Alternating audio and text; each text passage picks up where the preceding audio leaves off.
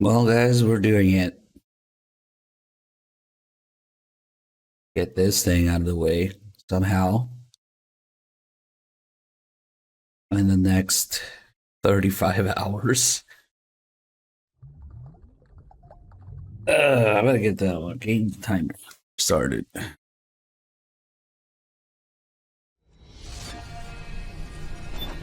Hey, hello, thank you for the 11 months. So we load this up and we start a game on hard instead of extreme so we can get all the remaining weapons. And oh boy.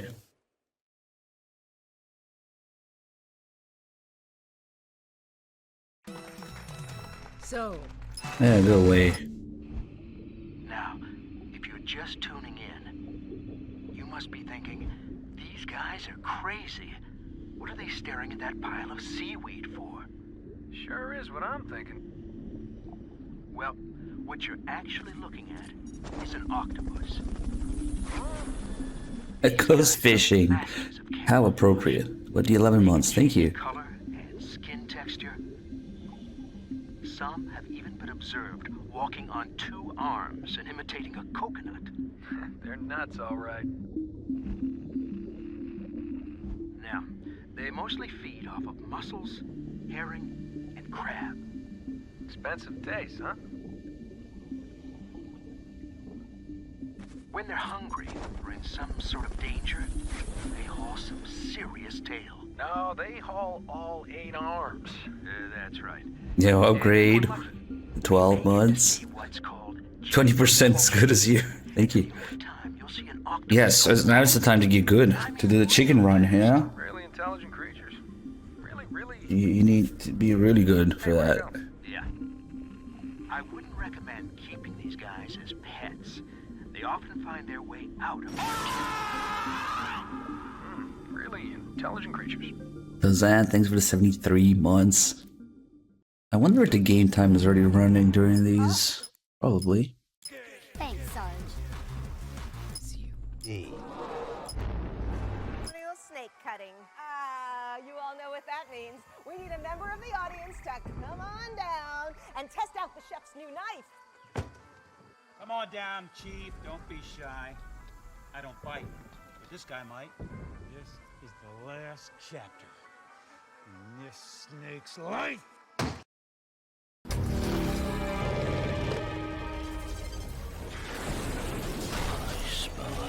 Yeah, you can do approximately, what, 15, 17 pig boss runs during the chicken run. Risks run high. The scum who wishes they didn't try. Wakey. Praying mantis, unmanned surveillance. So we got a lot of time to waste.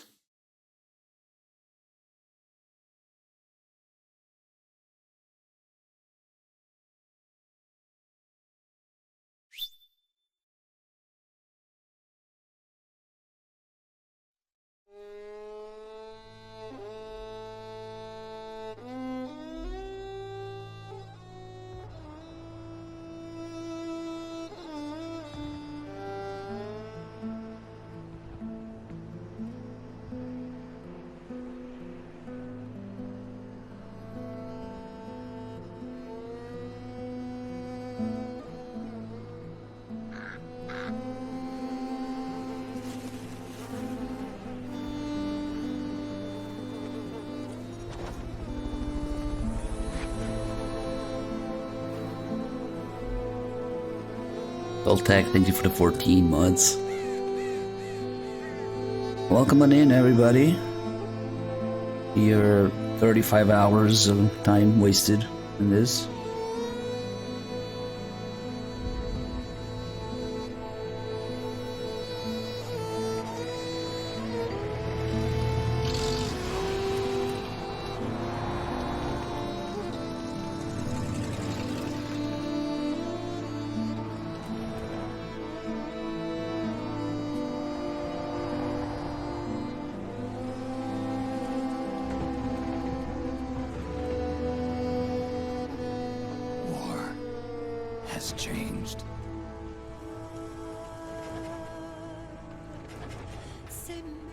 It's no longer about nations, ideologies, or ethnicity. It's an endless series of proxy battles fought by mercenaries and machines. War and its consumption of life has become a well-oiled machine. War has changed. ID-tagged soldiers carry ID-tagged weapons, use ID-tagged gear. Nanomachines inside their bodies enhance and regulate their abilities. Genetic control, information control, emotion control, battlefield control. Everything is monitored and kept under control. War has changed. The age of deterrence has become the age of control. All in the name of averting catastrophe from weapons of mass destruction. And he who controls the battlefield controls history.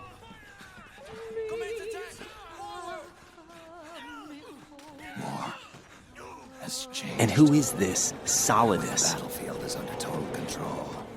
War My predecessor, becomes routine. Donald Trump. That was the name the public came to know him by. It's bag of crabs again. With the Trump meme. So the chicken run is bad. For all the other crazy requirements for it, the number one worst is the 35 hours game time. Yep.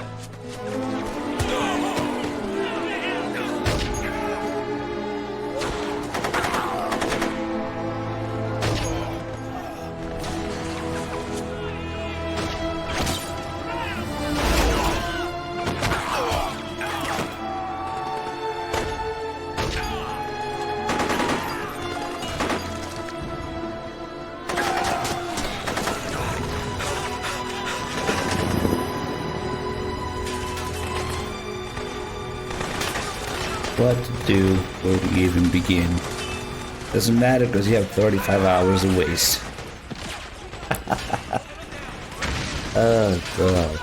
You could play all the cutscenes and crawl through the entire game and it still wouldn't be 35 hours. So, yeah.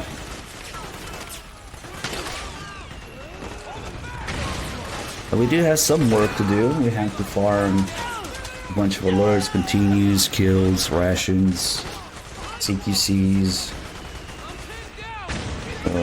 Yeah. Plays from the rebels. Hugging the wall. Or crawling sideways, pressing against the wall. Oh no, I skipped the cutscene. As you see, we gotta make this quicker. Oh, fuck.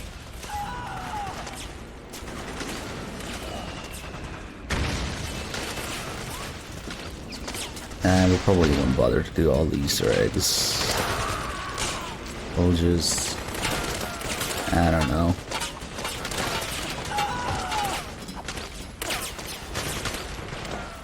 And I don't know how you would take 35 hours to play this game. Unless you do it on purpose.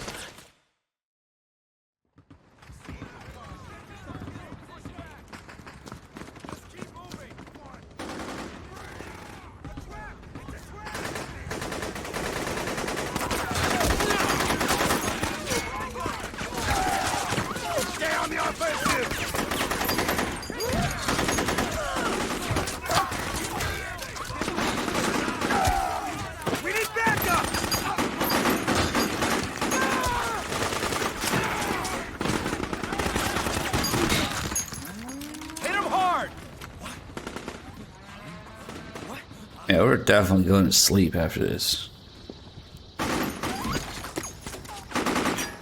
We're doing this.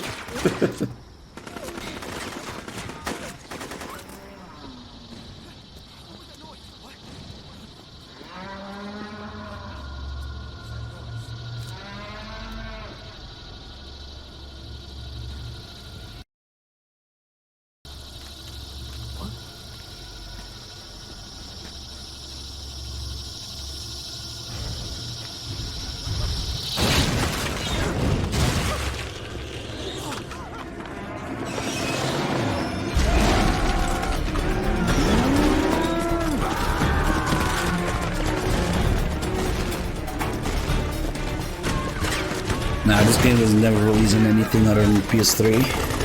Although technically, if you hate life enough, you could try emulating it. These days.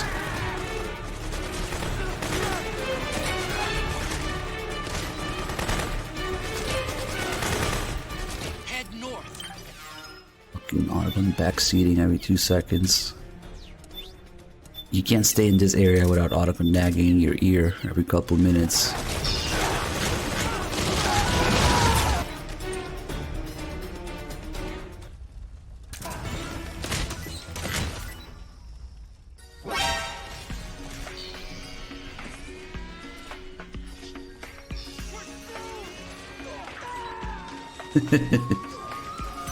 Better take it easy. Give me your ammo.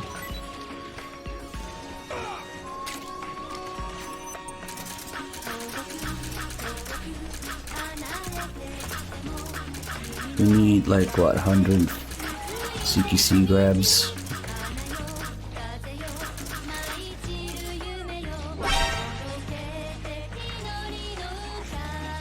This guy's gonna lose his shit.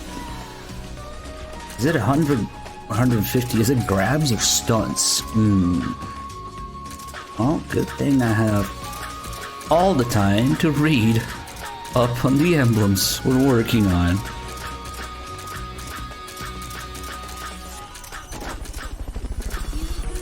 Hey, Fall Street 123, thank you so much for the Prime sub. Welcome aboard. Or the chicken run. Yeah, we don't do too many of these.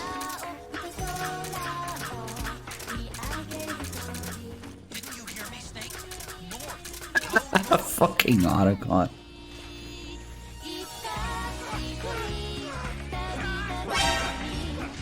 Yep. He's done. Alright.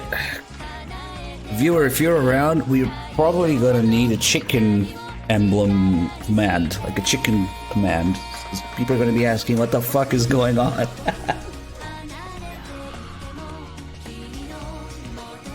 Let's see.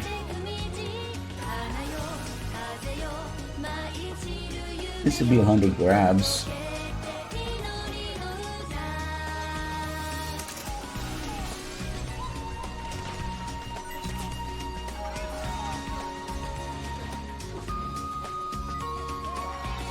So the CQC emblem is the bear emblem. It says grab 100 times with CQC.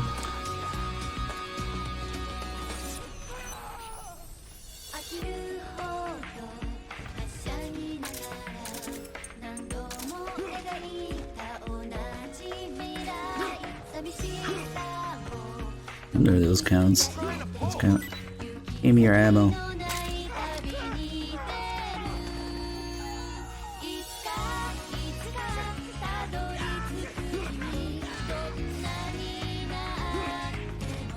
Snake, the north side is safer. Head north. Your autocon to shut the fuck up.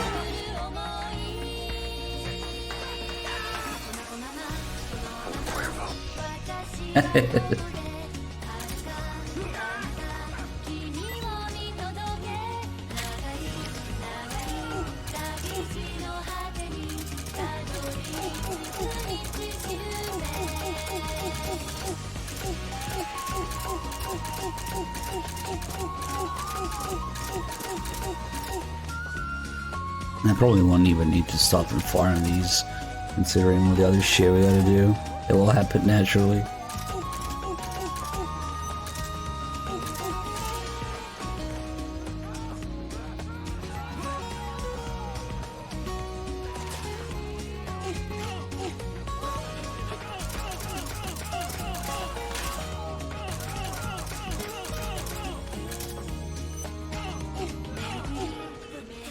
And this guy can take a slashing to his ass. Hey, we're not done yet.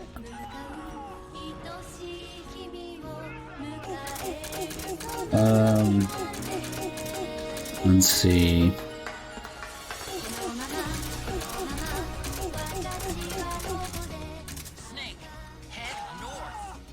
Yeah, first kill. We also need to spend time. Alright, chain. press against the wall and crouching on this. You can kind of do those together.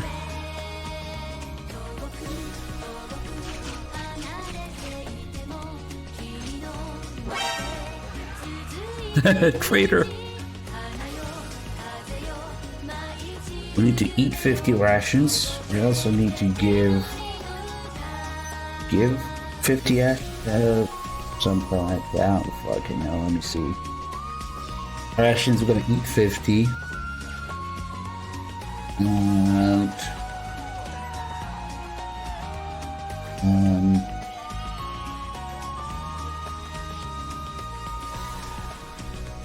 what's the other one?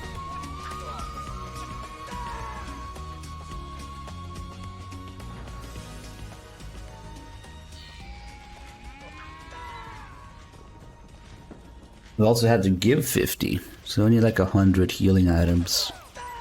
Amazing. We should probably get the Mark II.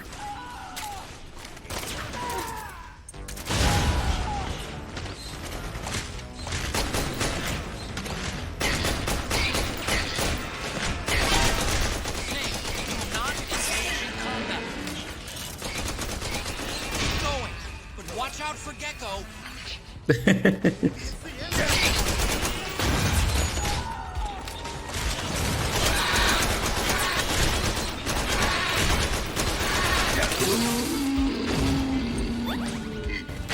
There's our first and second ration. We don't be counting everything live. That's crazy. Snake, stop fighting. Continues, we're also gonna need how many fucking continues? 50. 500 kills. Oh god.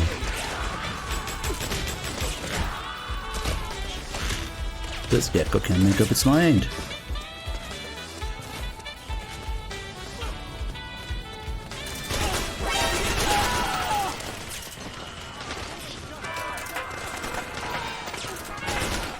have no chance of winning this fight. Run away.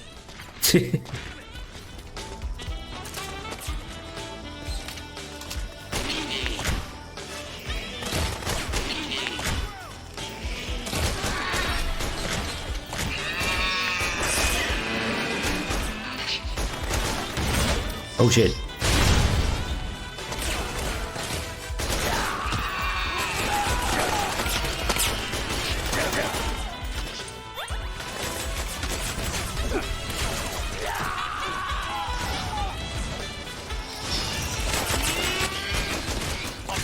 Oh shit. At all costs. Okay, I can't stand autocon in my ear. Let's move on. But wait, first, another kill.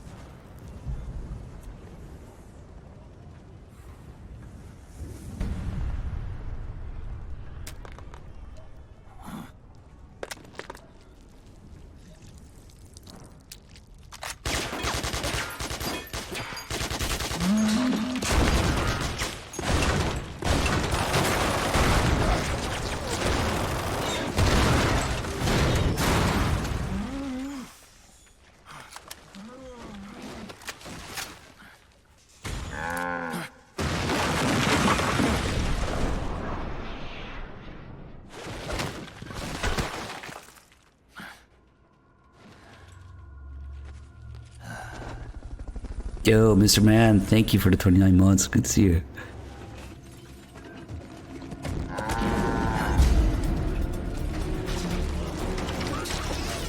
I'm gonna play this game at 60 FPS.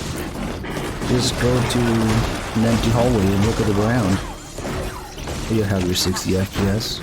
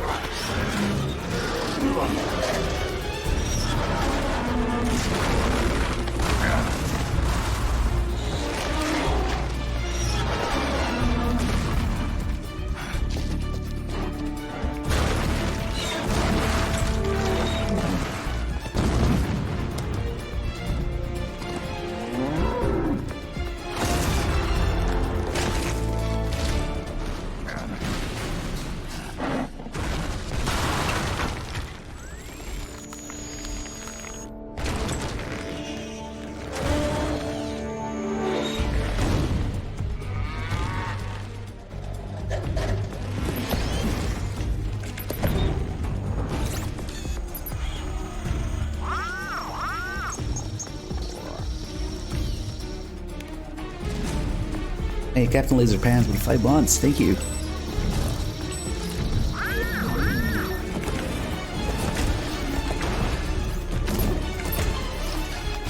No place for Hideo.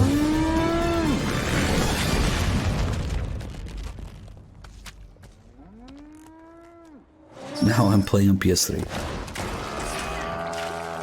I'm not cursed enough to do a chicken run on an emulator. Holy shit, that's like the ultimate curse combination. Just ask Upgrade about it. He knows a thing or two.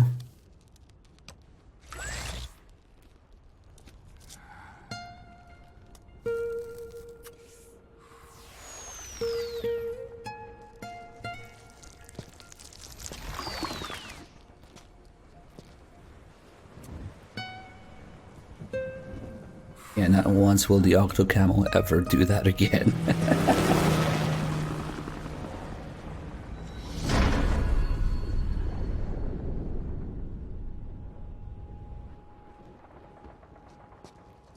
Well, at least the PS Now thing doesn't crash and waste all your IM.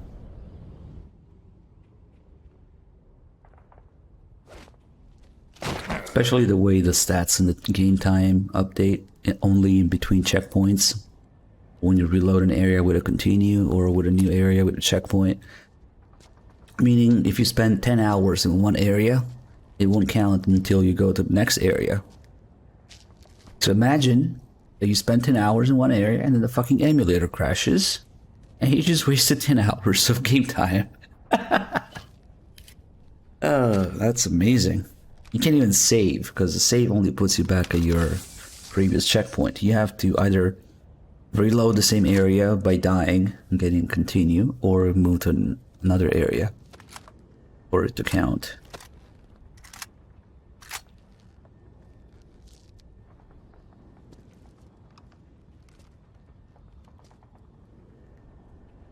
Oh, we'll just stare at Snake's ass for a while.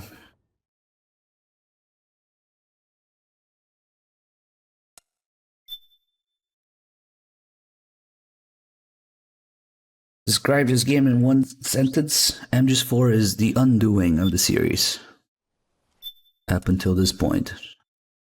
The entire point of the character development, and the purpose of the series and the games before it. That's what MGS4 is. See, we're skipping so we can make this faster, because we're gonna wait 35 hours faster this way. Yeah, I'll be fucking around for a bit now. I'll work on some of the stats. And then I'm gonna try and leave the stream running for the whole 35 hours. But, yeah, I'll be going to do stuff. Mainly sleep. Because apparently you can do that now. You can stream unattended, so it used to be that you couldn't do that. This is Snake. Do you read me? What's the situation? I'm just inside the city limits. Well, yeah, we're gonna leave the stream on for 35 hours. It's gonna be like an endurance and stability test as well. Oh, fuck.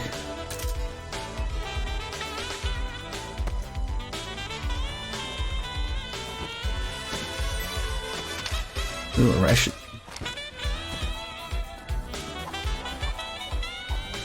You're really gonna upload this whole thing, FIFA?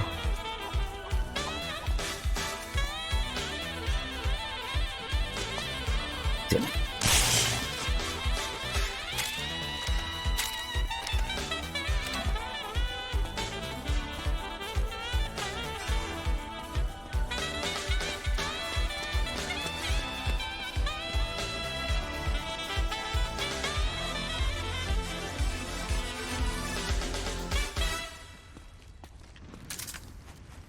Alright, stealth time. See, they didn't see me. Stealth time.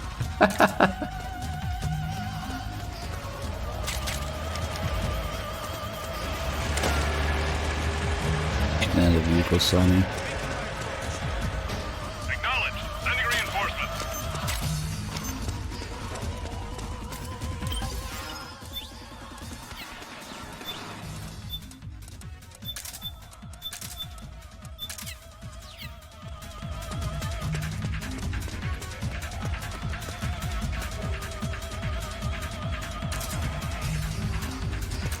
I don't really like using the AK, but that's the only rifle we can have right now.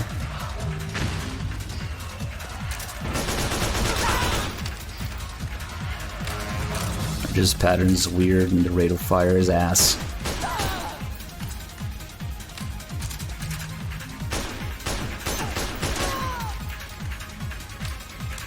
Let's see. I thought we had some bombs here. There you go. These are pretty much all the weapons we can get without the Mark II and Drebin.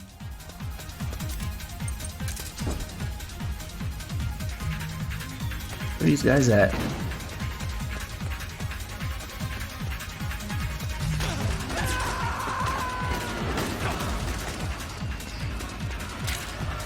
Oh, you got some dancing to do.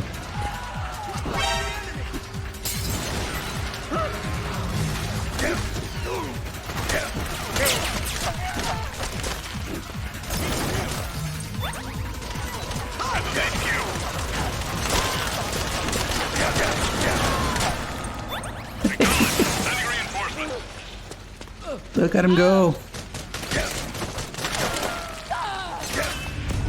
You can't really do shit against these vehicles right now.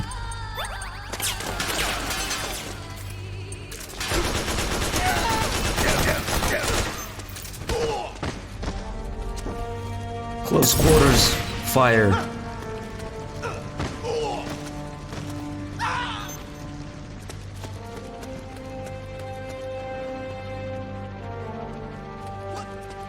I guess you have time to play cutscenes for 35 hours, but whatever.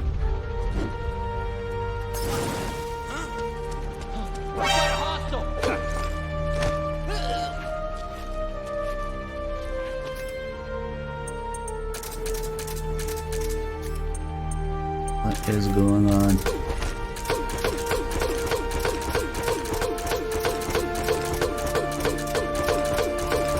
That guy has no idea what's going on right now.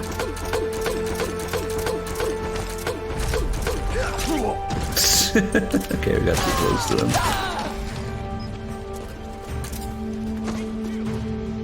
This is HQ. Acknowledged. Sending reinforcements.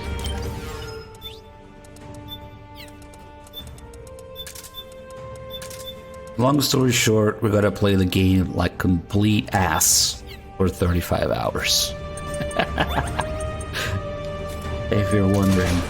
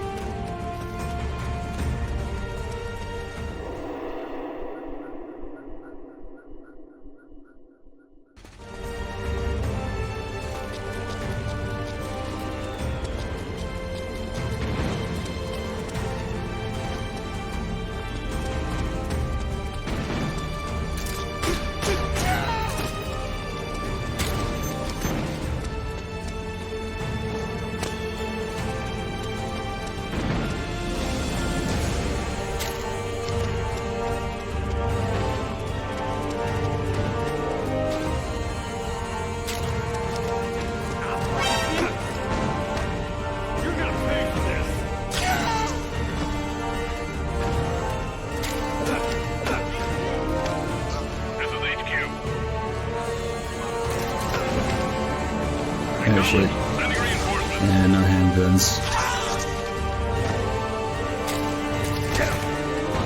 No ammo. No aim. No stamina. Yep, it's a chicken run.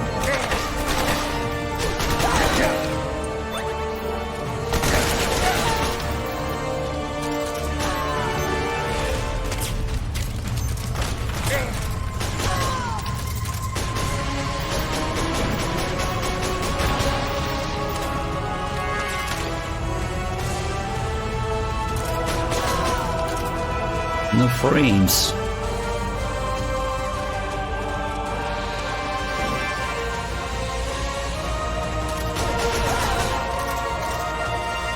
Oh, I wonder what happens if we go up here now.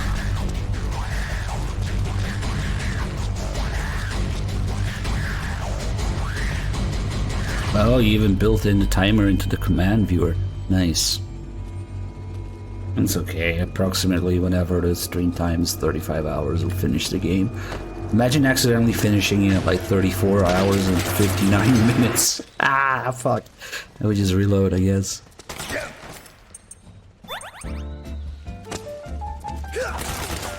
Oh well.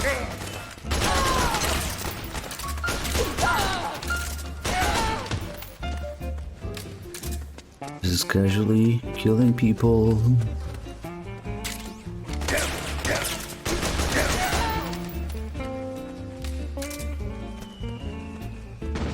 Nah, let's get the Mark II. That's when the fun starts, with all the weapons and shit.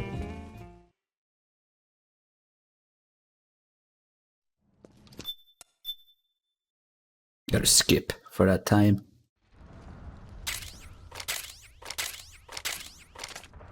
Snake, it's kind of a... Shut up.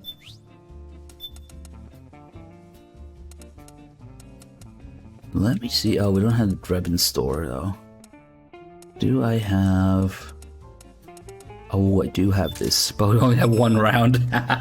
We need Drebin. Alright, place your bets. There's like a 25-30% chance that this will work. We have one round. Only one.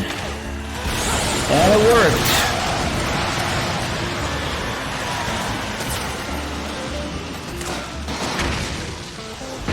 Nice.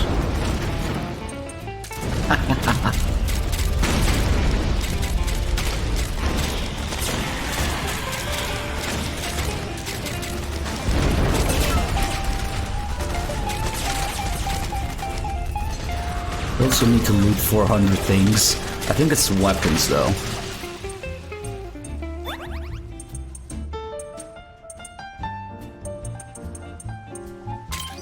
My frames.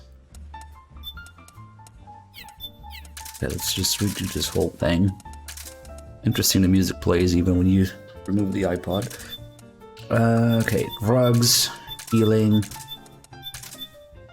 and iPod, solid eye, shit can. I don't really need the solid eye.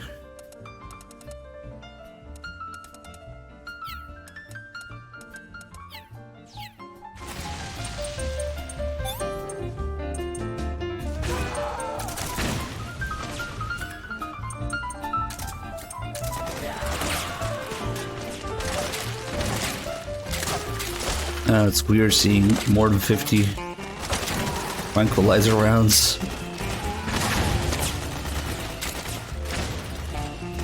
Yeah, we kind of need Drebin, I guess.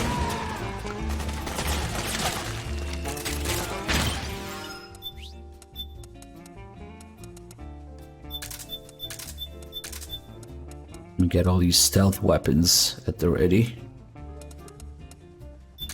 Ooh, 30 grenades, holy shit. From extreme to hard, it goes from 10 to 30. Triple. That's crazy.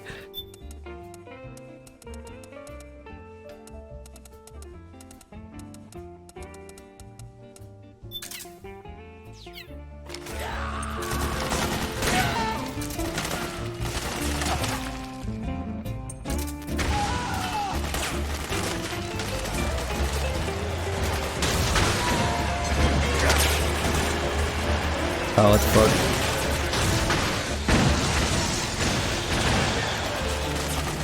You can't do high difficulty to get all the weapons.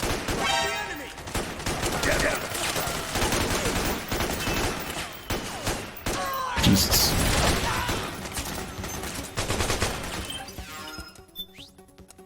Now we'll do a little bit of fucking around here.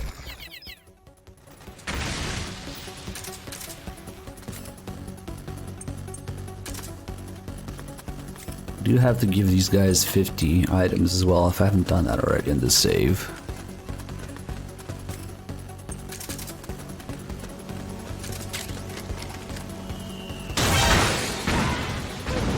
Oh, oops.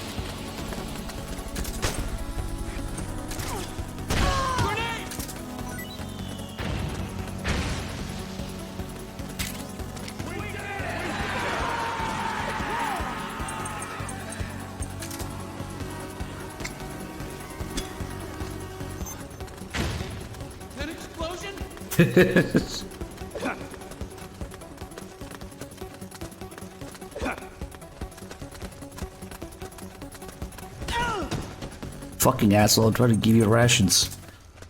Huh? Here. What? Thanks a lot. Here.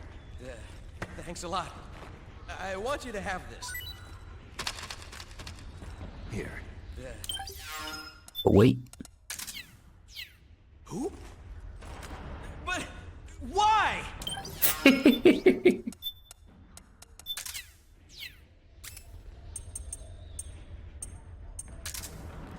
Here. Thanks a lot. I want you to have this. Noodles. Where are you going? Here. Thanks a lot. Hey. Damn it. Here. Thanks a lot. I take it. Here. Who? But why? Just love trolling these guys. Well, we do have to give him like 50 things. Here.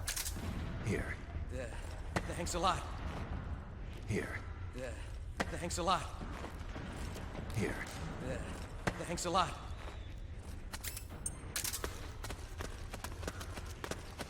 Here. Thanks a lot. Here. Thanks a lot. Here. I don't know if I want to kill time by talking too much, you know? This is not gonna be a typical stream. This is gonna be a fucking mess of a stream. I just want to get it out of the way. I've done this maybe once or twice before. It's been a while. But it's not something you should do regularly. Chicken runs. Hey. Also have to crouch a lot. Oh god.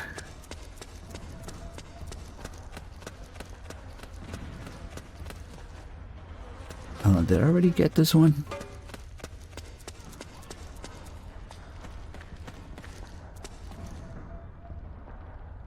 But yeah, at one point we're just gonna have to stop and wait and go to sleep or something.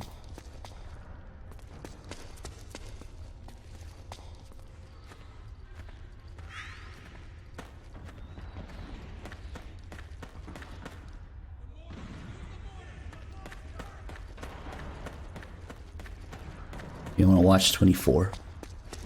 Oh god.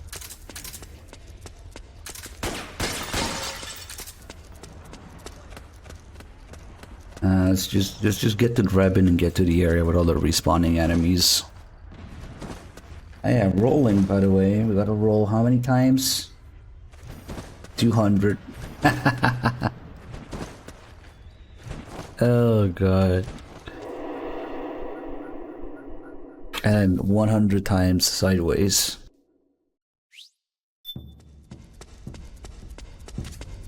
It's pretty dark in there. Switch the solid eye to night vision mode. Oh, you again. Might as well do this. Well.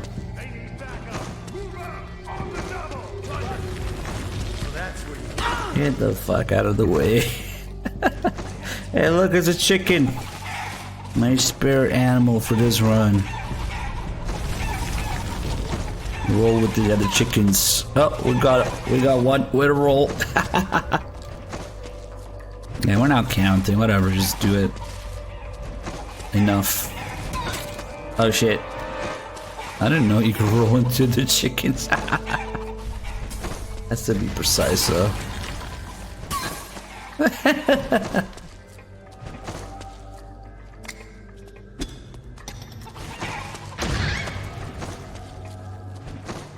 Rip.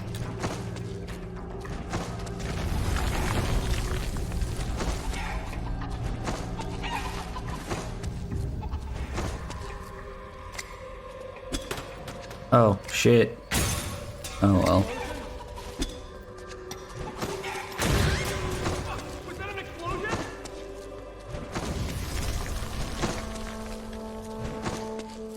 Can you roll into the rat? Probably not.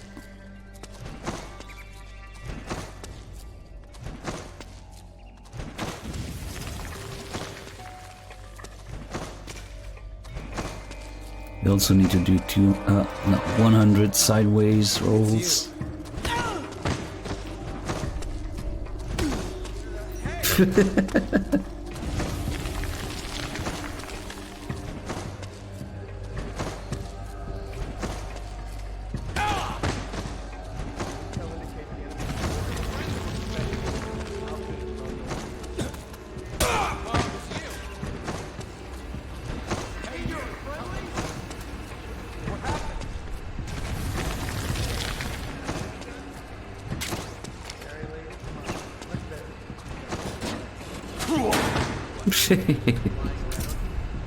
Okay.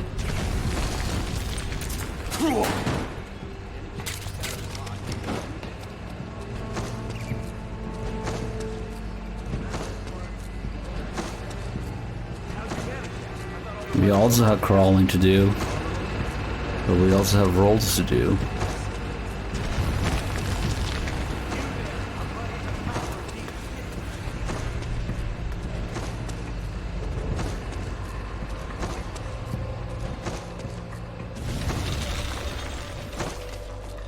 Something's really wrong with Sneak for this run. Yeah, fuck it, let's let the Drebin thing play. Ah, I forgot to do the twin Drebins. Oh well.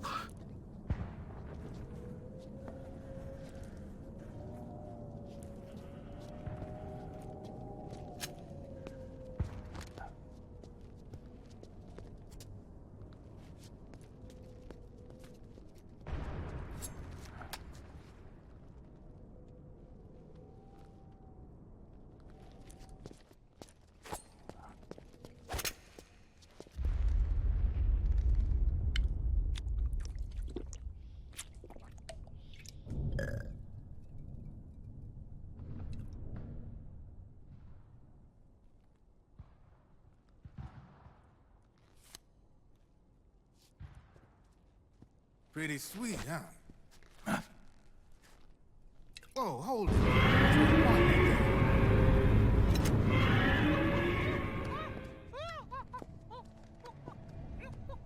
Who are you? Neither enemy nor friend. Voila. You're not with the militia, and you're not PMC. I'm a weapons wholesaler. All shapes, all sizes. But there's no need to worry, because all my shit's been laundered. Laundered?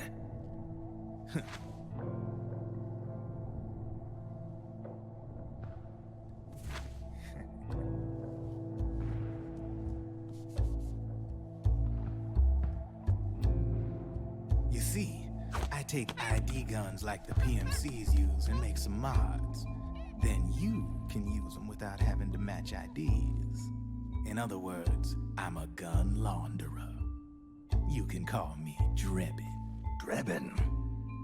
Yeah, they use that for all of us. There are more of you? All over the world. Not that I ever met any of them personally. Me, I'm Drebin number 893.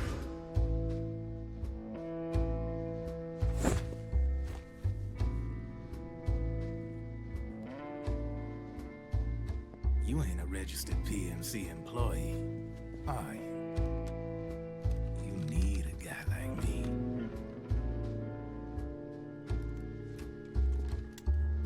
Consider it a welcome gift. Take it.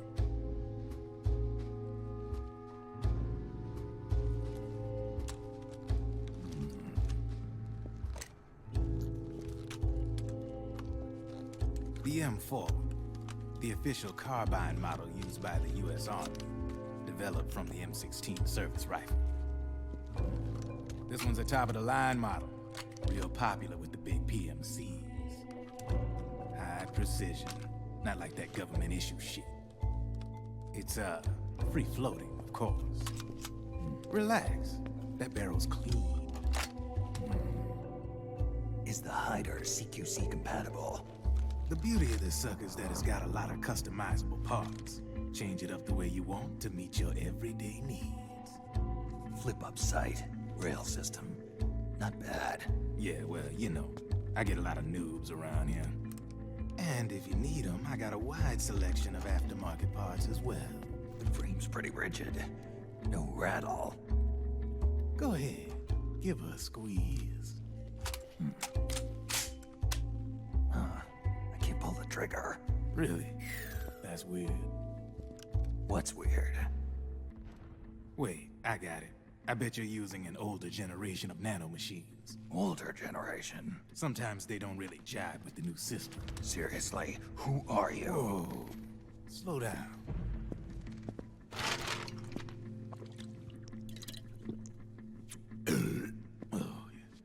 My day job's working at AT Security. I'm in charge of production control. So I get my hands on all the ID chips before they even register. Have a sip. It's a side of AT the public don't see. From the looks of it, you ain't with any state army. But you ain't exactly green, neither. You've got last-gen nanomachines. So I'm guessing former U.S. Army? I don't know what you're here for. But you want to be well-equipped, am I right? So, can we talk business or what? You won't regret it.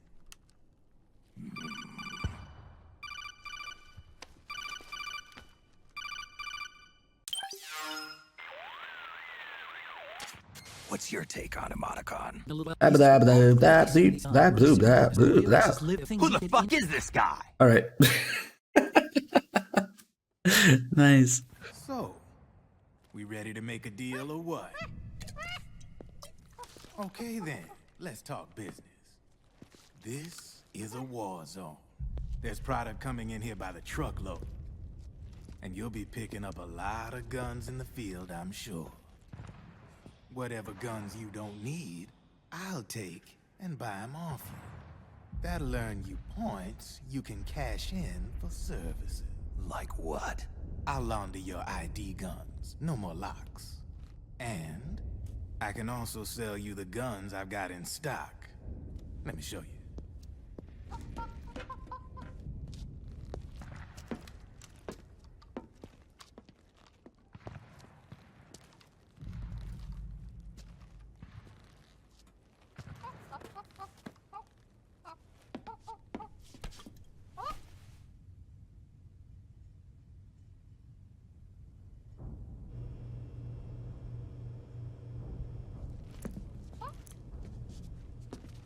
To ensure you can use non-ID guns, I'm gonna have to suppress the old nanomachines you got in you.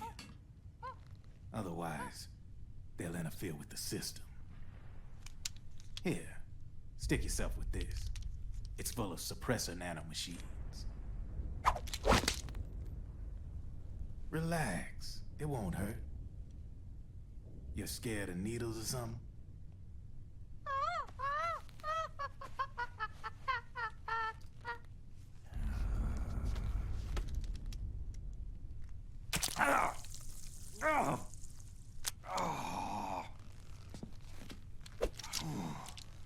See?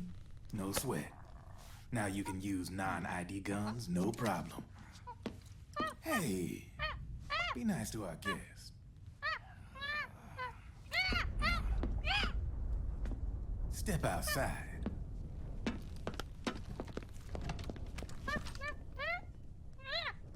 Boo.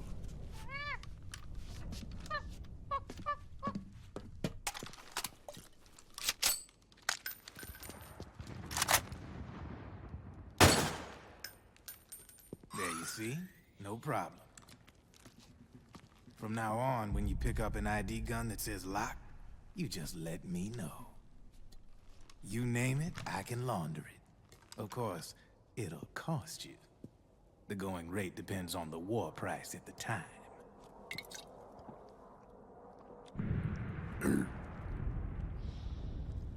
Man, I gotta give this shit a rest. Looks like you're doing pretty well for yourself. You might say that. What with the war economy and all, and the system clamping down on things. System codes are the law now, and control's essentially absolute, paving the way for fat profits if you're willing to bend the law. Demand keeps on growing thanks to the war economy. I sell ID guns to the PMCs and state armies, and naked guns to terrorist groups and paramilitary. I don't know, viewer. Maybe if I also get the guns for free. And ammo. Systems practically It's only 70 guns now. Not 700 though. Privatizing the military has made the PMCs big and bloated. Ah, fuck off, Drebin. Oh shit, Pyramid Spectre with the... Ooh, 15. Seriously? 15 gift of subs? Thank you so much, man. Holy shit.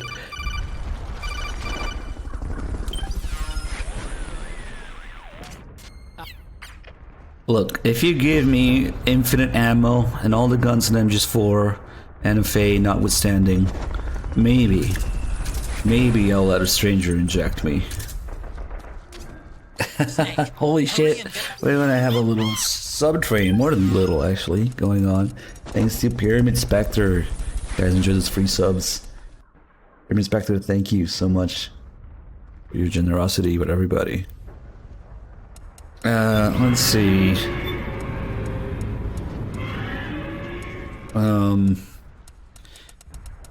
Yeah, we need to buy the non-lethal stuff, so that's why it has to be lower than extreme difficulty to get the remaining grenades and stuff. Yeah, okay, so now we can buy ammo for this. 100. I keep forgetting I went on hard, not extreme, so everything is like tripled or doubled depending on the weapon.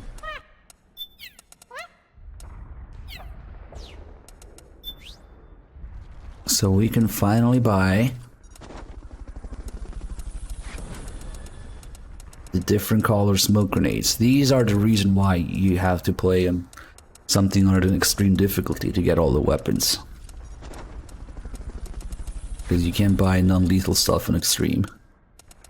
So these 4.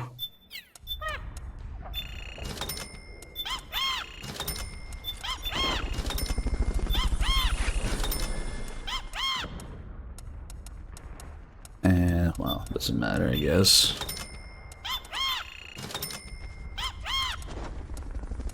And I could swear there is 70th gun. We only have 69 right now. I know it's nice, but there's one gun that doesn't count towards the emblem to get all the guns, which is 69. So there's actually 70, but I forget which it is. We may not have it, maybe? I thought it was... Oh shit, no. We do have the MGS3 1911. Which is it then? Or am I just remembering wrong? There's only 69 guns. Not 70. Ah, fuck it. Who cares? We had time to look it up. If it is the 1911 that doesn't count, then I was a 65. Or maybe it just doesn't count it at all? Like, as a number?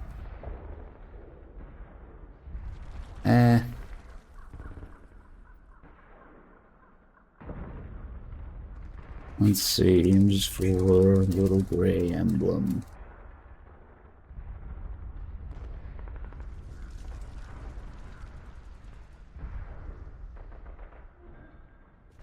There's also the emotion mags. You have those. Yes.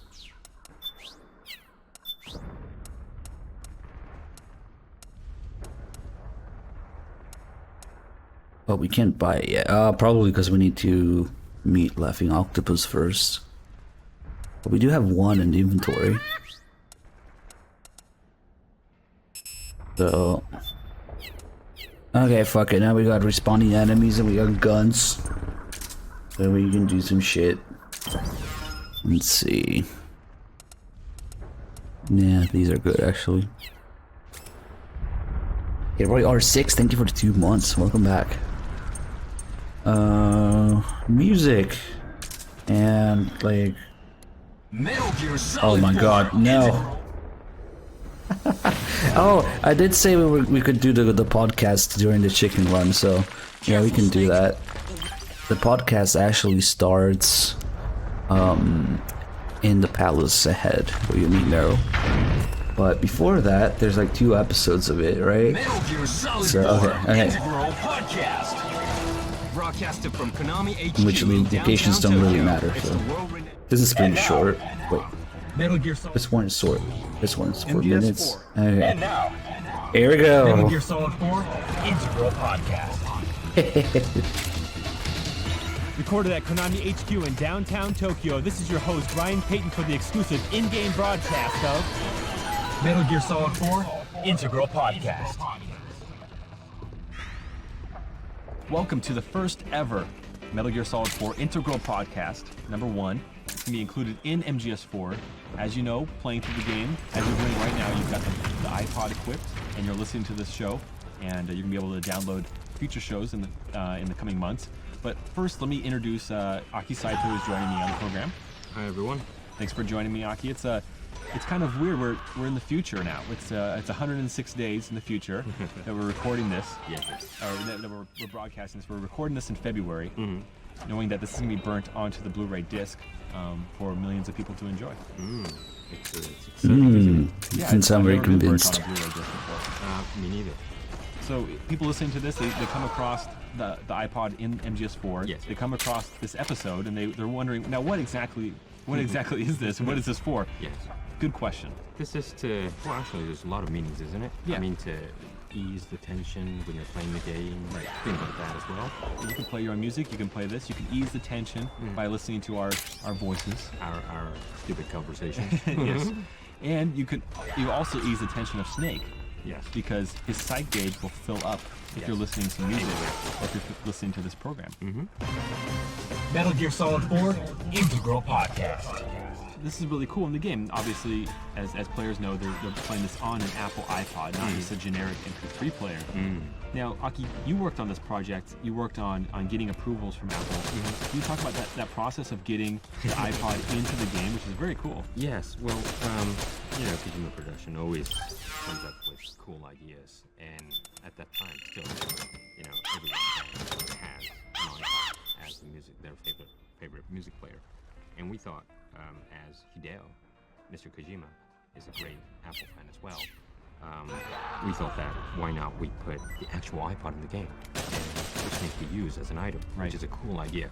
So it was really fun working with Apple.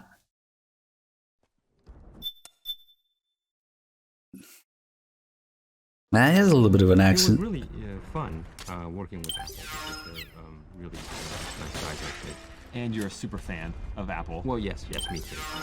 Hideo and I are the last sole survivors within the company to have the Mac PCs on our desks and work on it. But you take it a step further. You have a competitor's laptop. It's a PC-based laptop. Yes. With an Apple sticker over their brand, over their logo on that laptop, so people from a distance think you're on a PowerBook or something. Yeah. Well, that's actually I customize inside as well. So because at home I've always been an Apple user, and it's I changed the inside as well, and it's I don't know, it's just more fun when you're working. Right. You don't get dull, and you want to work on a computer that you love. Well, you like to be that rebel, Yeah. Well. But it's funny. But it's funny because you don't have to be a rebel if you're outside of Japan, like especially like in the States. You see Macintosh, you see MacBooks and all over the place. But but really. The iPod is synonymous with MP3 players, and so we've gotten the game. Did you have to go through a bunch of different checks? Well, That's amazing. I did a couple of rounds of trying to get approvals, but what I did was, this was really cool. They actually wanted to see how what you guys are playing right now, how this will work. So what I did was I went to the studio and I made a video with the staff of Kojima Productions. Thanks, guys. And we made a cool video, and made sure that can be played on an iPod as well. Oh, slick. So I sent that DVD over to Apple, and they really loved it, and they gave me approval on that. So cool. screenshots, usually, this happens only on screenshots and text-based explanation. Sure. But I thought, this is. You want to see you want to see it in motion, right? Yeah. So usually you kind of ask them to come into the studio and that kind of thing, but that wasn't possible. So I made a cool video, and they seen this part of what the players are doing right now. Everything was recorded, sent to Apple. They loved it. It was great. Perfect. Metal Gear Solid 4 Integral Podcast. So the plan for this podcast, and I can actually say podcast now because I kind of steer away from that word sometimes because it's really a radio program and not necessarily everybody's listening to it on an iPod. So why call it a podcast? But this time we know everybody's listening to this in the in-game iPod. You can't download this on our website or through iTunes.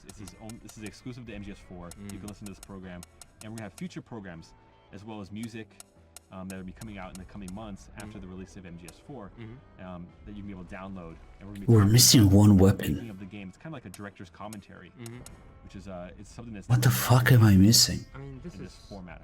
Yeah, this format is really cool. I mean, usually director's commentary or making of is done on a bonus disc or things like that. But of course, we could have that. But it's so cool as an item in the game. And you actually have to collect them, right? And when you find it, I'm just gonna look and slowly. Actually, still play the game while we're just yeah chatting away and blabbering about all sorts of stuff. And we're gonna be providing background info on the game about different areas of the game, like the creation of those areas, as well as strategies, so you know how to defeat bosses if you're so inclined. But the question is what to do about spoilers, and I'm still thinking about that. Metal Gear Solid 4 Integral Podcast. As Mr. Kojima surmised on the Japanese side of this podcast, on the Japanese version of MGS4, this is probably the listener's second time through MGS4. I don't know about you when you played MGS4, but you play it once and you know that, the second time I'm going to try this different route, or I'm going to try these different items or these different weapons. I'm guessing most people are going to be listening to the iPod through the second time through, because the first time through you want to listen to the Harry Gregson Williams soundtrack, right? Well, no, the first time actually you're so tense trying to clear the game. Yeah, you didn't even know what's going on. Yeah, so I did know what the iPod, you could use the iPod, but you have to use it as an item. Right. And you want that solid eye as well that you and I the love rations, so much. yes. Yeah, the rations. So, yes, I think second playthrough, third playthrough is what everyone's listening right now. So as players have probably noticed, if this is the second time through, their items and their Drebin points are going to carry over to the second playthrough. And so they can use the second playthrough to try to hunt down items that are not found in Drebin's shop, or rare items like some kind of face camos. So there's a lot to go through on your second time, your third time through. I mean, this is a time of fun, isn't it? Yeah. I mean, you're now easy about the routes and what's going to happen. Right. You're more explorer. You're better at sneaking. Yeah, you're going to try a lot of things. Since you're listening, actually, you should be more easy and enjoying the game, actually more relaxed, listening to this radio program at the same time. I think it's a fun experience, isn't it? Yeah, absolutely. So I'm looking forward to hearing us do this on June 12th when the game launches. Now, stop trying to fucking guess, guys. We found it. It was this podcast on the same spot you found on your iPod in the game of MGS4. And also, don't forget to check out our other show, which is on the web. You can subscribe to it through iTunes. It's our normal podcast. We do it every week. It's usually Ken, myself, and Aki or Mark, and we do that every week. We're approaching the 100th episode, and you can download that, like on your computer, and we give you an update about what's going on in the world of Kojima Productions. Not necessarily all MGS4 stuff. So. It's a good show. I like it. Yeah, it's a lot of secrets given away as well. Yeah, a lot of leaks, a lot of information leaks. That's how we roll. But this is going to close the inaugural MGS4 Integral Podcast, number 1. I hope everyone's enjoying it, and I hope everyone finds their way to play it, because there's various ways. My recommendation is try to sneak everything through. It's going to be really fun. Yeah, definitely. Play it as a sneaking game. Yeah. Not as a straight up action game. You're going to enjoy it. Yeah, it is. Thanks, okay. Oh, thanks, Aki. All right, that's going to wrap up this edition of the Metal Gear Solid 4 Integral Podcast. Be sure to download future episodes available exclusively through the Metal Gear Solid 4 game. From all of us at Kojima Productions, thanks for listening and thanks for playing. We're out of here. Reinforcements. You'll have to make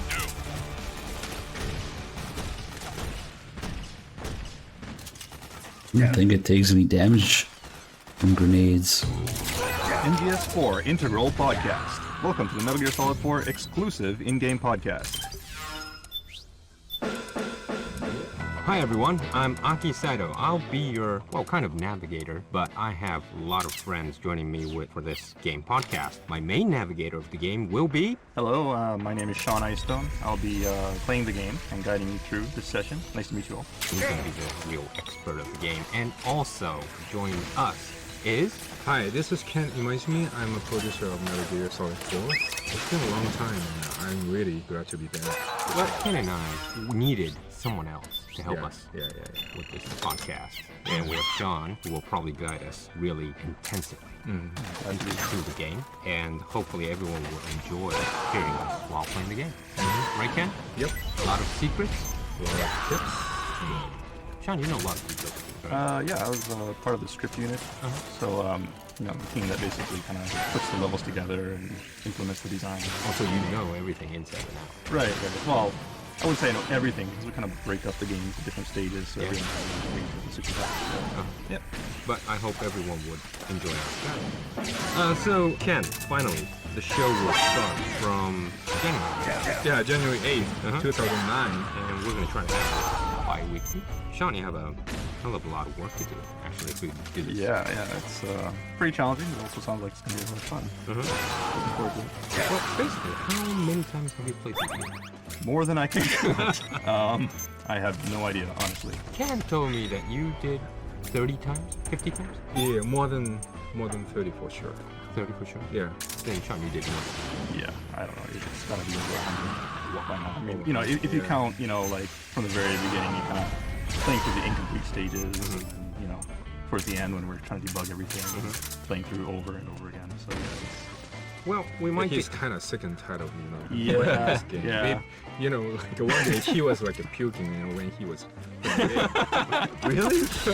In the studio? Wow. Is that motion sickness? No. A lot of things going on in just sickness. Wow. Okay, well anyways, we're going to try to guide you through, you know, a different perspective of MGS4 and guide through everyone who's probably will have a good time listening to this podcast. Yeah, and playing at the yeah, time. totally. And it's more of a developer's take on the game, giving a little behind the scenes info to the players. Well, since, you know, Ken's going to be probably useless, I'm counting on you. Oh, that's Thank cool. you. I'm gonna watching you guys. Great. Ken's going to just have I have you. some coffee and just gonna play his, you know, his games on his phone. Anyways, three of us will provide you Integral podcast bi-weekly and hope everyone would enjoy. And make sure you tune in on the 8th of January. And Sean, you have some notes that you have to tell the users, right? Yeah. So 8th of January, what we want you to do is everybody to tune in and gather at the Advent Palace lobby. The Advent Palace, of course, is the stage in the Middle East. Yeah. One of the first stages in the game. And what we're going to do is we're going to walk everyone through the game and through that stage. So what we want you to do is go to that stage, enter the Advent Palace, and be sure to trigger the checkpoint. And once you trigger the checkpoint, save the game, and be ready to load it 2 weeks from now, on the 8th of January, and we'll give you a walkthrough. All right, everybody, you got that? You memoed that? So you have to be at the Advent Palace lobby, and make sure you save it so you can start it from there. Ken, anything you want to add? No. Okay. I'm okay. Sean, I'm really relying on you on this one. I'm just watching. All right, thanks, guys. Okay, now we're gonna farm alerts. We need 150 alerts, but that's gonna be quick actually. Because we have a new way to farm alerts that's extremely efficient. Metal Gear Solid 4 Integral Podcast. Hey, shut the fuck up.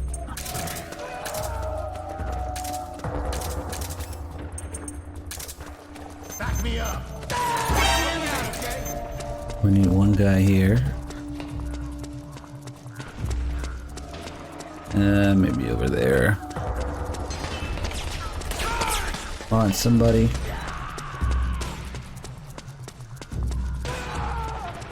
One of these poor bastards. We'll come back here. The enemy's here! Help me out, okay? Help me out, okay? Ah, fuck. Come on. There you go. Back me up. It's the enemy. It's the enemy. It's the enemy. It's the enemy. It's the enemy. It's the enemy. It's the enemy. It's the enemy. It's the enemy. It's the enemy. It's the enemy. It's the enemy. It's the enemy. It's the enemy. It's the enemy. It's the enemy. It's the enemy. It's the enemy. Back me up. Back me up. The enemy's here. Back me up. It's the enemy. It's the enemy. It's the enemy. Help me out, okay? Help me out, okay? Back me up. It's the enemy. It's the enemy. It's the enemy. It's the enemy. It's the enemy. It's the enemy. It's the enemy. It's the enemy. It's the enemy. It's the enemy. Let's see. Back me up. Back me up. Back me up. Back me up. It's only 150. It will be quick. Back me up.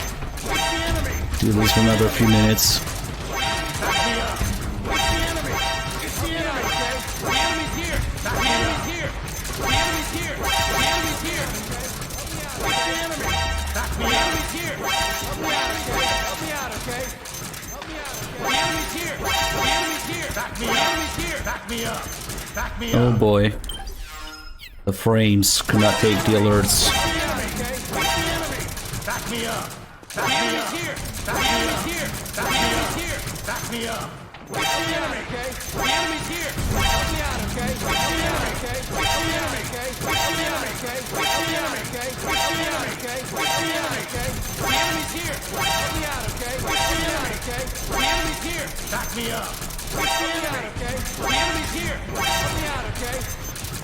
Back me up. Back The me up. enemy's here! Help me out, okay? It's the enemy. Help me out, okay? Help me out, okay? Help me out, okay? Help me out, okay? Back me up. I'm not counting alerts, I'm just counting the time. Help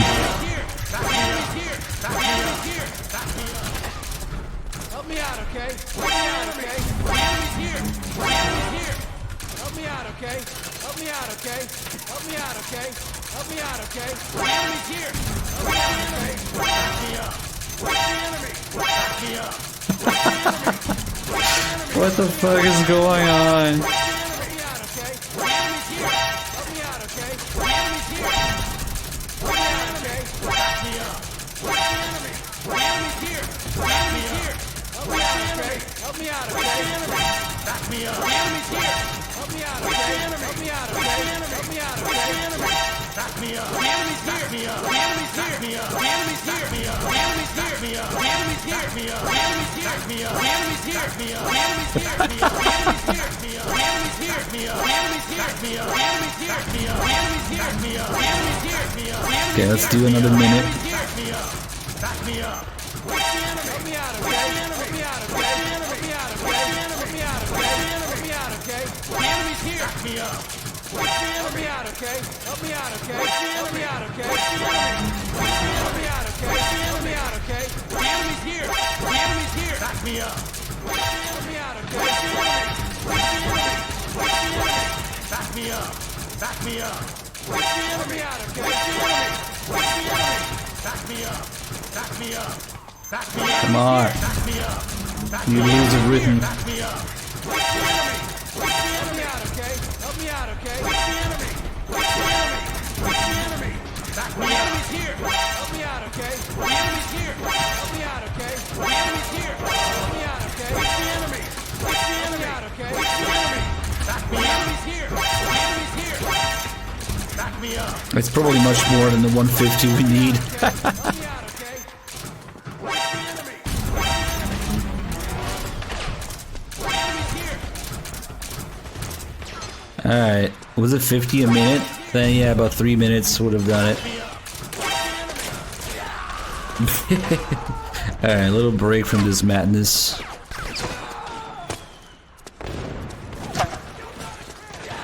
The alerts are really easy to get, as you can see. The kills we can do everyone once in a while. The thing is, really suckers at 500 kills, the 2.5 hours crouching, 1 hour crawling, 1 hour in the box, 1 hour against the wall, 200 rolls, 200 forward rolls, 100 sideways rolls. Oh my god. I think these are sideways rolls, or is it these? I always forget. Let me see. It might even be both. That's the what's it called? Frog emblem. Wait, no, that's the forward one. Oh shit, it's prone.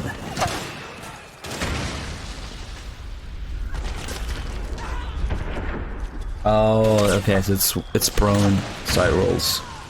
1, 2, 3, like this. Okay. Broadcasted from Konami HQ in downtown Tokyo, it's the world-renowned Metal Gear. Back me up.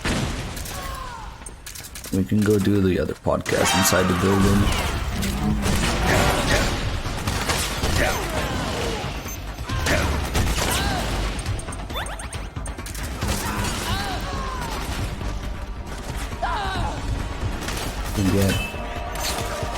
God, it's 2.5 hours crouching. Realistically, I'm gonna do AFK. Fuck that. I'm not gonna do 2.5 hours crouch.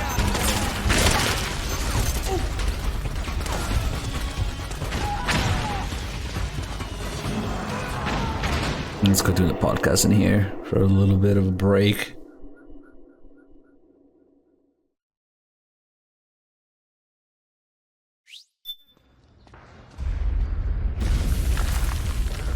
World-renowned Metal Gear Solid 4 Integral Podcast.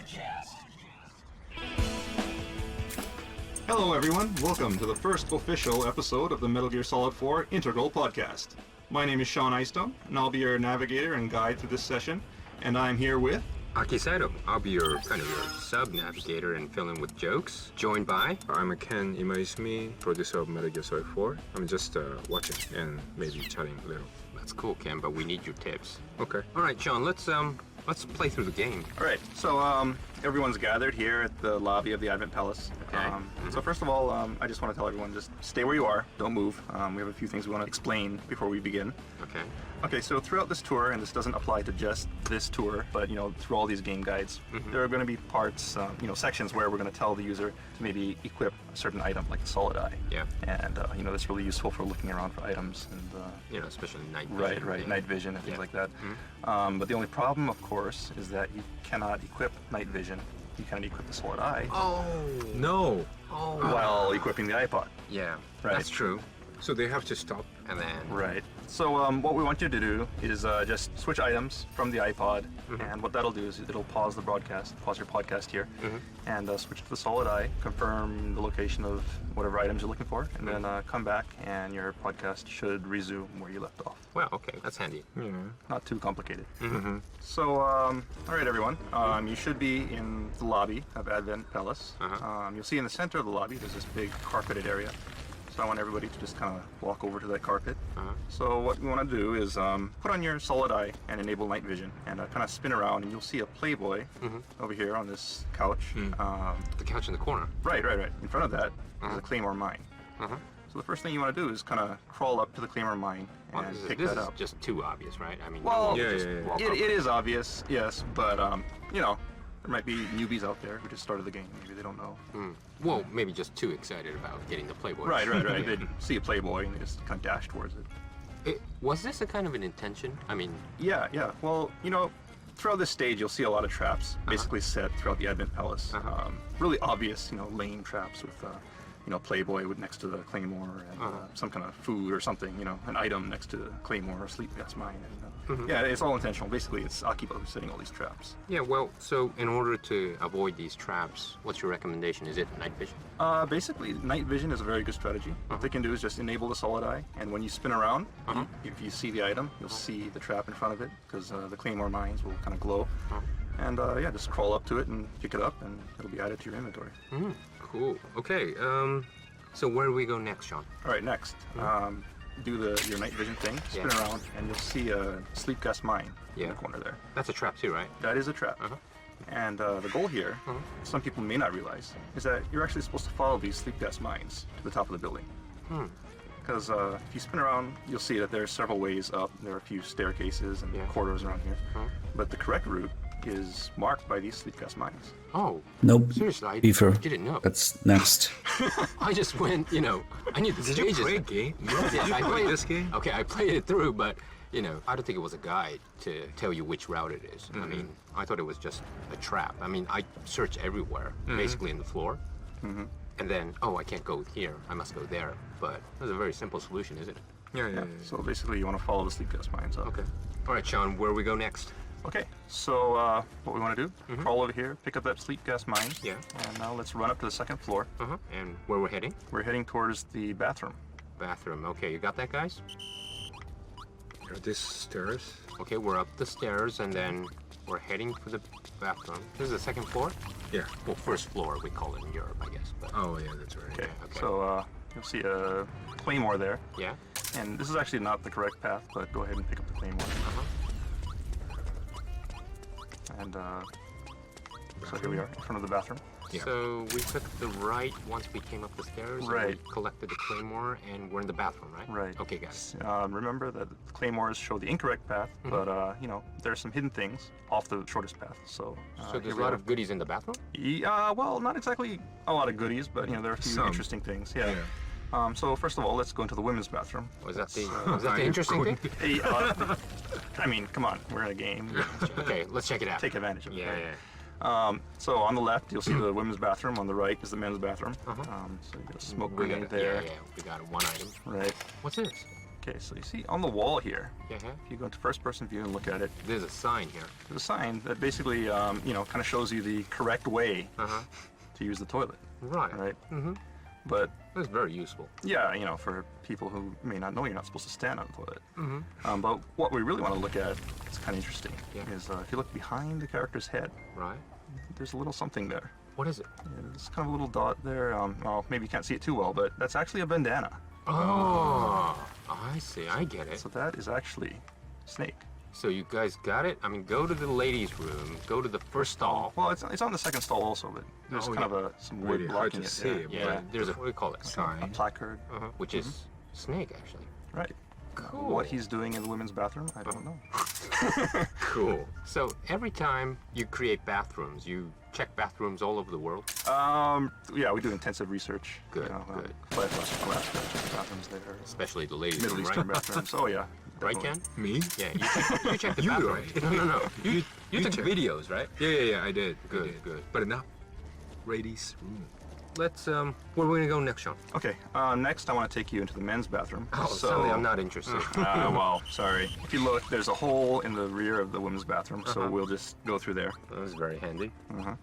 So we're now at the men's room. We're now at the men's room, and what we want to do is kind of go through this other hole in the back of the men's room. Right. Okay, we're through. Okay. And then head to the right, and you'll see a doorway on your left. Yes.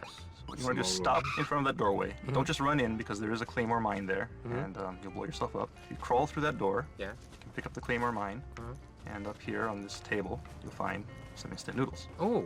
Hide-chan ramen, right? This is a really good item to boost you up, right? Oh yeah, it's a very good item. It restores a lot of health, and it tastes great. So, where we go next? Okay, so next, what I want to do is head back. You hear Otacon going on about some kind of trap. You should be standing right in front of the infrared lasers. Lasers, yeah. I'm detecting. Okay, so what this is it's a trap laid by Akiba, and you can't go through here right now, so don't try it. You'll just kill yourself. But what happens is later on, Akiba will come and disarm this trap. Yeah. Some people might not realize is that you can actually jump over the hole once the lasers are gone, and you can pick up a really nice item on the other side. Oh, really? Oh, you can't do it now, right? Can't do it now because there's the trap there. But once it's gone, you can jump over this hole, and on the other side there's a GP30 grenade launcher. Cool. Really? Can't see it from here, but it's just around the corner there. Okay. So we'll save this for later. Right. So after the event, during the frog battle, let's keep that in mind and pick that up later. All right, then where can we go next? Okay, so next, let's head up to the third floor kitchen. So let's go upstairs then. Yeah. What you want to do is head through the hole in the men's room and head out to the hallway here and take a right and just follow the hallway and it'll go until you get to the staircase here on your left and head on up.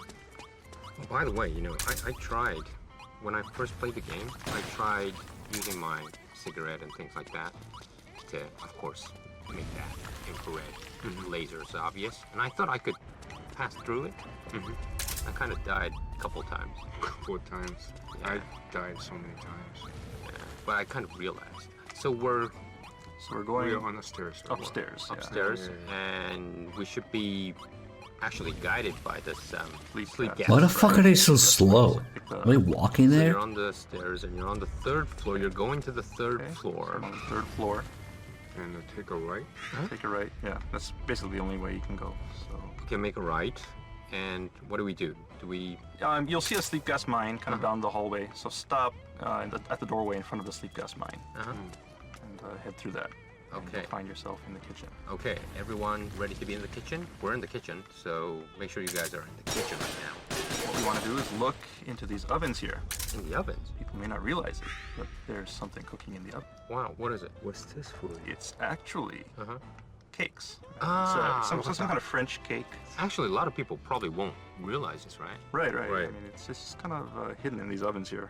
Okay, so next we'll head up to the dining room, kind of across the room here. So we go out of the kitchen to the dining room? See these windows on the opposite end of the kitchen? Yeah. And on the other side of that, there is the dining room. Okay, everyone go to the dining room. This is really well-built facility. I mean, there's the kitchen and the dining room. Oh, we're in the dining room? Yeah. We are in the dining room now.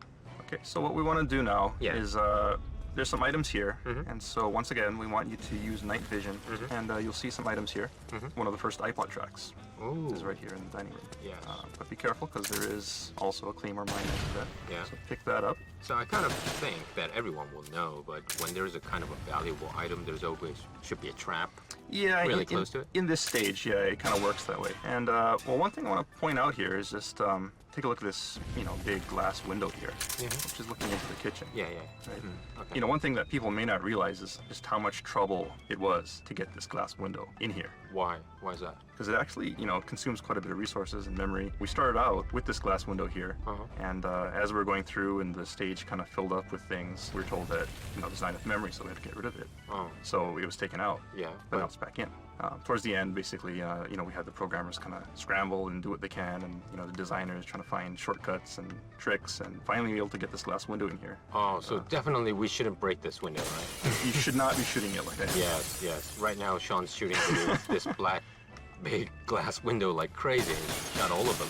I think everyone probably does it. That's the fun thing about it, which is really fun to break something. Yeah, it's just okay. So I want everyone to remember how difficult it was for the whole team to create this kind of big glass window, right? Bottles. Okay. All right. We're gonna step out from the dining room, Sean, and then. Okay, so next let's head over to the bar. The first thing that you want to do is face these windows here, and the door that you want to head through will be on your right-hand side. So turn to your right, and there's like a little table next to it. So let's go through that doorway. And then we want to go to the bar. Yeah, the bar. So we go through the bones, and then we find the bar. Yeah. Right. Cool bar. Okay, so there's a bar here. All right. Okay, stop once you get out to this kind of open area. Yeah, in the hallway, yeah. In the hallway. Take a look up, and you'll see this big canopy. Yeah. With some nice light shining down. We really had to work hard to get this in here also, because what we really want to do is have like this really nice lighting effect, with shadows coming down from above, and really kind of an atmospheric kind of touch to it. There's like dust floating around in the light, shadow coming down from the canopy. PS3 stuff. Yeah, right? very next gen. Very nice. And useful thing about this also is after you get to the top of this stage, the Haven troopers. Yeah, we're gonna go into the battle. Right, will come in and they'll catapult in. And from this vantage point, you can actually see them coming in. Because the way they enter battle is they launch in using catapults. Yeah. And from this vantage point, you can actually see their shadows on the top of this canopy. Right. So you can actually see their route that they're taking. Cool. When they come to attack you. And so if you look at that and you follow the shadows, you can actually anticipate where they're going to come from. So, if you have the time, you can lay maybe some claymore mines or something like that, and lay some traps for them, since you know where they're coming. Okay. All right. Let's head next. Okay, next we're going to head up to the 4th floor. Okay. Head over here, pick up a sleep gas mine. Is this the only sleep gas mine around here? There is actually another sleep gas mine. On the left? On the left. What we want to do is head to the right. When we exit the dining room and we head right, and then we take the stairs up to the... Which floor are we on now? 4th now? We're going to the 4th floor. Okay, let's go to the 4th floor. Why are you so fucking slow? Now we're out here, and you'll notice a rat. And what I want you to notice is that rat that kind of scurried away when you came. Yeah. Upstairs. Follow that rat, and he'll show you something kind of interesting. Yeah, there's a kind of an opening. Right. Yeah. You know, another Metal Gear tradition. You know, where there are rats, there are very often ducks. Yeah. And there is actually a duct here that many people will probably miss because it's a little hard to notice, you know, unless you follow the rat. Yeah. Well, actually, I miss this. Really? Yeah. Let's go inside. Well, you know, I'm not going to go in right now. I mean, there are a few items here that you can pick up, but you know, basically what I want people to do is remember that this duct is here because when, you know, during the frog battle, you can actually crawl into this duct and snipe some of the Haven troopers from above. Oh, really? Yeah. Didn't know. Didn't know at all. I was just shooting during the Haven battles. This could be cool. So, all right. Now, one last place that we want to go to is, of course, the bar itself. Okay, let's go to the bar then. So go ahead and crawl in. There's a sleep gas mine here, so be careful. So we take the sleep gas. We're in front of the bar, which is a big bar, isn't it? It's a big bar. Yeah. There's a lot of bottles. But if you look closely, one of the bottles is a little different. Which one? For those users who want to take a closer look, go ahead and enable your solid eye and take a look and come right back. At the far end, you'll see that there is... Oh, I think a lot of people got this, actually. Regain, right? Yes, yeah. yes. So you can climb up onto the bar and grab that. It's a small bottle, but a lot of power, right? Yeah. Yeah. And then, okay, we go inside the bar. Inside the bar, and then there's a few more items back here. You know, some ammo and another Hidechan ramen. Right, Yes, the noodles. Right after this, you kind of go and see Meryl, and the event starts up, so I think we'll end here. So Regain is really popular drink, Ken. Popular in Japan, yes. Well, you know, maybe most of the people doesn't know Regain is a real drink. You can buy it. It's really, really popular drink in Japan. When do you drink it, Ken? When I'm, you know, get really Who the fuck is this guy? Or, you know, something like a bad thing happened. This is really funny because in Japan, it's very so natural and normal to have these energy drinks. Well, I think, you know, in the U.S., there are a lot of people who drink them also, but it's just we don't have Regain. Oh, okay. Although, while I'm in Japan, I did actually drink Regain. It's pretty good. I mean, like 20 years ago or so, Japan had still had a lot of energy drinks. Right. And back then, I think, when I was living in the U.S., didn't have so much that kind of type of super energy. That's true. Yeah, I think it is a little bit more recent, maybe. A lot of people in America don't know that Regain is a real product, but you know, one other thing that a lot of people don't realize is that Calorie Mate from Metal Gear Solid 3 was also a real product. Right. Yeah, that too. That's really common in Japan as well. Right. It's sold everywhere. Yeah, some guy eat the Calorie Mate for the lunch. For lunch? Or breakfast. Yeah. I actually eat it for breakfast. Really? Quite a few times, yeah.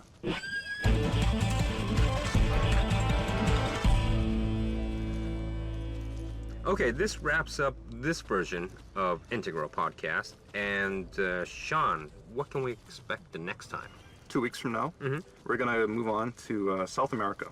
Right. And we're going to tackle the Mountain Trail stage. And that's, of course, the stage right after you beat Octopus. Yeah, yeah. And you're tracking down Naomi. Yeah, that's a fun part. That's a really, really fun part. Yeah, it is. I mean, it's kind of like, you know, a pure sneaking mission, tracking down someone. So, yeah, that should be a lot of fun. Okay, so where's our meeting point, Sean? Okay, so what we want everyone to do is go ahead and beat Octopus. And once that cutscene ends, just go ahead and save it. And we'll start from there. Okay, all right. Thanks for all your navigation, and thanks for your input again, Ken. Okay, and okay, everybody who have comments or wants to hear more about this, or you know, likes our talk, things like that, please make sure to check into Hideo blog, http://www.kjp.konami.com/Hideo blog _E. And make sure you give us all your comments. Okay, thanks, Sean. Thanks, Ken. Thank you. Thank you. So that was probably 100 side rules. That's gonna wrap up this edition of the Metal Gear Solid 4 Integral Podcast. Check back next time for more tips, tricks, and insider info on Metal Gear Solid 4. Brought to you by Kojima Productions and Hideo Kojima himself. Make sure to send in your comments to Hideo blog. See you next time. And we'll do these as we get to the right areas for each of them. But right now we have a pretty critical area here with infinite respawning enemies and the Nagashima working. So we'll have to do some... It's not just the kills, but picking up 400 weapons. Picking up 400, I think it's weapons. I think items count for another emblem. Let me just do another few of these.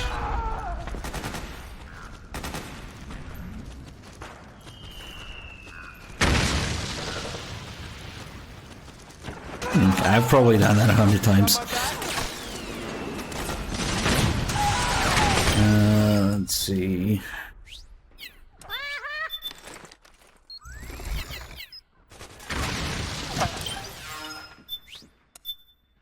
We need these guys for kills, for weapons, and to give them rations.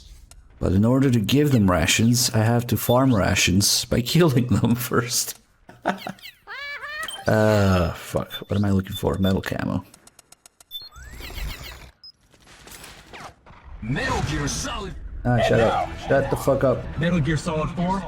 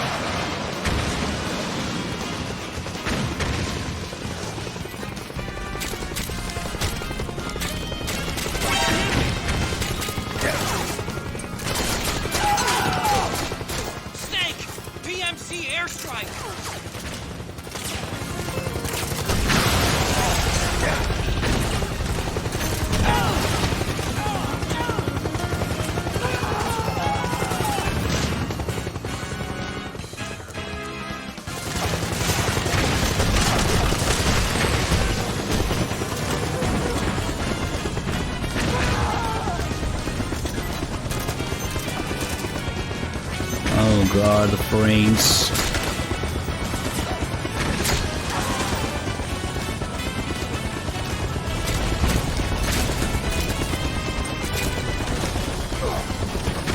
What is this? You're nuts!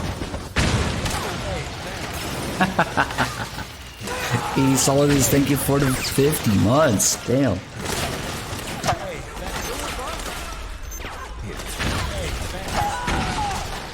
Oh fuck, all the rations disappeared.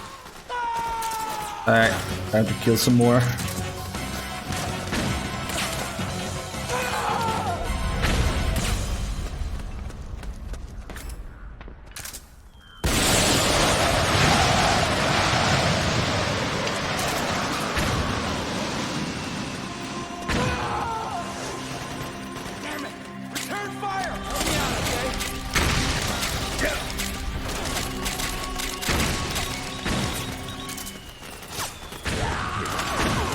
Sure? Damn it! You sure? You sure? You sure? You sure?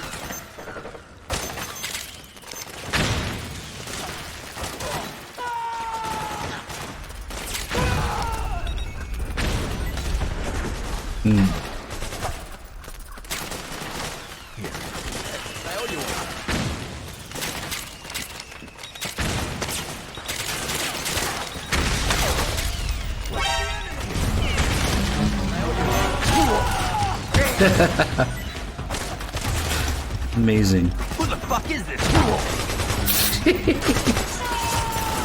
Yeah, fuck those guys, I guess. You'll have to make do.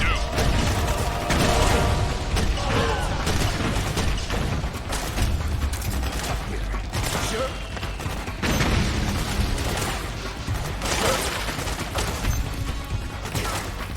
You sure?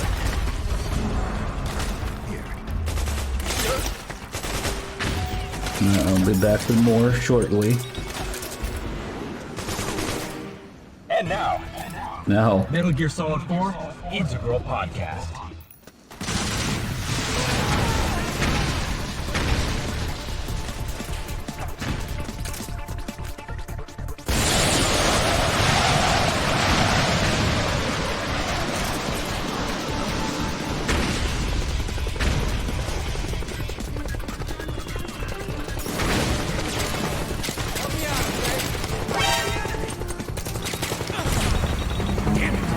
Get the fucking ration.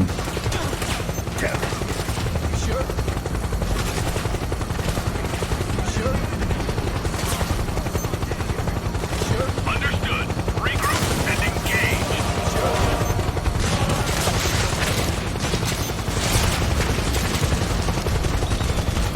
Fuck. Helicopter killer of FPS.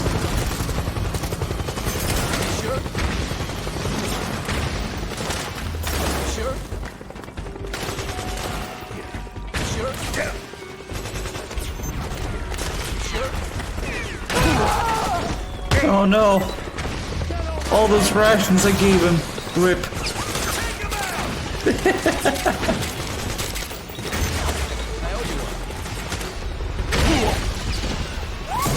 Fucking hell.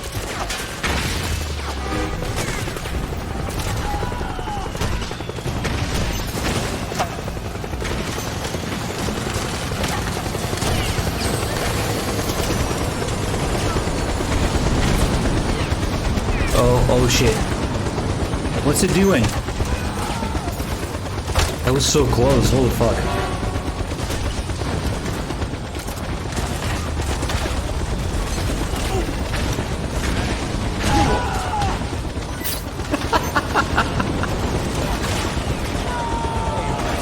It's still here.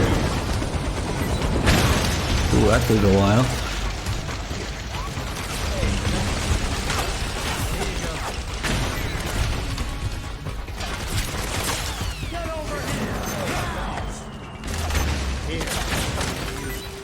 Ooh, crusty poor mag.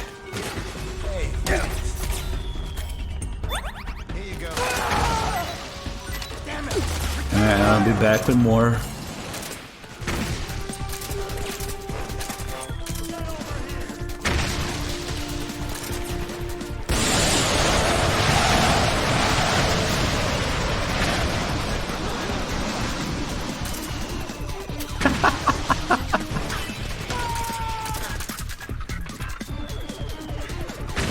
God.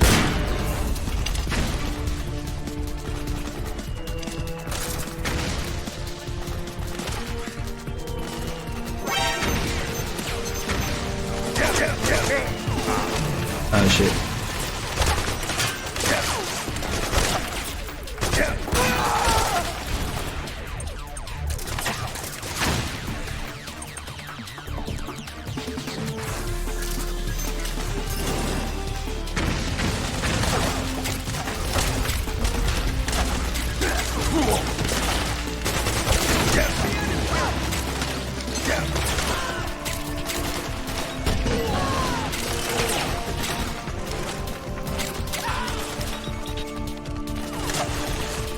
Relays still loading.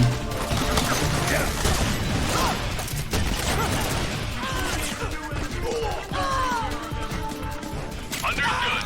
Regroup and engage. Okay.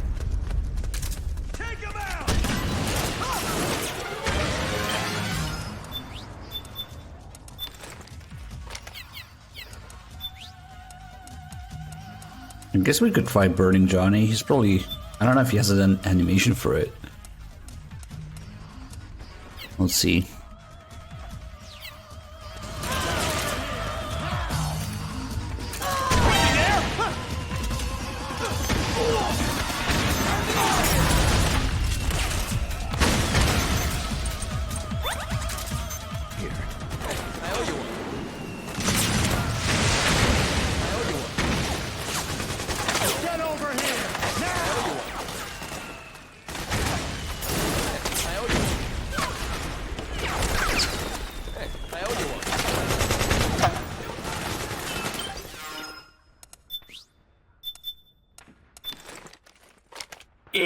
Wait, no.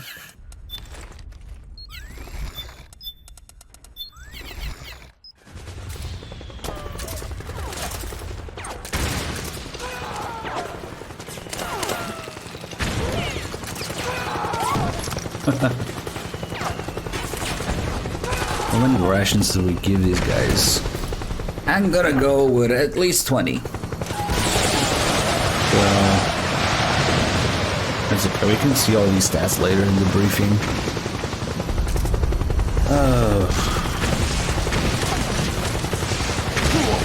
Yeah, I mean, I'm gonna leave the stream on. Fuck these helicopters.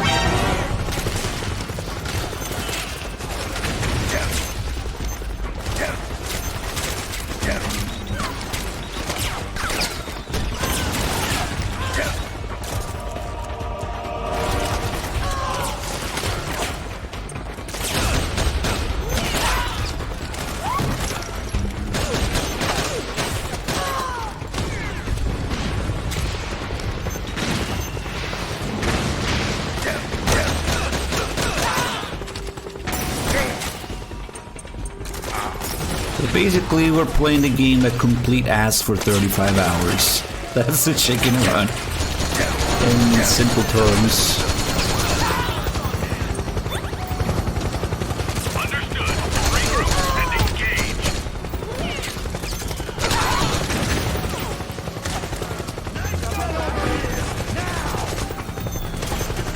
Alright, take some more fucking rations.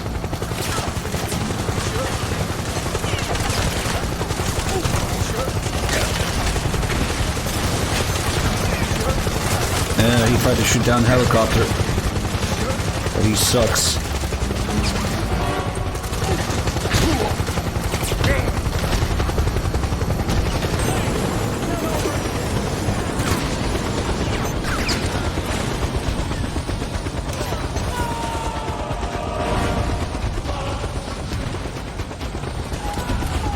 Yeah, only my PS3 is doing this in one sitting. Not me. Fuck that. Okay.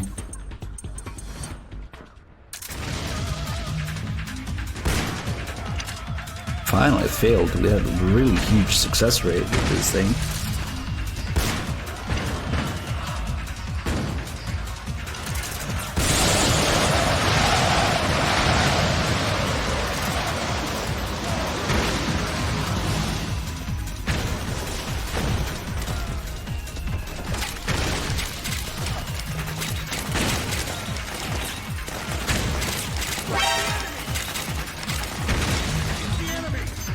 Oh fuck, they don't like me. We gotta kill some more PMCs first. Understood. Regroup and engage.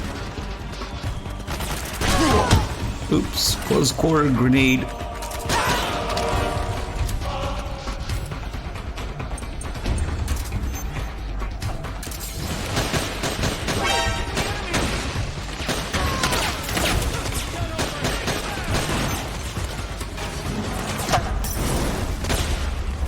Can't aim for shit.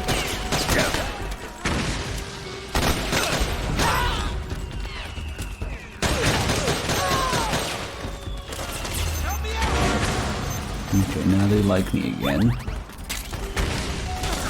Let's say we're 30 now. We do this 4 more times.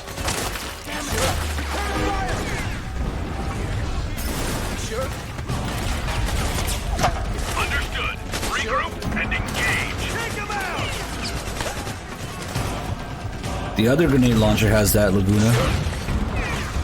Air burst grenades.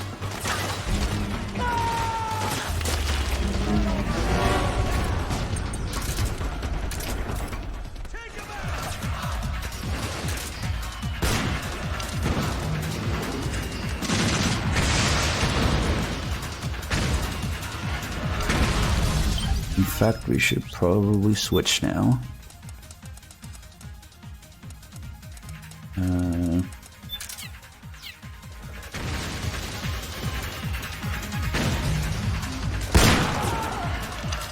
Imagine trying to aim with this thing.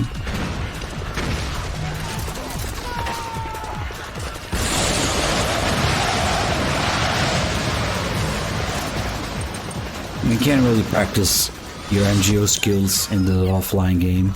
Mechanics are pretty different. But better than nothing, I guess. At least it's similar controls. And now they don't like me anymore.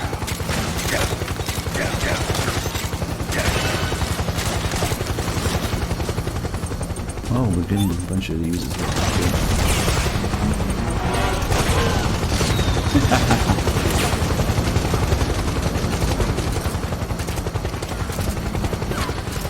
Oh, what the fuck?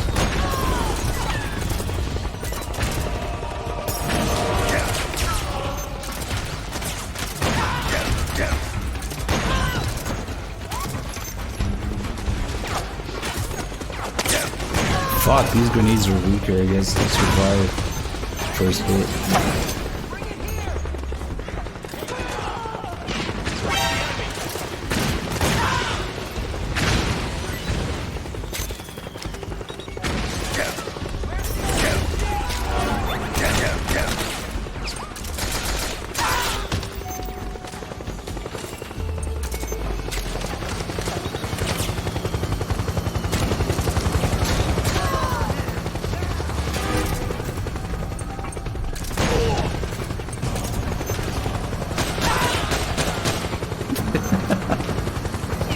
Okay, now I can give him rations again.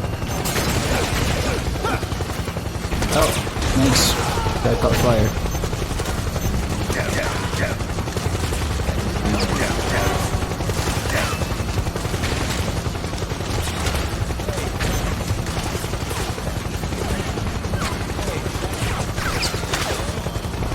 Understood. Regroup and engage.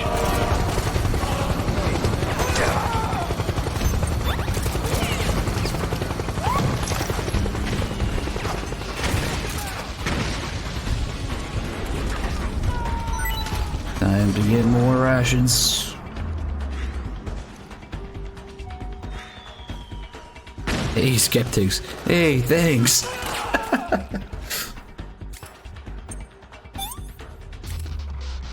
You sure? Fuck.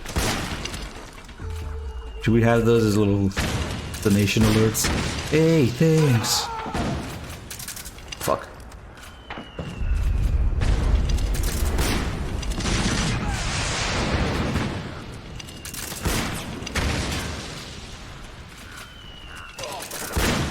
Come on, holy shit. Finally. You enjoy all the killing, that's Oh my god, Twin Snake's voice acting.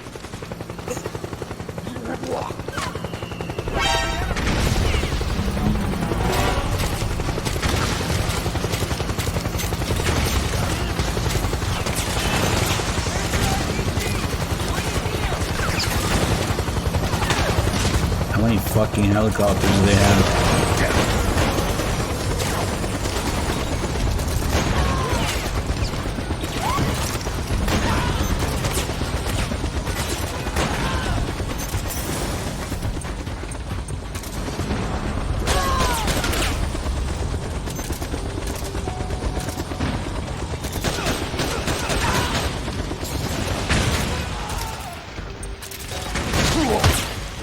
That was a strategic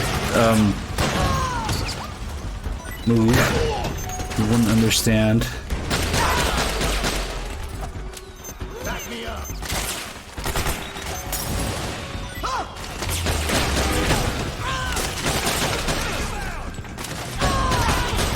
Oh yeah, it's been a while since I've heard that, but yeah.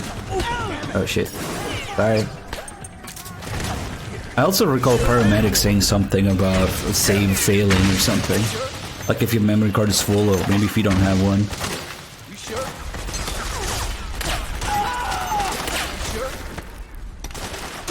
Uh-oh. Heard a grenade.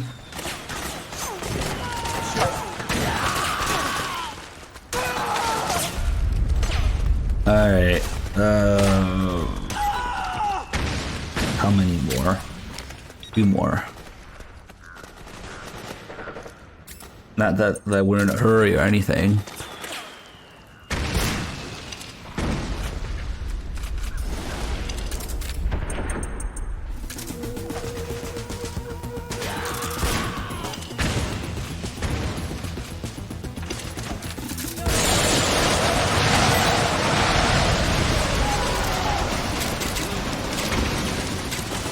We're probably fine. Fuck it, we'll do one and maybe check. But every time we exit to check the stats, that's time that doesn't count towards the game time. But it doesn't take more than a couple of minutes, I guess. It's not too bad. Oh, asshole, take it.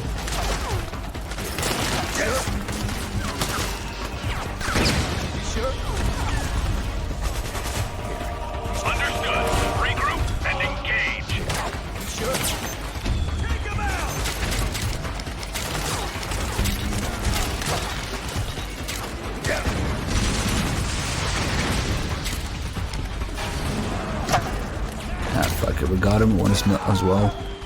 It's quick enough. Hey, asshole.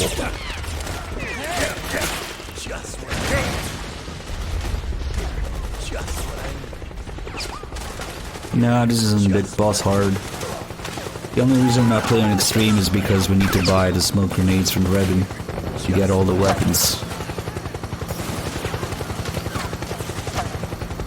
Alright. Now we can work on that. We should really work on that 1 hour in the box. Like, damn. But that's like an AFK thing. The drum probably counts too. But the box is the box.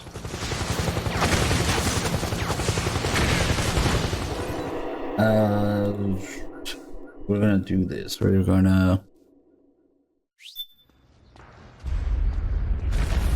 And I sit here for a little bit. Unfortunately, you can't even listen to music while you do that. Now, the box thing, I'm probably gonna do AFK.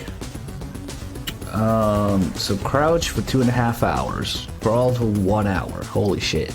Walks for 1 hour. Wall hug for 1 hour. Ooh. Turn 100 Playboy pages. Also. We can do that one.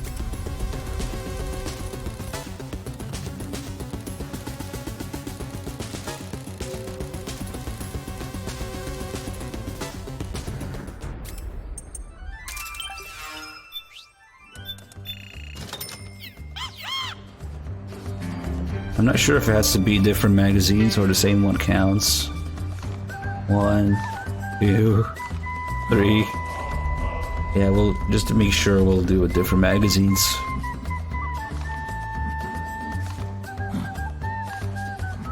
And we don't have to count because we have the item count.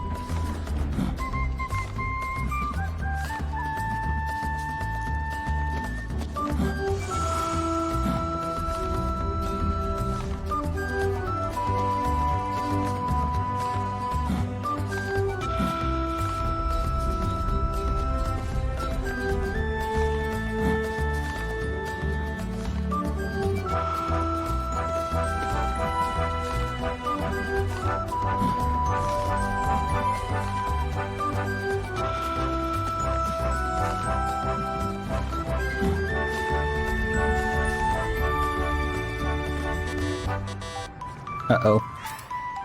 Too much porn.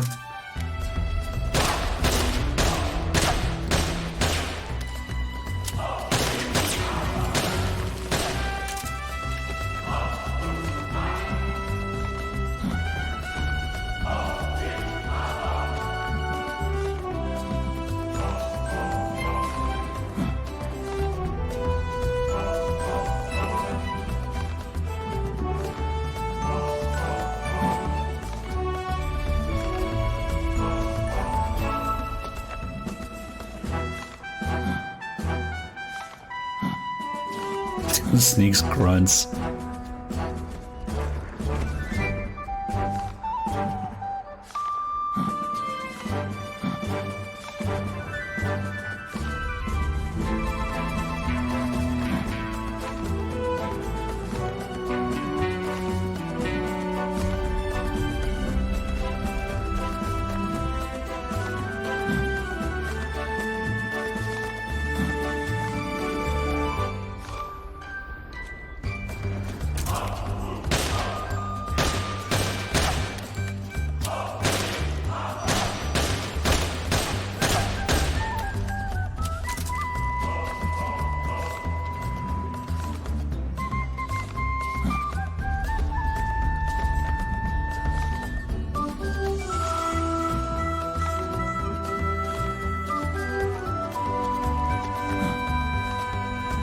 I like how it saves the last page you're on, or the next one. Yep.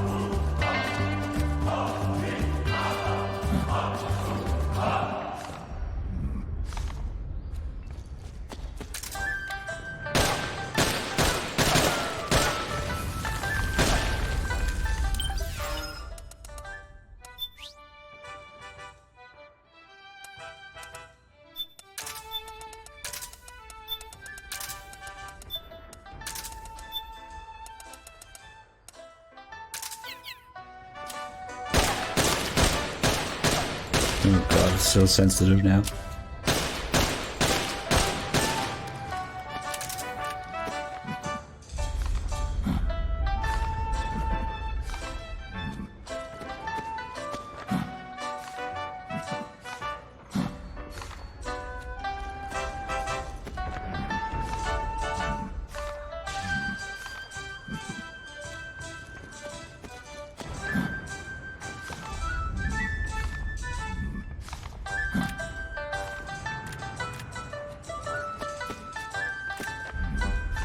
Snake had a hard life.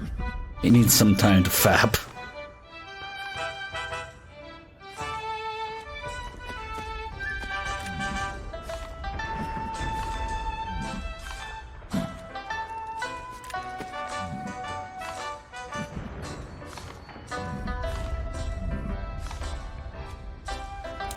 Let's do a couple more.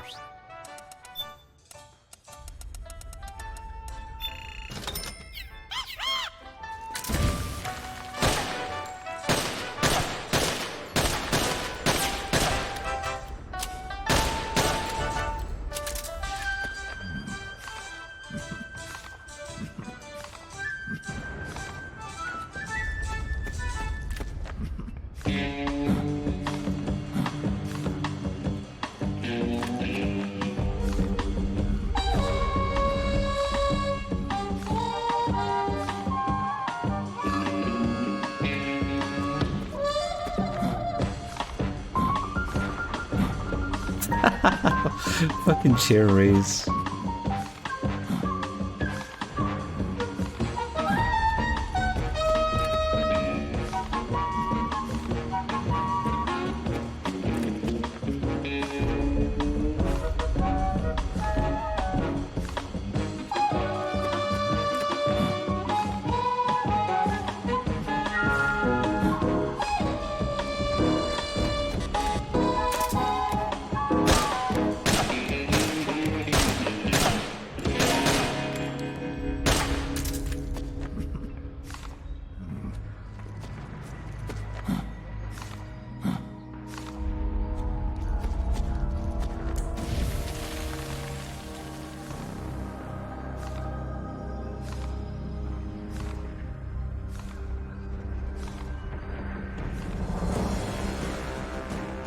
This is important.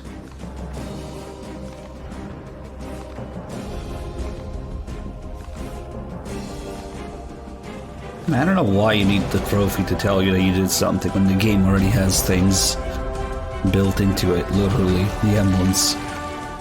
I have no idea, maybe. I always turn trophies off. Alright, it's probably enough fapping. Probably. Okay, might as well crawl while we wait.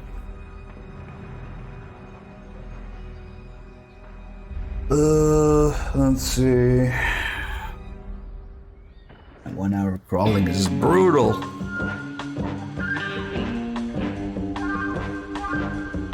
"25 praises from rebels," which is different than giving them 50 healing items.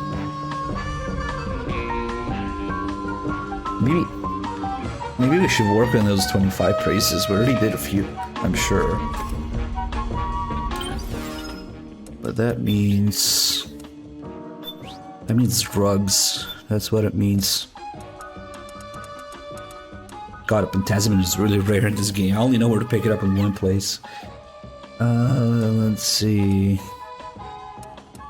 Alright, we can do other drugs. You crawl for 4 hours. Jesus.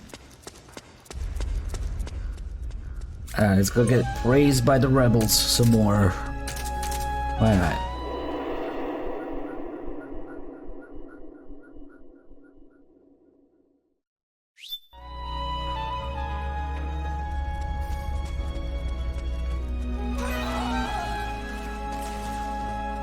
I need these guys to actually be alive to praise me, though.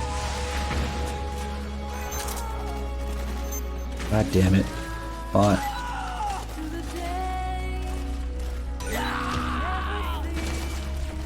Maybe? Nope. Fuck.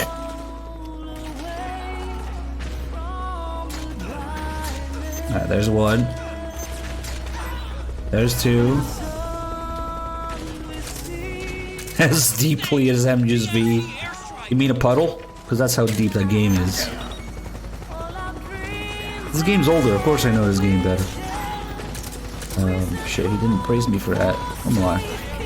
There's one. Two.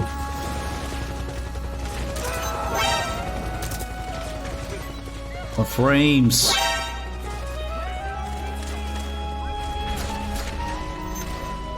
Another praise. Another.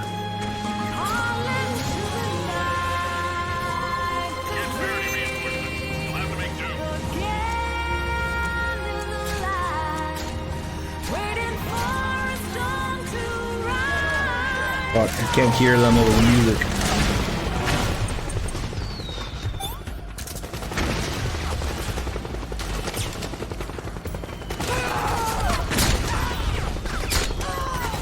Fuck, if I kill them, I might not do it. I need to hit them, maybe. Oh god, the FPS killer. The helicopter. Where the fuck did it go?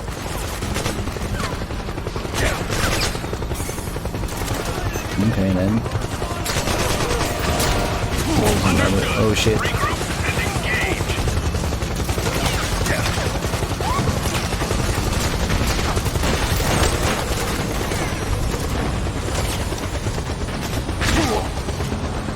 Who the fuck keeps throwing these grenades?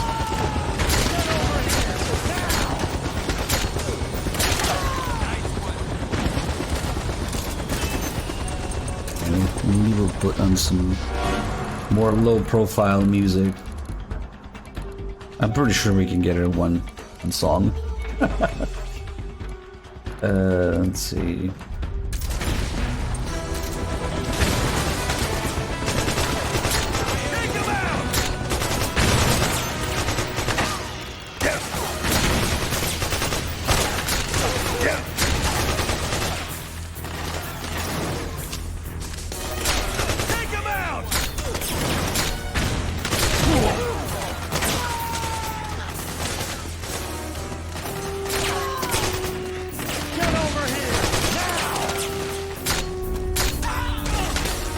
They actually don't praise you for killing them, only when you hit them without killing them. Yep. Another giving healing shit. Nice.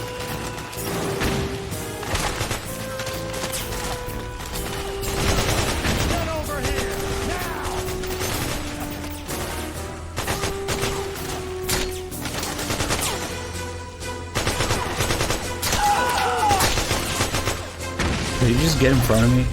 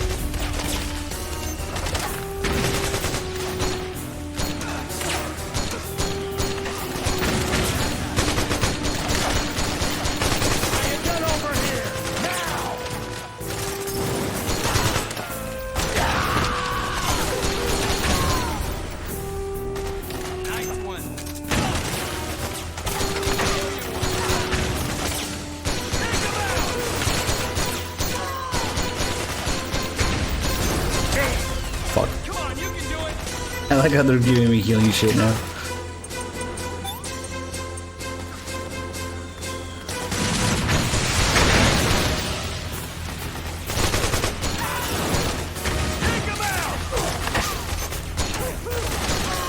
Watch yourself.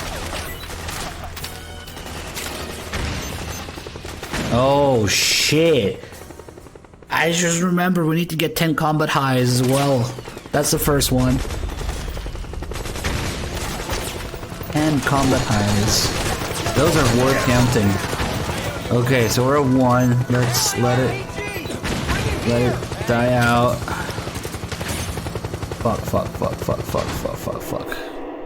That's right, the combat highs.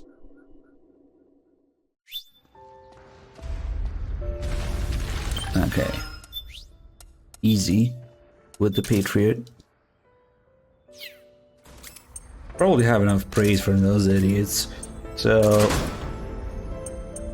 yeah.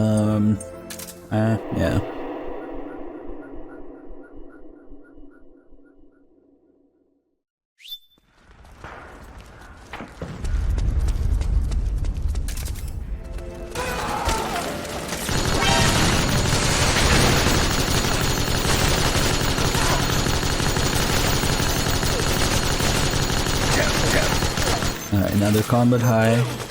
That's 2.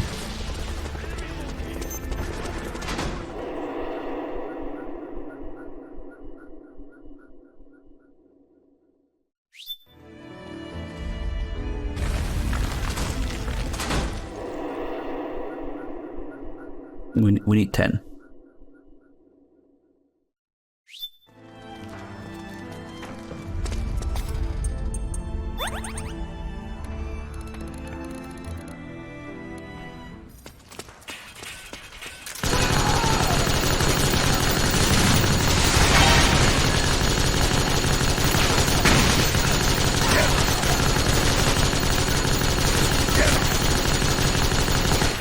That's 3. I wonder if maybe it's worth.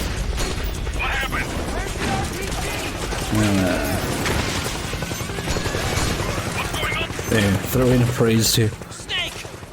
Shut your ass, Otacon. Somebody remove Otacon from this game.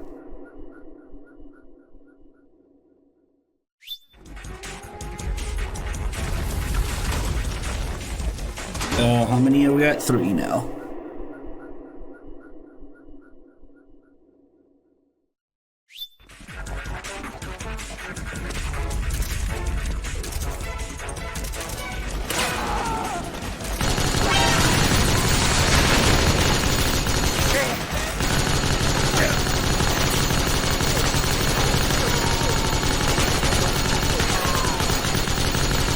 Not for aims. Fucking idiot. Hey, that hurt. You walk in front of my fucking guy. Okay, that's 4. Snake! PMC airstrike! Every time though.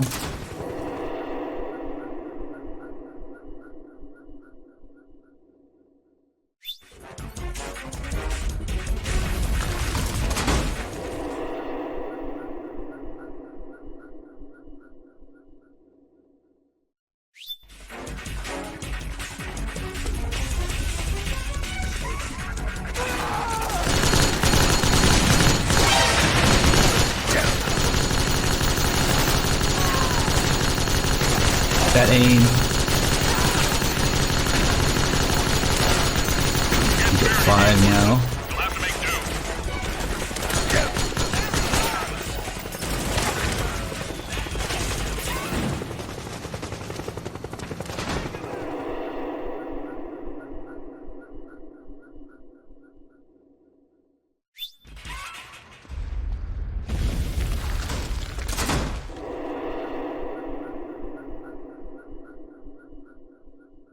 This will be number 6. It's not that bad.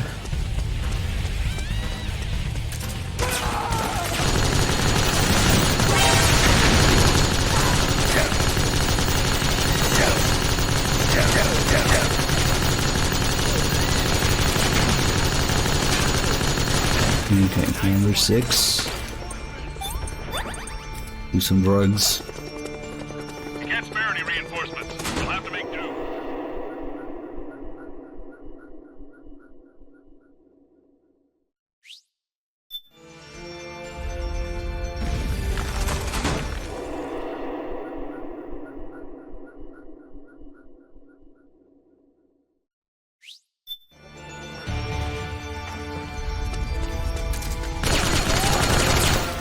Holy shit, could not hit this thing at all. That's what you get for not having a front sight.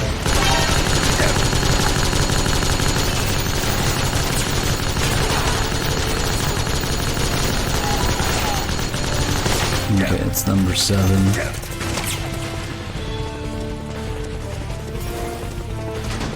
Yeah, there is a penalty for using the syringe too much. Snake will start throwing up during gameplay and interrupt all your actions. Okay, 7.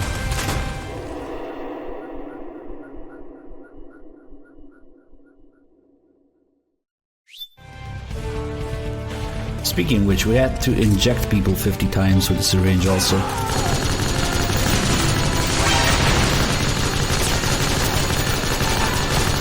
I wish Snake was enough of a Chad to use the payphone with one hand, like the boss. Yeah. Okay, that's number 8. Can't spare any reinforcements. We'll have to make do.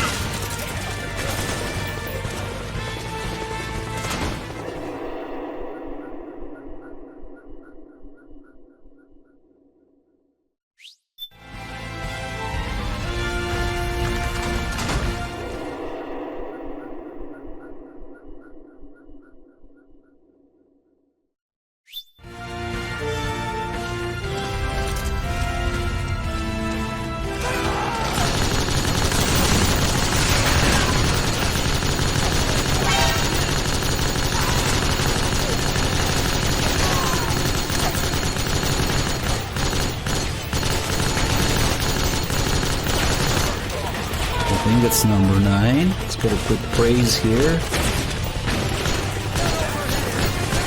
Okay, cool. Can't spare any reinforcements. We'll have to make do. Holy shit, Zero with the 9. Gift. Subs. I see what you were trying to do there. Thank you so much, man. You hit a couple new subs. And a bunch of resubs. You hit quite a few new subs, actually. Thank you so much for your generosity. Guys, enjoy the subs. Oh, my back hurts, apparently. My poor PS3, if we do this and we reach the sub goal, it's going to be 35 hours of MGS4, and then another 32, 33 hours of all the other games, story runs. Within a few days, my poor PS3 will fry.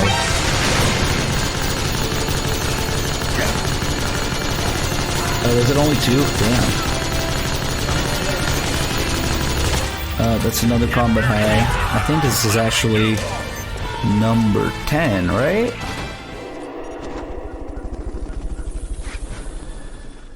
Maybe I'll do one more, just for good measure.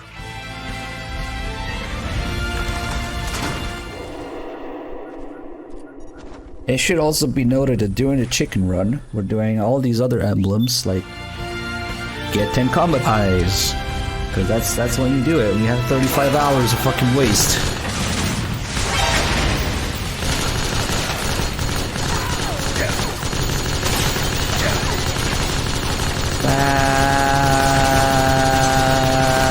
Okay. Combat high. Hey Super, thank you so much for the Prime sub. Welcome aboard.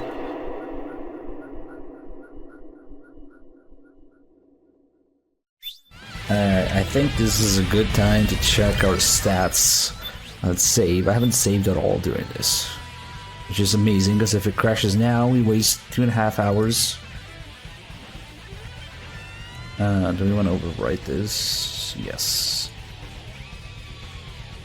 Now I'm playing on a regular super slim PS3. I wouldn't put my backwards compatible one through this. Uh-oh, even the controller had enough.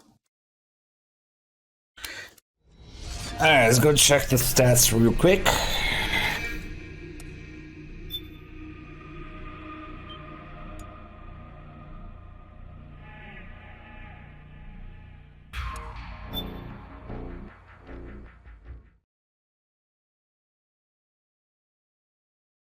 I just want to know if I can stop doing roles and playboys and shit right now.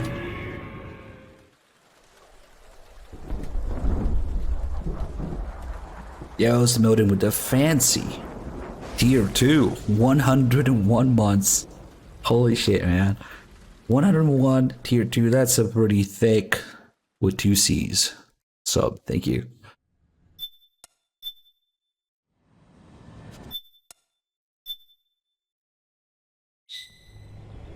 How long was I out? A whole day. Someone saved my life. Yeah.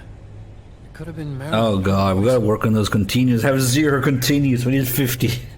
Don't worry. We need 150 alerts, and we have 242. I overdid it a little bit. We need 500 kills. I only have 187. Okay. We need 50 healing items used. Seized up all of a sudden. I only have 21. It's not my joints or muscles. And so we need kills and rations used. It looked like Weapons the should be PMC 70. soldiers all went Yes. haywire en masse, too. I thought it might be a form of ADS, but I didn't detect any aberrations in the EM field. And running yourself is pretty slow. I don't know why I Some of would those guys' hearts do that for stop. continues. Let's see. CQC uses, we need like 100. Yeah, well, we're good. 150, 239. We're good. Okay. Did you see her? Headshots, we already have the emblem for it, but that's okay. right. Naomi 5 was kills, doesn't matter. We already have the assassin emblem. Traces of her DNA in that Okay, so time pressed against the wall needs to be 1 hour, and it's 21 seconds, so that's fine. show you something. Sideward rolls 304. I think I overdid it a little bit. We only needed 100. Right after Forward it rolls, however, we need more. We need 200 of those. So we need another 33. Okay. Crawling also has to be 1 hour. Fuck off, Sonny. I don't give a shit about your eggs. Okay, thank you. Yeah, we need to crawl, we need to roll, we need to They're delicious. crouch. Really? 23 minutes already? You haven't even eaten any. Okay. Time in the box. Oh, crouch needs to be 2.5 hours, by the way. Time in the box needs to be 1 hour. That's 2 minutes right now. Combat highest should be 11. Yes, that's good. But thank you. Weapons items acquired. We need 400. It's a 313. Okay, not bad. Sonny. Fuck. Is there a fucking briefing that will let me see all the stats? Why don't you teach her how to cook eggs then? Oh, Shit. like I know how to cook. Look, I don't give a shit. Hey, Naomi's a whore. Okay, whatever. the data's been quarantined. No viruses. The voice Yeah, we memo gotta matches wait. Naomi's. And I'm fairly confident the video isn't digitally synthesized either. Give me back the Mark II. Snake, I'll make this quick. Let me see how far these stats go. Okay. I'm in South America. I've But we been don't captured and forced to do see some of the stats that I need. Yeah, I think the driving points might be the last few. Patriot system that controls the soldiers. To do that, he needs to analyze the nanomachine structure and find out how they communicate with one another. The We can't see the Playboy, you can't see the holdups, you can't see the body searches, you can't see the injections, you can't see the praises from the rebels, you can't see the healing items given. But damn, I was the one who we really gotta make sure for those.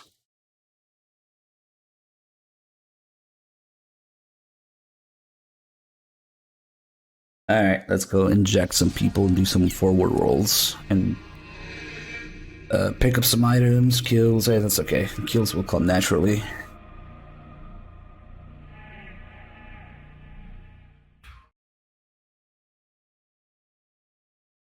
So we can do... We're already gonna fuck somebody up. We had to inject them 50 times.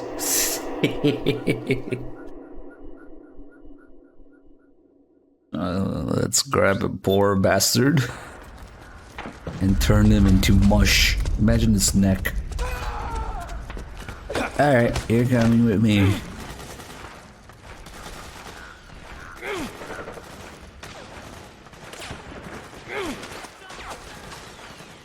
Hopefully it counts for one person. Alright, let's get started. 1, 2, 3, 4. Oh god. Might as well fucking kill him.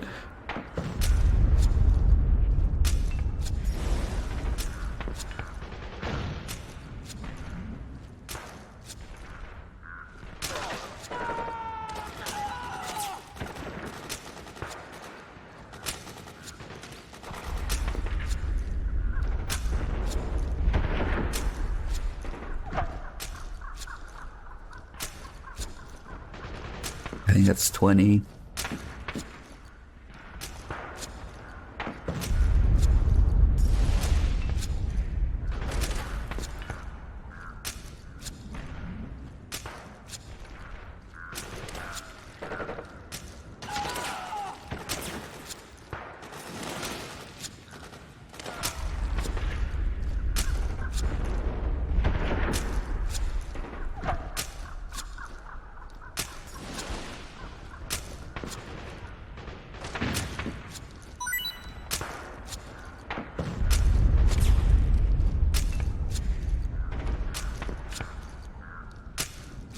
I lost count, but we should be pretty close. I'm just gonna do this for another minute. Hey, bag of crabs, thanks for bits. Nice. This guy is gonna be more nanomachines than human. Maybe we're really giving birth to Metal Gear Survive plot here. He's gonna turn into one of this. Oh god. What are they called? The Wanderers.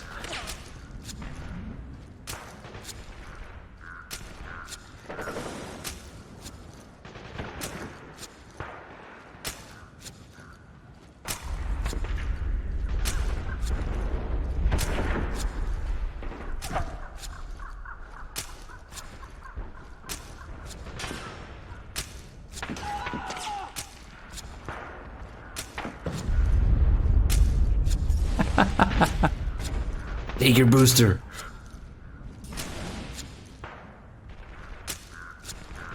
I'm pretty sure we're over 50 now.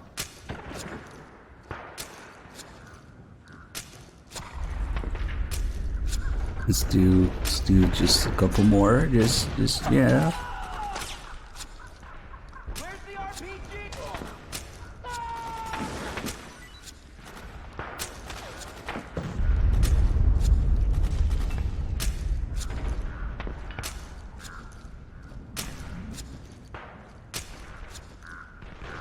Hopefully it counts on the same guy. We don't have to do him 50 different guys, because that would kind of suck.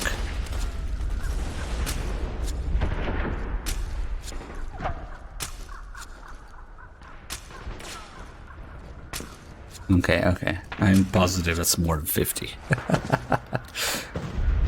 He's okay. Get up. See? All good. Help me out, okay?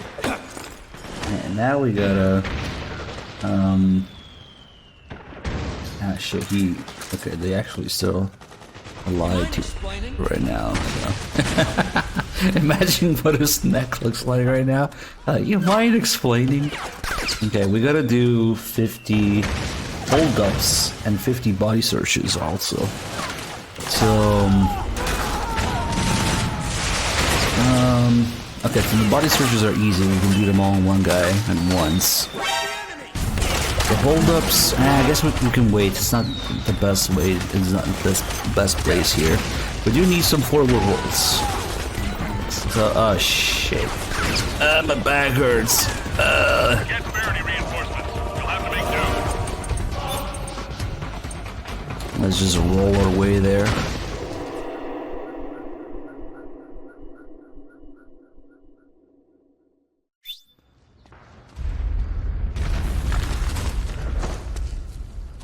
We need like 30 rolls, but okay. Just wanna have to think about it later. We also need to pick up some more items. Okay, now that one we should do here. Because it makes sense to do it here. Pretty good spot for it. There aren't that many great spots for it. So we'll do a couple more.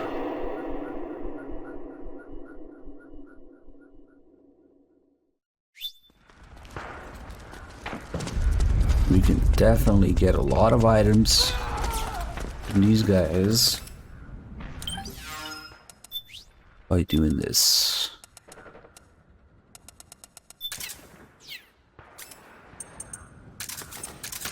We were like 313 and I need 400. It's pretty close. And we can listen to music for this.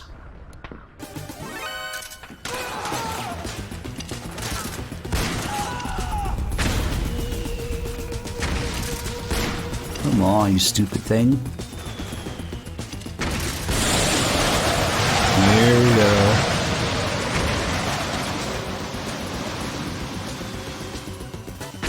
Take up all the items.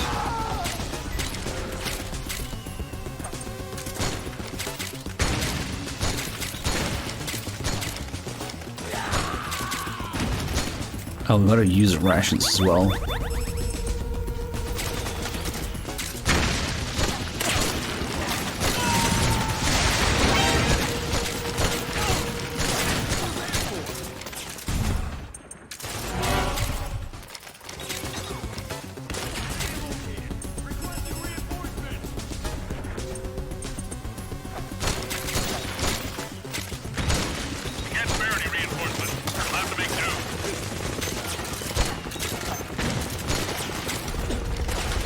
Yes. Thanks.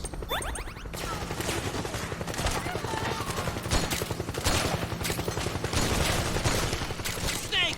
PMC airstrike! Judge your ass. MGS? Nope. No. Sure. Weep time.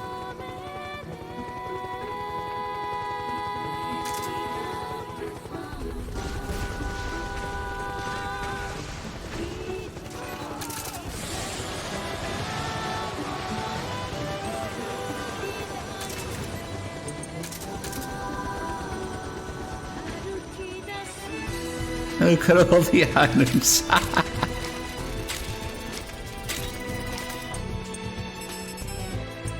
Do we really need to? Okay.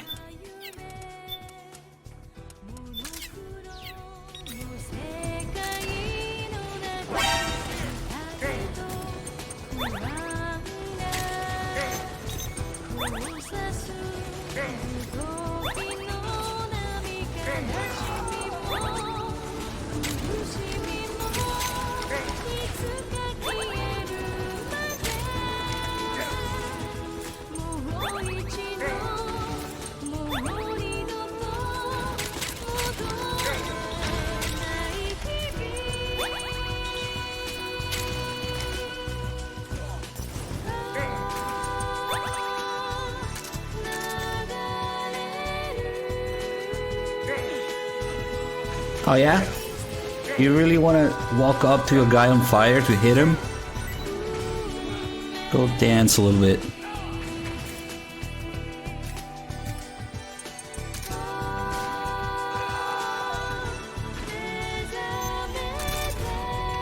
Seriously, we're getting backseating on how to chicken run? Shut the fuck up.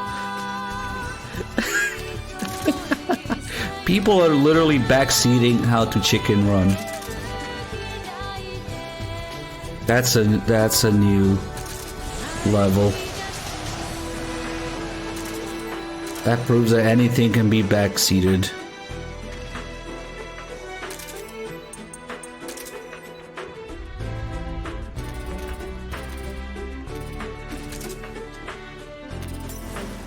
All the fucking tranquilizer am.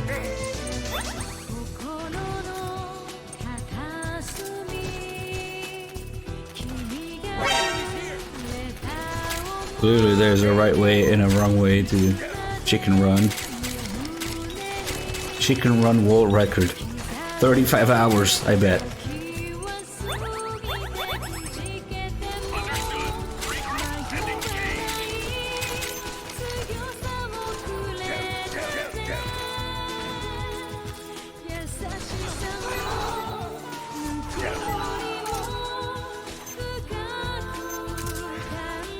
Let's see.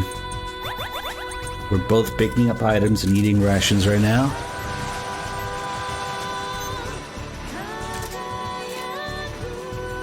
Probably only need a couple more of these.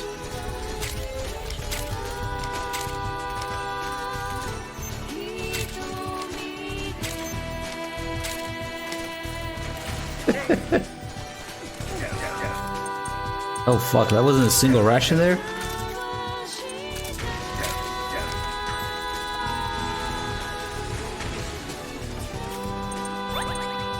Well, we can fix that. Oh no, rip.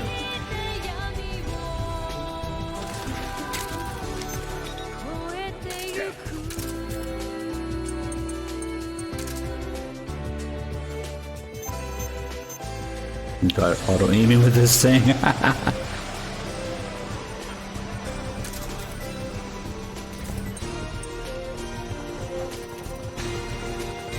More frames. I see rations now.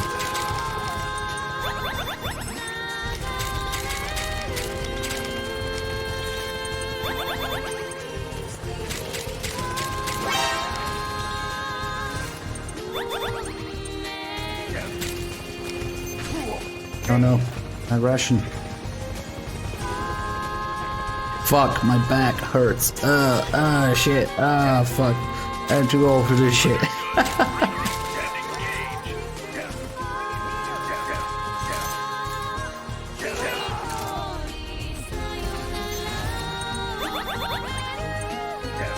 Okay, we'll do one more. Asshole. Ah, fuck, all my weapons are unloaded. One round in the chamber. There it is. Okay.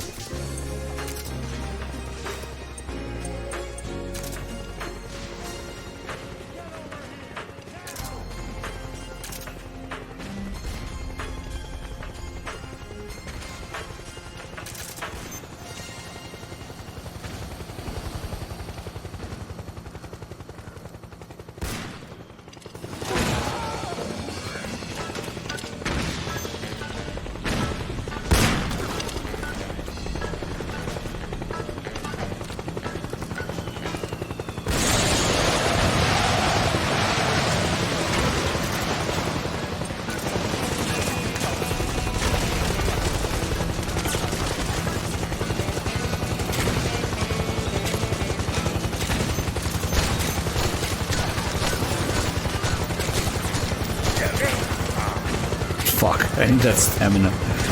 We're gonna get stunned. I'm surprised there's not an emblem for being stunned, actually. That's good.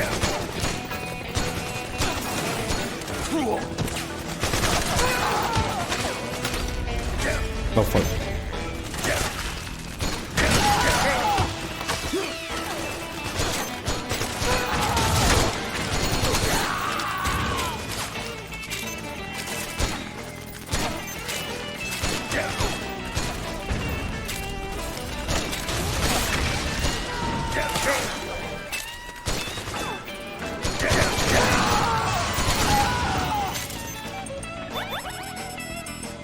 And shit.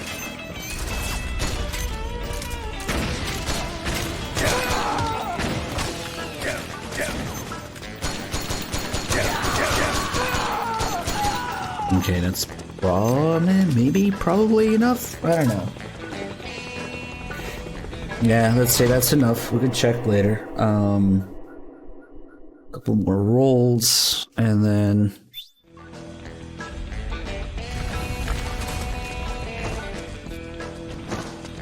the holdups and body searches we can do later. We can do when there's actual sneaking going on.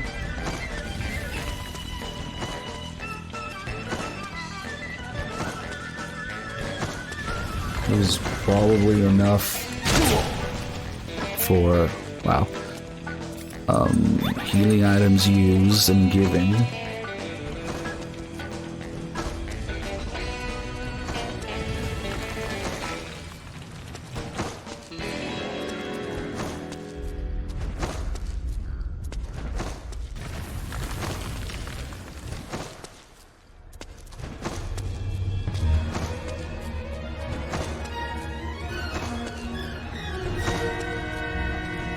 And then, really the other things, the only things that are gonna limit me are 2.5 fucking hours crouching, 1 hour against the wall, 1 hour in the box, and 1 hour crawling.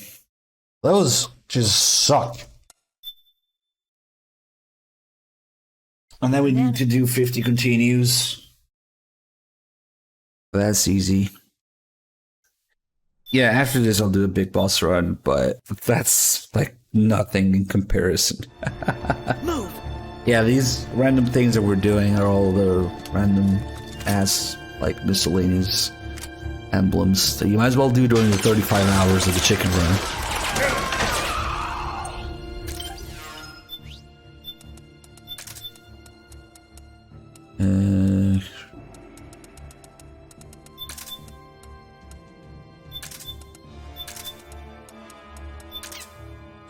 Well played, grenade.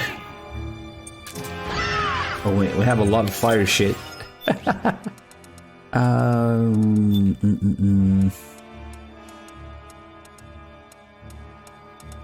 Maybe, I don't know, whatever.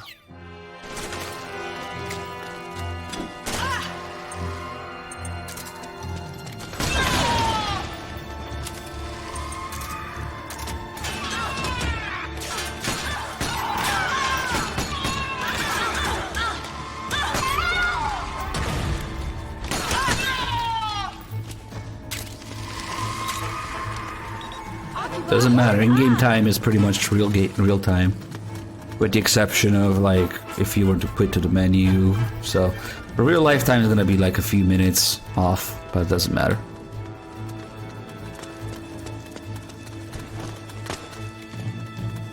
I hope my controller is charged enough now. Okay.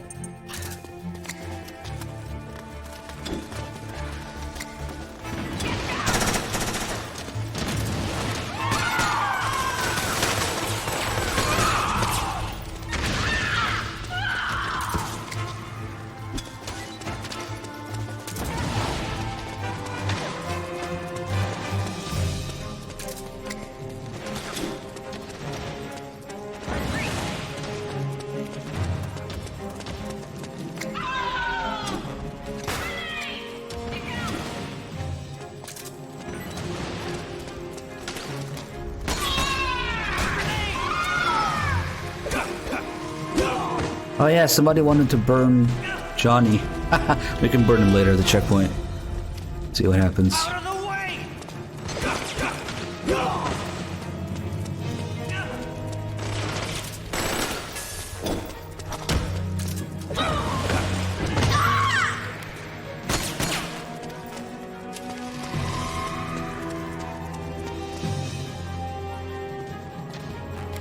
The rabbit emblem is part of this.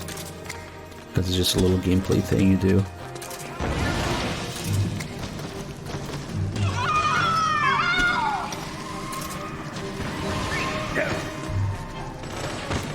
Oh, these grenades are pretty good.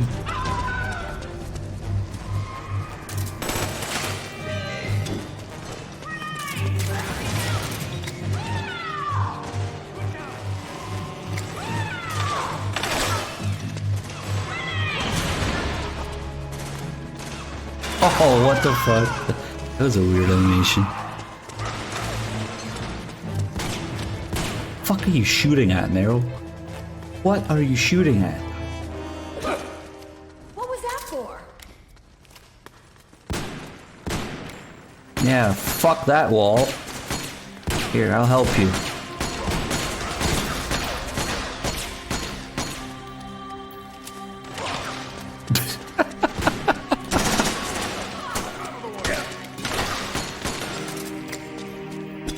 Oh fuck! Oh fuck! Low throw.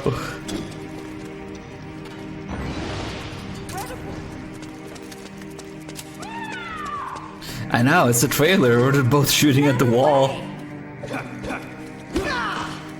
What was that for?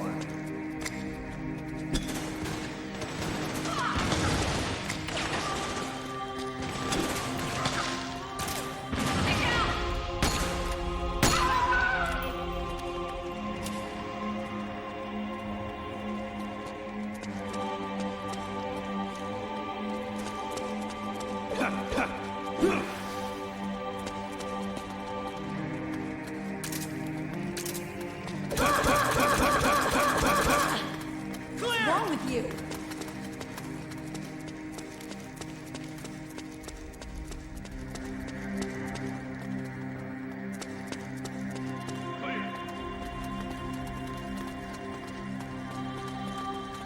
I wondered to have a little dancing animation for when they get burned to death. We can try it at the checkpoint. I want to do the shit again. Contact! What was that? Get down! Forgot to punch her.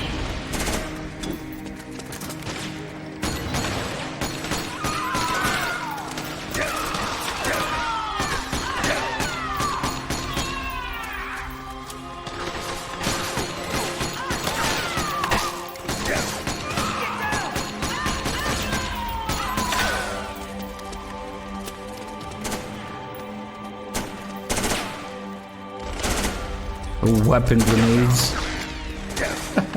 White phosphorus. Or as I like to call them, the well-played grenade.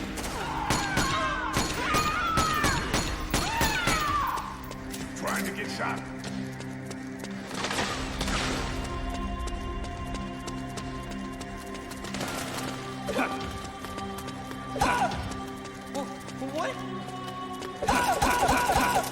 Oh wait, he needs to go there and get stunned or nothing will happen. Go get stunned.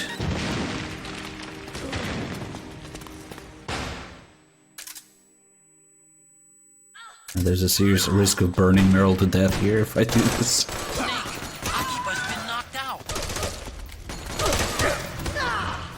What's wrong with you? What was that for?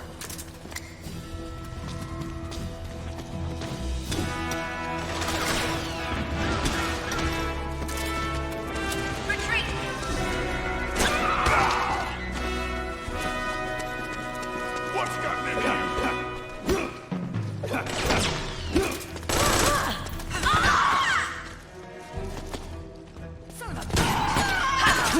I forgot she said that. Nice.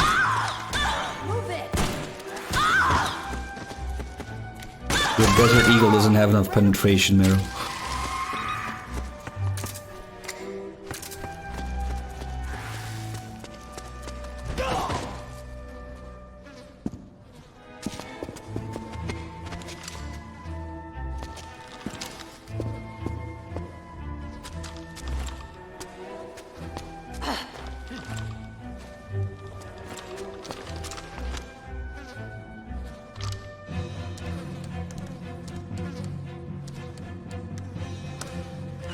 And God 50 continues.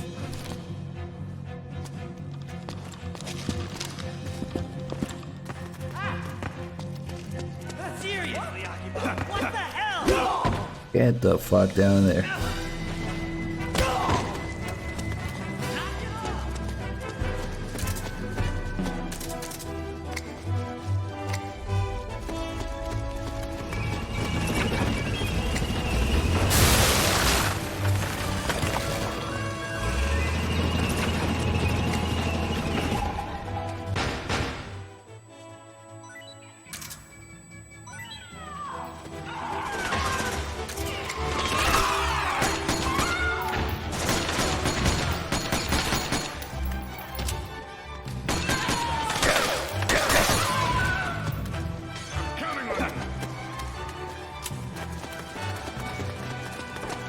It's almost time to try burning them, see what happens.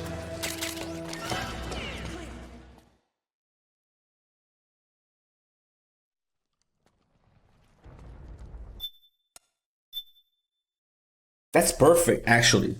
Did I just say we need 50 continues? Well, here's a continue. Snake! What did you just do? Everybody else rolled away. Oh no! What are we gonna do now, Snake? Everybody else got away from it. But yeah, Johnny is Johnny, so it sucks, but I guess we can. It sucks if you start up there every time, but this is, I guess, a way to get continues. What did you just do? Have you lost your mind? Oh no! What are we gonna do now? Yes, yes. Let's see how many different ways we can kill them. Because if you just shoot them.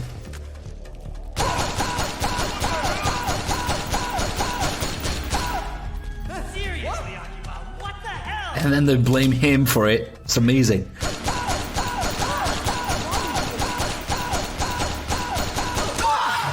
Finally, holy shit. What did you just do? Have you lost your mind? Oh no! Now we're not doing all 50 continues like this.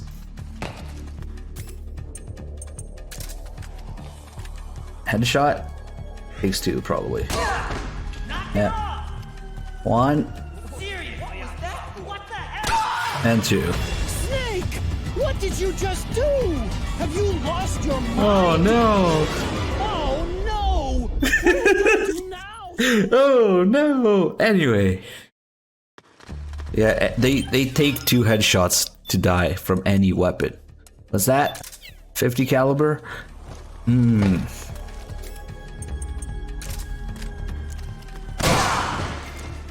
What was that for? Takes 2 headshots. What did you just do? Have you lost your mind? Oh no! What are we gonna do now?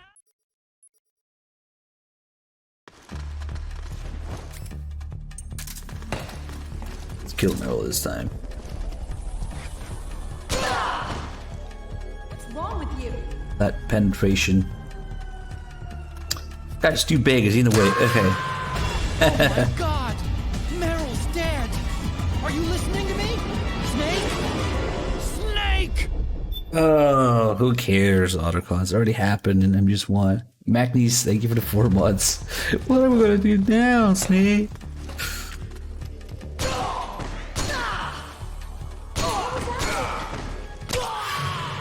Snake! What did you just do? Have you lost your mind? Oh no! What are we gonna do? Only Meryl has a unique one. You think Johnny would have one? It's okay.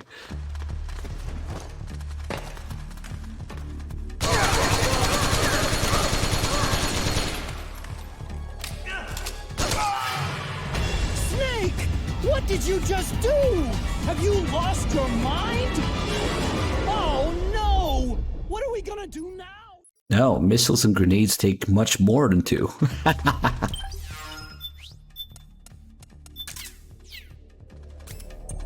Because they're not headshots.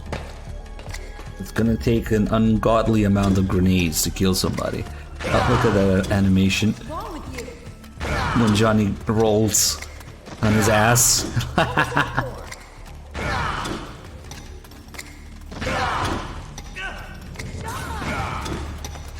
Stop! You bastard! Oh, fuck.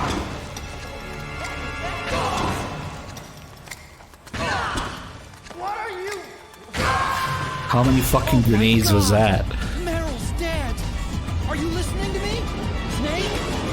Snake! Now they know that they're there. Upgrade, how many fucking times did you play that cutscene? You never listened to it? Was that 10 grenades? Jesus. Let's see. What else can we try?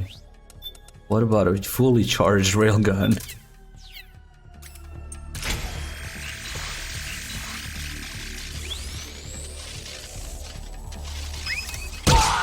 Okay, at least this only takes 1 hit. Have you lost your Nah, the adults are not gonna do anything. They're not programmed like regular soldiers, especially in Johnny. I mean, that's like canon, and it doesn't work on him. But even the others, I'm pretty sure it doesn't work. I mean, Johnny's not gonna. Yeah, it doesn't do anything because they don't have the regular soldier AI and controls and animations and stuff. Let's see. What about a simple little, just a little bit of fire, an explosion. Yeah, he just fucking dies instantly. Oh shit! Rambo 2663. I can read. With the 5 subs. Thank you so much, man.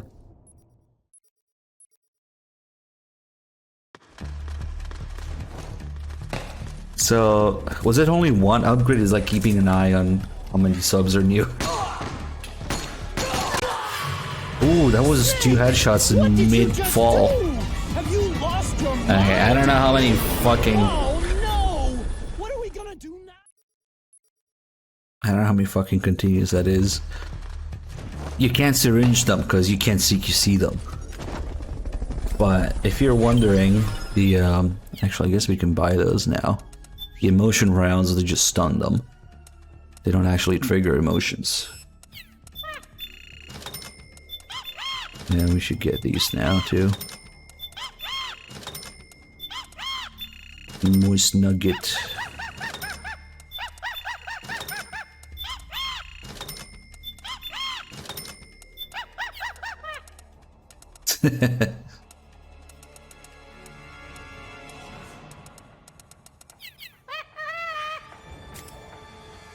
No, you can't grab them.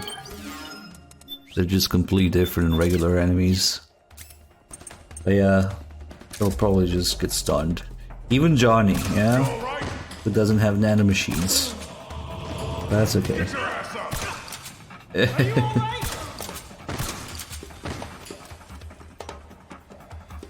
Get up. You all right? Okay, let's keep moving. We can do... I don't really have to do anything in the next area, but in the area after that, we can get our 50 holdups and 50 body searches.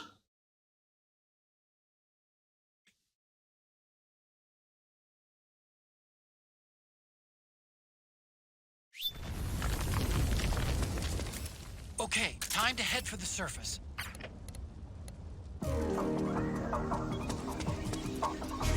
Oh, it's suck my balls. Fast version.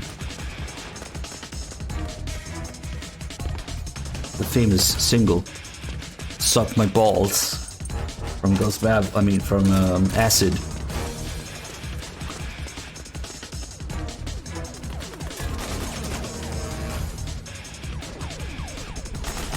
Suck my balls. Hey, Rushmore! Holy shit! 37 months of tier 2. Fancy. Thank you so much, man. Glad you enjoyed the stream. And I'm just forgetting to punch the dick, but you can squeeze the balls.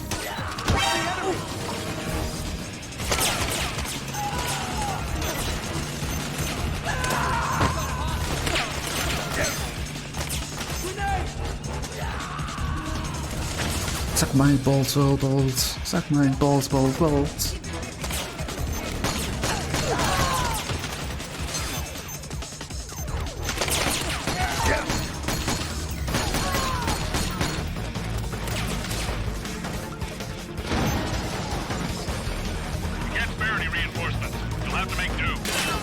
That was literally 7 FPS. Yeah. Suck my balls, balls, balls. Suck my balls, balls, balls. Balls, balls, balls.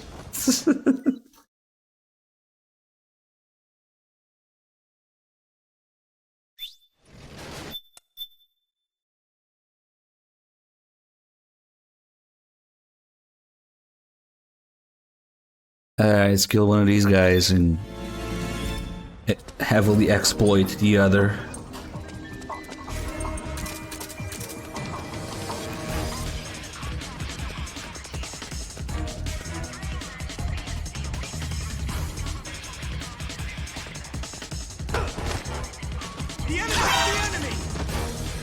Yes, yes, yes, yes. You're coming with me.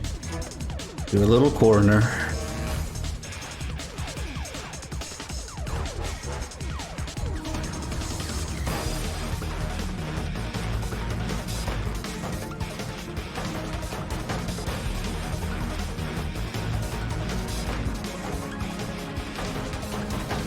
Wait, this isn't actually an emblem requirement, never mind.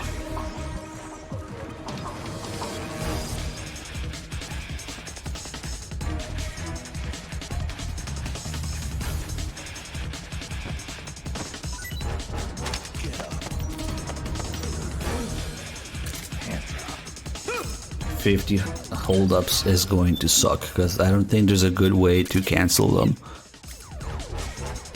Unless... I don't know if that counts as 2 holdups. Probably not, actually. Fuck, okay. Need to optimize this.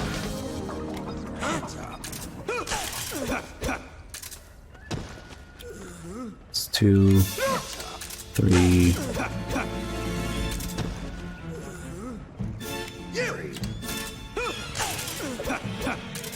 4... Oh god.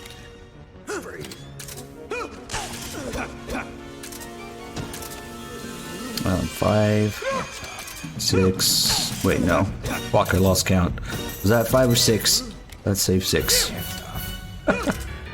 Oh, fuck. This is 7. Okay. 8.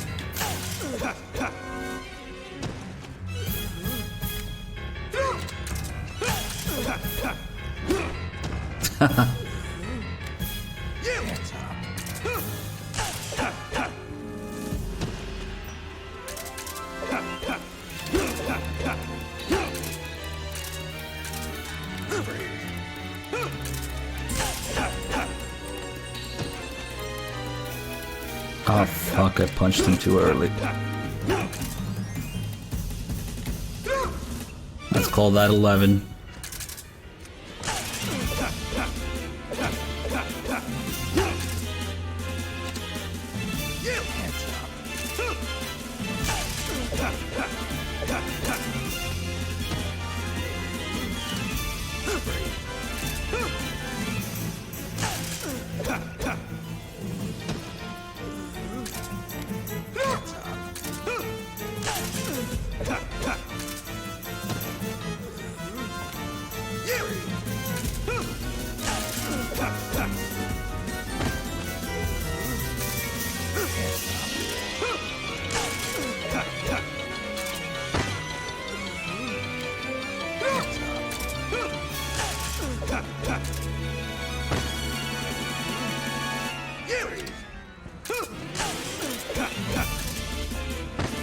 This poor guy.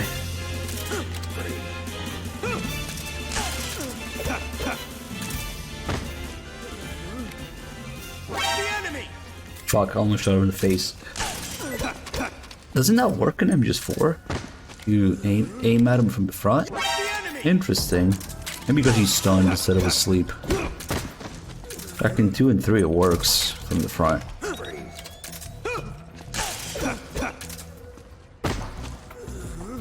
Let's say that's 20, maybe.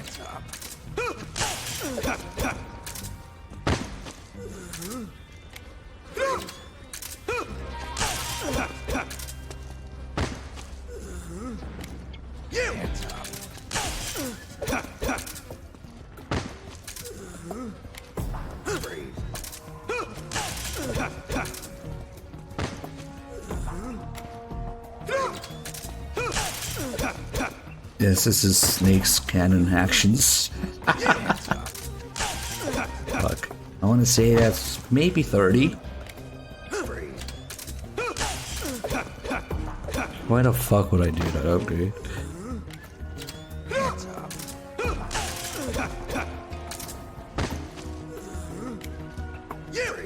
Go sell your ugly HK gun and give me whatever you get for it. That's a better use of it.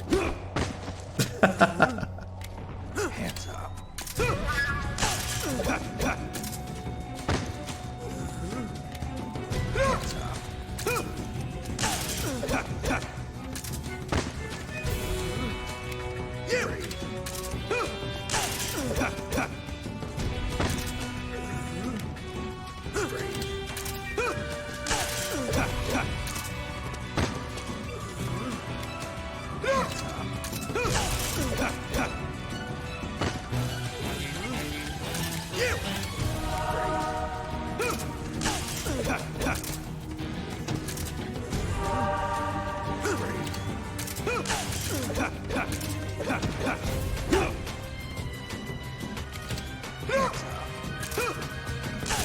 Only Zoomers cannot shoot double action guns.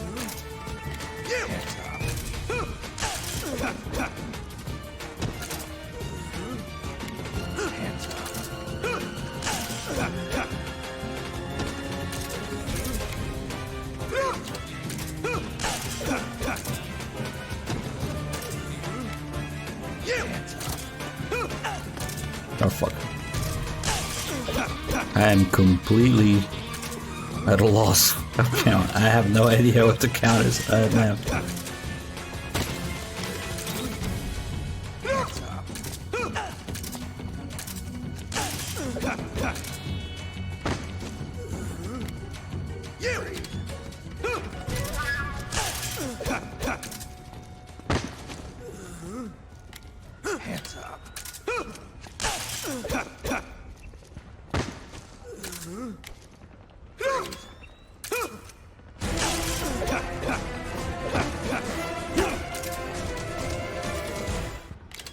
Hands up. That's fuck. I don't know. That's fucked.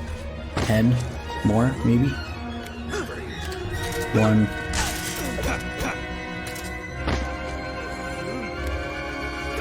Two.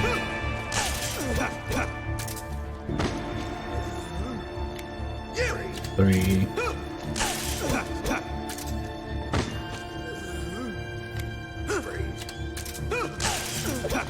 4. 5. Hands up. 6. Got it. 7. Shut up, okay. 8.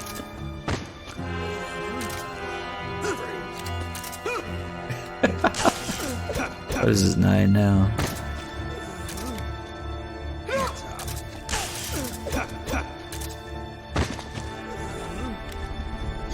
Fuck. Alright, I'll do a couple more. Simone, thanks for gifting us up to Galicious.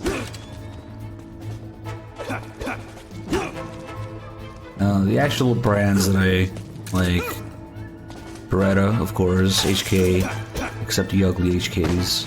Whatever HK, CZ, some SIGs, not all of them.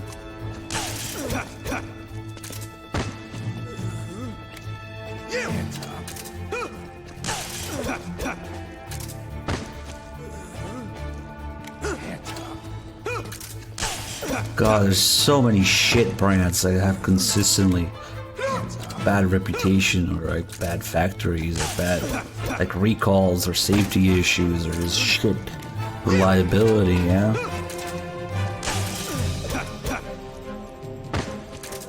That's probably enough. Now, fun part is we do the body searches. These will be quick.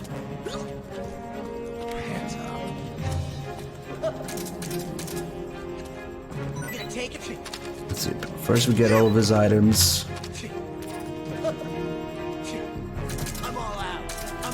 1, 2, 3, 4, 5, 6, 7, 8, 9, 10, 11, 12. Okay, these are quick. We don't need to count.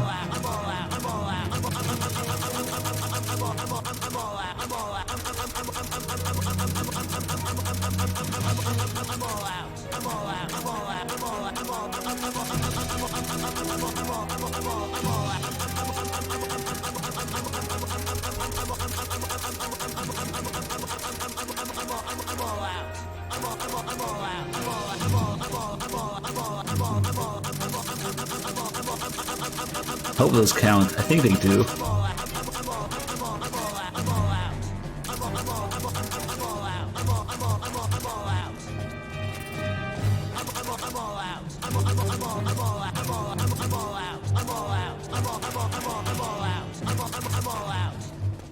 Let's say that's enough. Bye.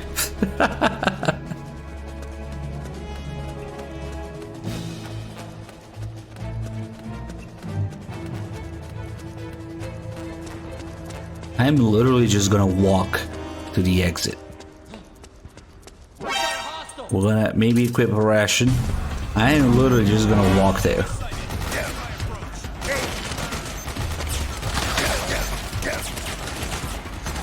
And this isn't hard. Let's see if we can just simply walk there. Okay, maybe with a couple more healing items.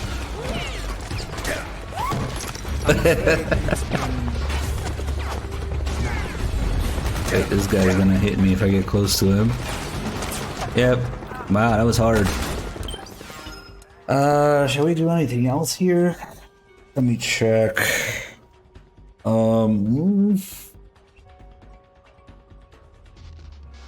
Nah, I think we're probably good. MGG Pimping, thank you for the 9 years.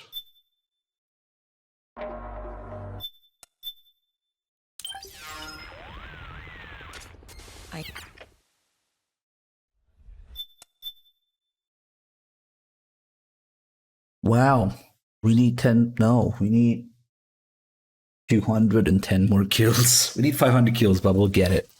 Recover items used. We need at least 50, so that's done. Continues. We need 50 continues. Well.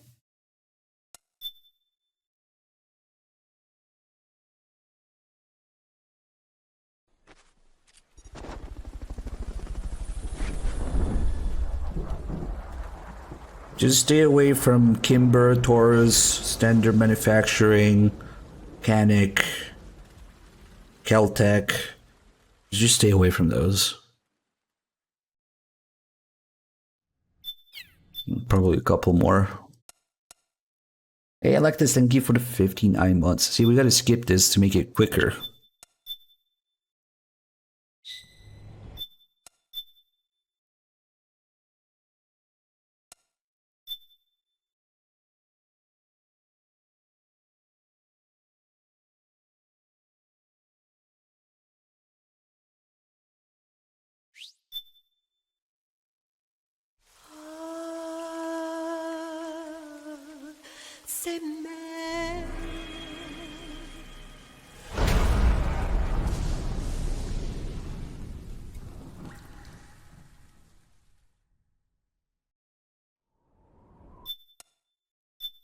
Alright. We're only 3 hours in.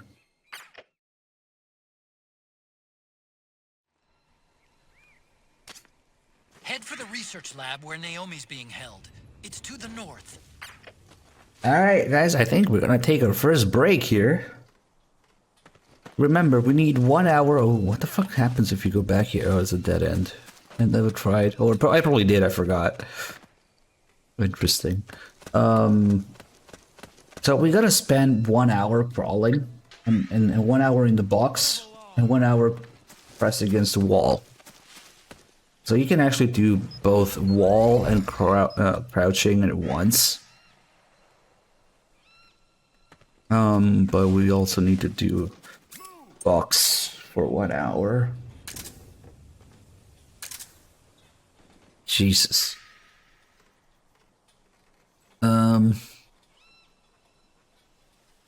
Are you sure it wasn't the Taurus upgrade? The fucking circuit judge. More like circus judge.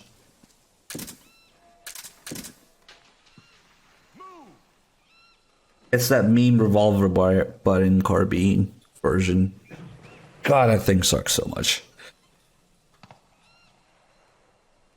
you know, high points get all memed and whatever, but like, I mean, for the role they're supposed to fulfill, the niche they're supposed to fit in, they kind of work. They kind of make sense. There's videos of high points getting stress tested and beating certain blocks in certain stress tests.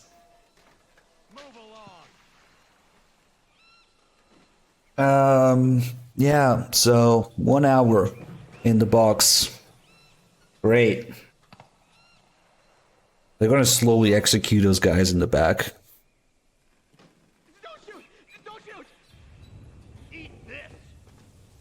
So we're gonna have several breaks, AFK streaming, sleeping, because this is a fucking chicken run. Honestly, I don't know. In terms of stats, what are we missing? A few kills, but those will come naturally throughout the game. I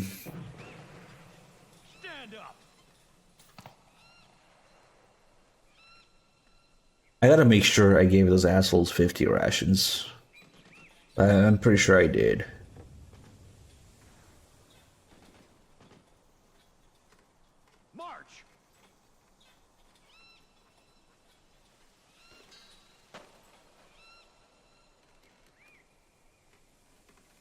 Yes, I'm speedrunning this 35-hour playthrough. Gonna take 35 hours. Maybe we'll go over a couple minutes.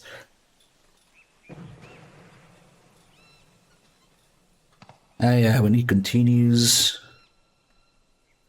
We usually continues kills and fucking time spent in the box crawling or wall hugging. Oh god. Yeah.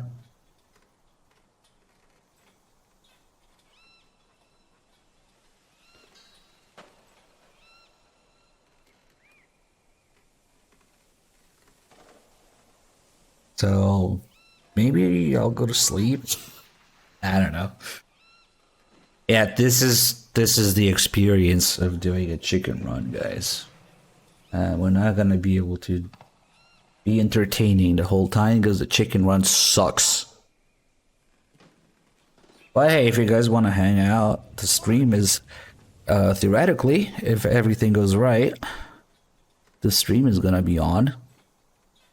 I'll come back here and there whenever. I don't know, dude. This sucks. You gotta wait 1 hour in the fucking box. They're still executing those guys. It takes them quite a few minutes, huh?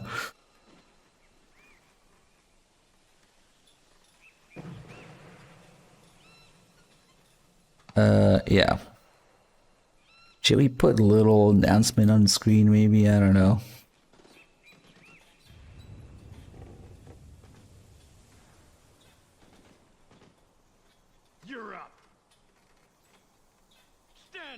What's the command? Is it chicken?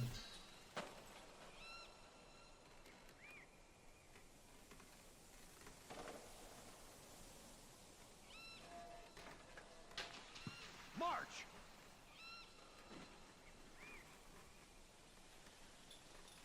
Hello, Cuervo. We'll put a little message. Fuck. On the screen. Okay, Move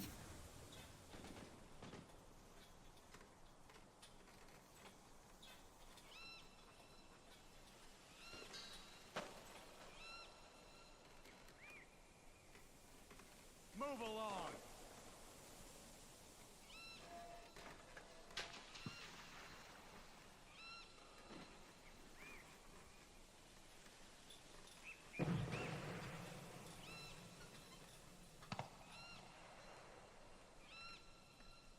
March. so maybe I guess viewer made the command, right? You maybe add that something like also working on several other emblems at once during this, because that's what you do.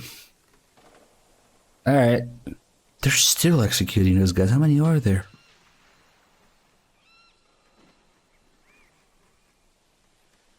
Alright, guys. I honestly don't know what the fuck else to do, because we gotta run this fucking game for 35 hours. So, this is a very unique stream. Enjoy. I might be back. I think at about 4 hours and 20 minutes on the timer, it will be time to switch out of the box. And it sucks. What can I say? Yeah, 420. Because I put the box on at around 320 something.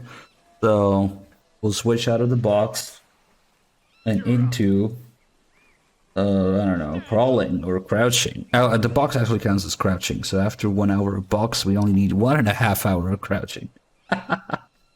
We'll do it, whatever. It doesn't matter because we need the 35 fucking hours of game time. So I'll probably go to sleep and still be doing this shit. Hopefully the PS3 doesn't set my house on fire while I'm asleep.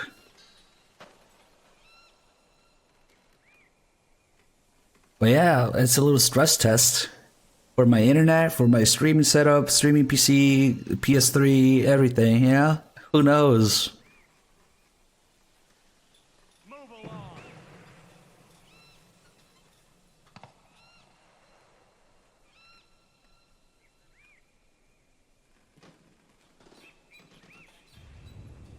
Fuck it, I'm gonna go get some, I don't know, sushi or something. Those guys take forever to execute. The other guys, wow, they're still going at it.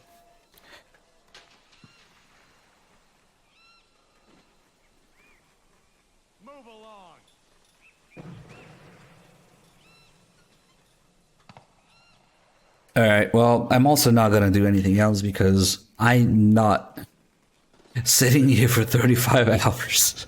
But since Twitch kind of lets you do that, I figure it'd be cool to let the stream run. I'm pretty sure, because we're 4 subs away, that we're also gonna have to do that 30+ hour marathon shortly after this. So that's interesting timing, I gotta say. So I'm not staying awake for like 72 hours of chicken run and marathon, yeah?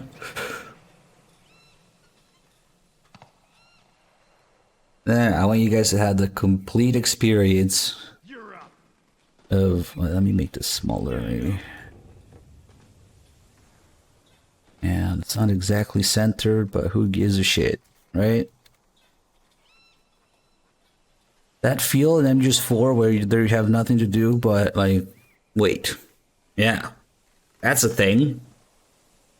So we're streaming it. Unless you're so bad that you naturally took 35 hours to play this game. In that case, I apologize, but I don't know what else to do. It's been 8 minutes, 10 minutes, and they're still executing those guys. Yeah, at least it's not an area where Otacon talks to you every few seconds. Alright, I'm gonna step out somewhere. I don't know. If you guys don't hear from me, the chicken run I'll be back. Oh, fuck. Alright, guys, enjoy. This is MGS4 chicken run.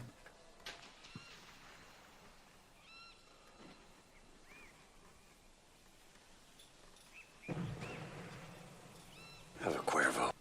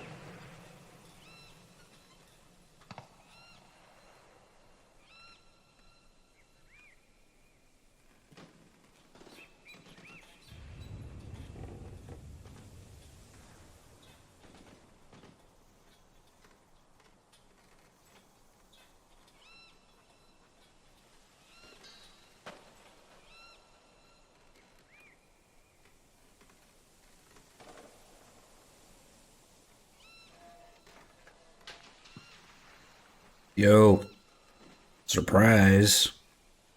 Been over an hour in the box. This is how it's gonna be. I'm gonna just randomly pop back in. And we're gonna do the next thing. And then, yeah, I'll have to be gone for a while later, too. But yeah, now that we're done with the box, let's actually save this time spent here. I don't want it to, like, accidentally go away or something. So we're gonna... Oh shit, I forgot the...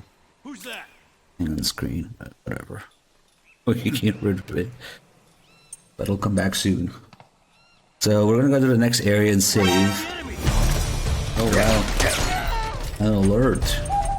During the chicken run. Whatever shall I do? Hey, way of heavens. Thank you for the 7 months. I like 0 patience.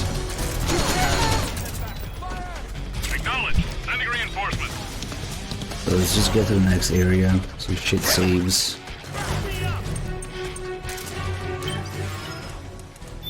Probably do this whole thing in the metal camo.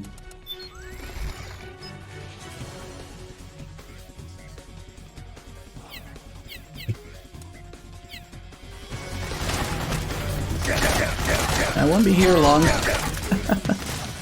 But yeah, thank you.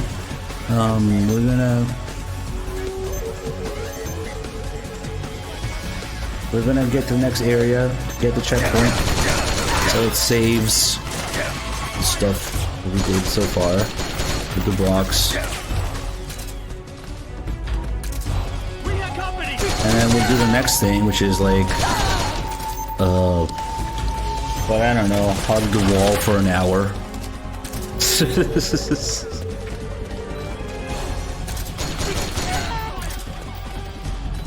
I'm not entirely sure. This is probably, yeah, it tells you it's a checkpoint.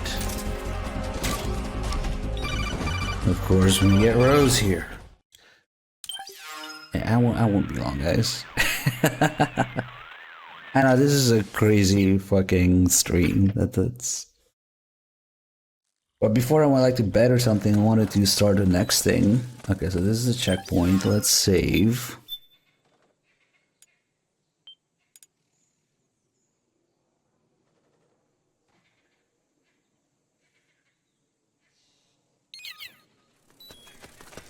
And the next thing we can do is... Oh, you again. God, there isn't a good spot for it. What was that for? Oh, maybe here. Okay, this works. Let's just make sure it's clear, because there's enemies. Well, they probably don't come all the way here.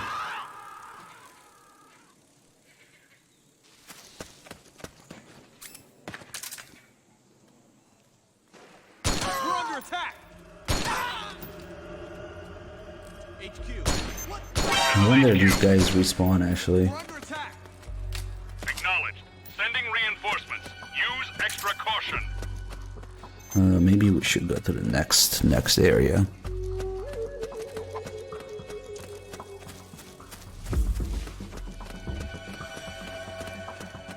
We've got enemy company. What's going on? We've got a hostile. Holy shit, that's a lot of people. That's just begging for a grenade. Oh fuck, I'm gonna touch it. Okay, we'll get an actual loading screen here.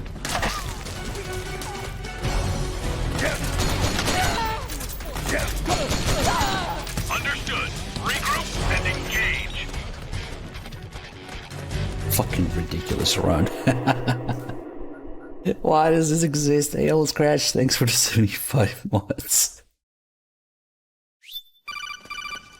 Oh no. Oh no.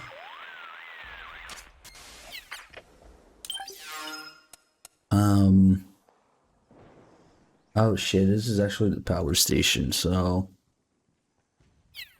Nope. We'll do a podcast there.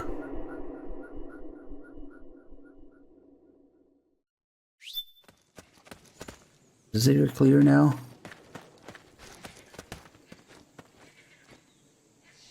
Oh god, I hope so.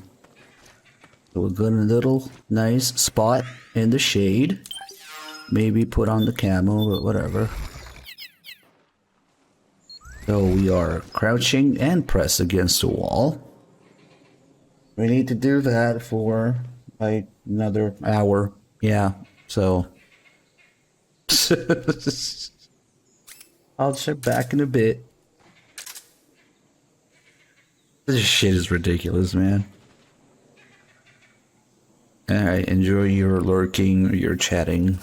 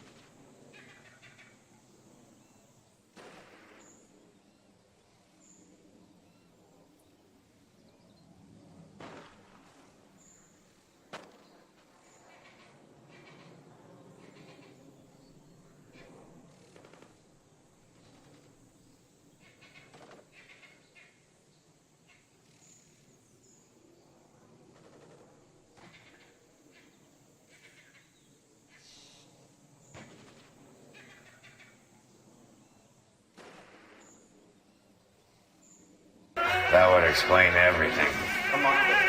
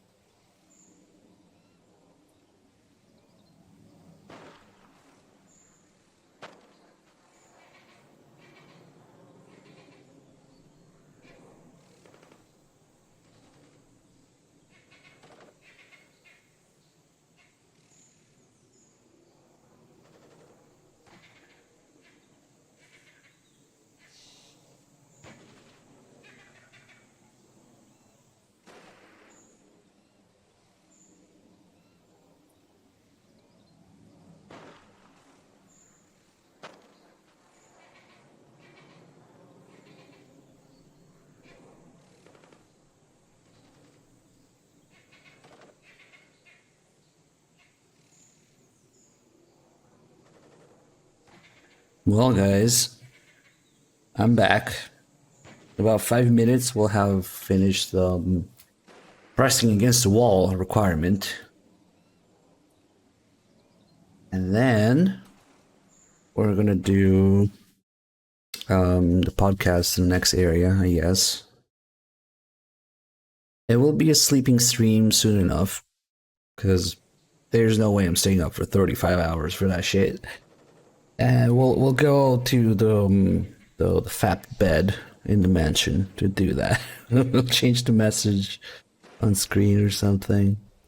God, this is so stupid. Never do a chicken run. But yeah. Almost there. Like 4 more minutes. Metal Gear Solid 4. Oh god.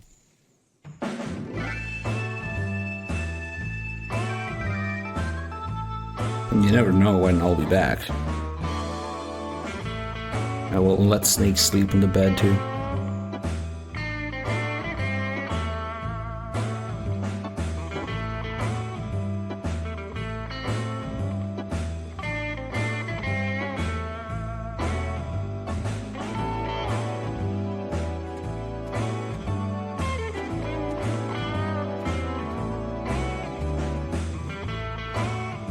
Crawling or crouching is gonna be another 30 minutes after this. Literally 1 hour in the box, 1 hour against this wall, but you gotta crouch for 2.5 hours. Jesus, what the fuck? Yeah, I am just streaming it because I'm sharing the experience of what MGS4 expects you to do to unlock everything. Yeah? It's just a really stupid emblem.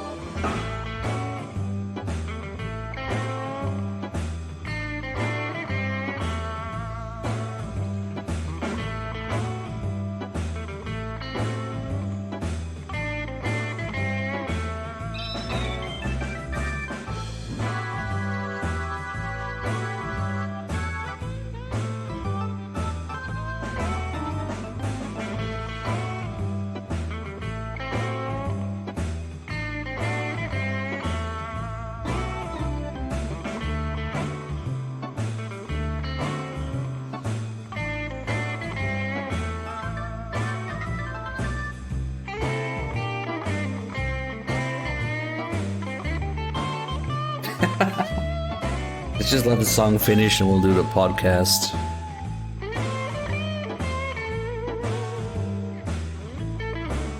You got lots of time to kill.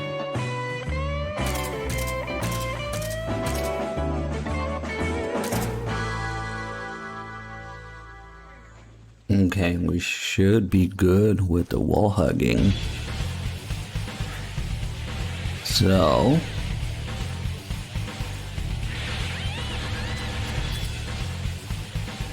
go to the next area.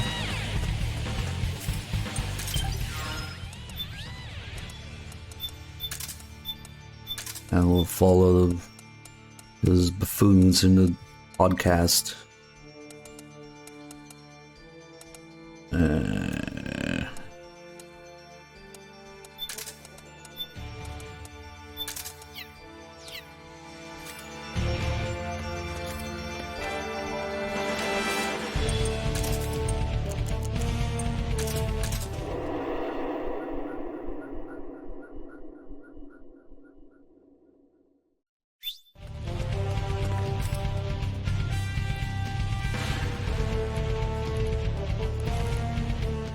Metal Gear Solid 4 Integral Podcast. That's a thing. Broadcasted from Konami HQ in downtown Tokyo, it's the world-renowned Metal Gear Solid 4 Integral Podcast. All right, welcome to episode 4 of the MGS4 Integral Podcast. I am Sean Istone, and once again, I'm here with Aki Saito. Hi, everyone. And producer Ken Imaizumi. Hello. So, Aki, what do we have in store today? Okay, it's February right now. What's happening in February? February 14th. All right. Ah, Valentine's Day. Yeah. Good topic, Ken. Sean, Ken, you guys might know, but it's totally different in Japan what Valentine is like. So let me just explain the difference. All right. Okay. In Japan, the boys receive the chocolate from girls. Yeah. And I thought this was worldwide. But when I grew up in America, it was totally different. Right. The boys have to give something, right?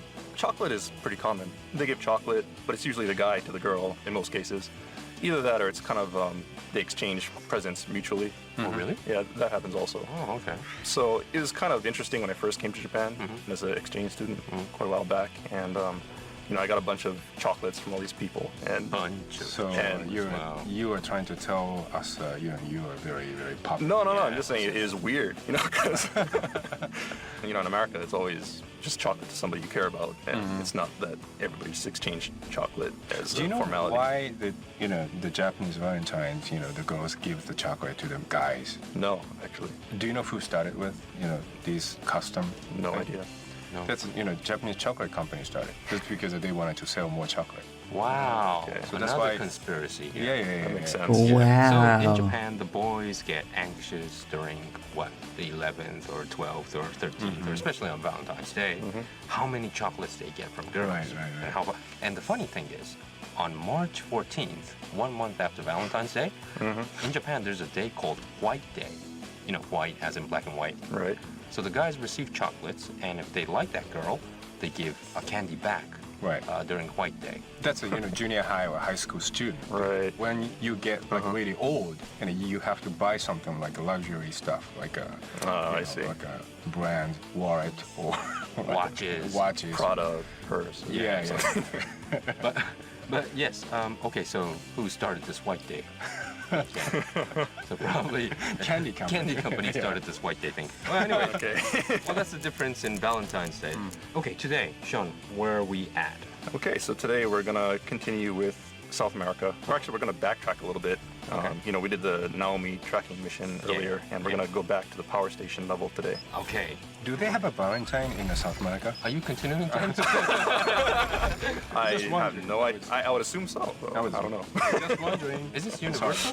Is this universal? I think so. Valentine's It's for Saint Valentine. Yeah. Okay. All right, we're gonna go to the South America power station. So, Sean, could you hook up the game and? All right. So we're gonna load the save right now, and we want you to just load the save and don't move, first of all, because we're gonna point out a few things. So first of all, you'll see a couple of rebel soldiers in front of you. So just follow these guys for a little bit, and you'll come to a fork in the road where it goes left and right. If you just watch these guys for a while, you'll see that they're using some pretty realistic battle strategy. How would you say it? Like, I guess, battle strategies that, Mori-san. Yeah, that's what we instructed. learned, yeah. Right. Everybody on how soldiers should move and act in the battlefield. Right. So all of these movements that you're seeing, these guys are doing are based on reality. It's all been... You're getting fracked every 2 We seconds. paid a lot of close attention to that while we're making the game. So they kind of stop here and there, and they say okay, and then move forward. Right. And they kind of move along in 2-man cells. They have watch each other's back and take cover as they move forward. Just get wrecked. So anyway, so you'll come to this rock, and you'll see a fork in the road that goes to the left and to the right. So what we want to do is head to the right. And as you head to the right, you'll see kind of like this ledge leading up to the right, and another path heading straight ahead. And we're going to want to take the ledge heading up to the right. Okay. But before we do, let's just head over here because there's some crops that I want to point out. These things look like corn. Oh, yes. Yeah. Yeah. But actually what some people might not realize is that these are actually potato plants.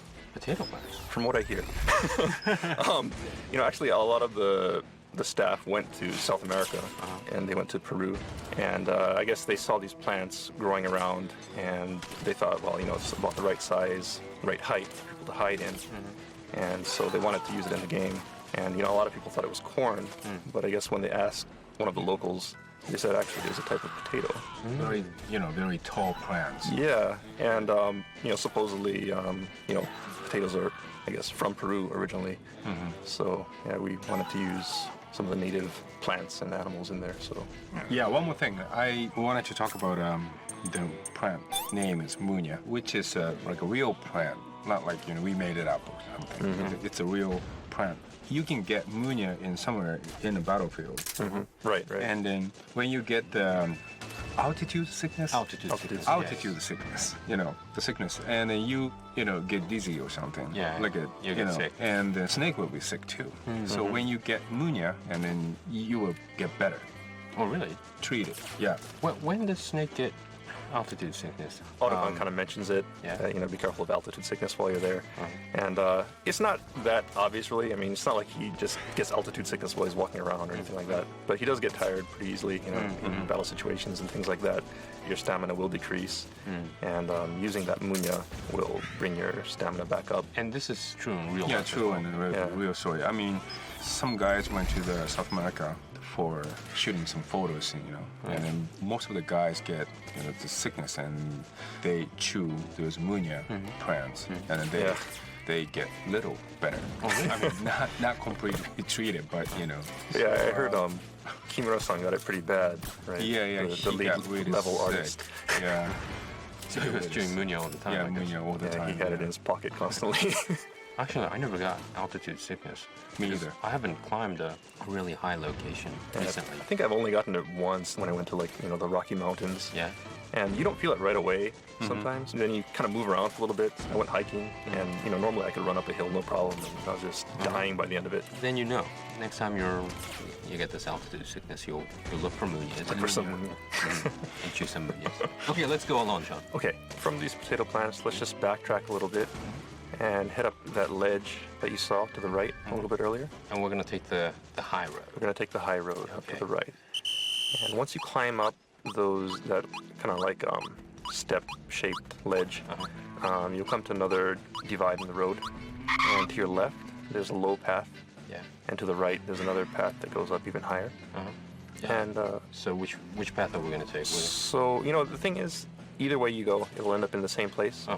But let's just go ahead and take the high road. Okay, up on these, on the right. Up on the boxes, and then... So climb up the boxes, then climb up onto the ledge. There'll be a gap. Jump over that. And when you get to the other side, you'll probably see some soldiers patrolling ahead of you. So go ahead and equip your Mark II pistol and try to take them out, put them to sleep without being spotted.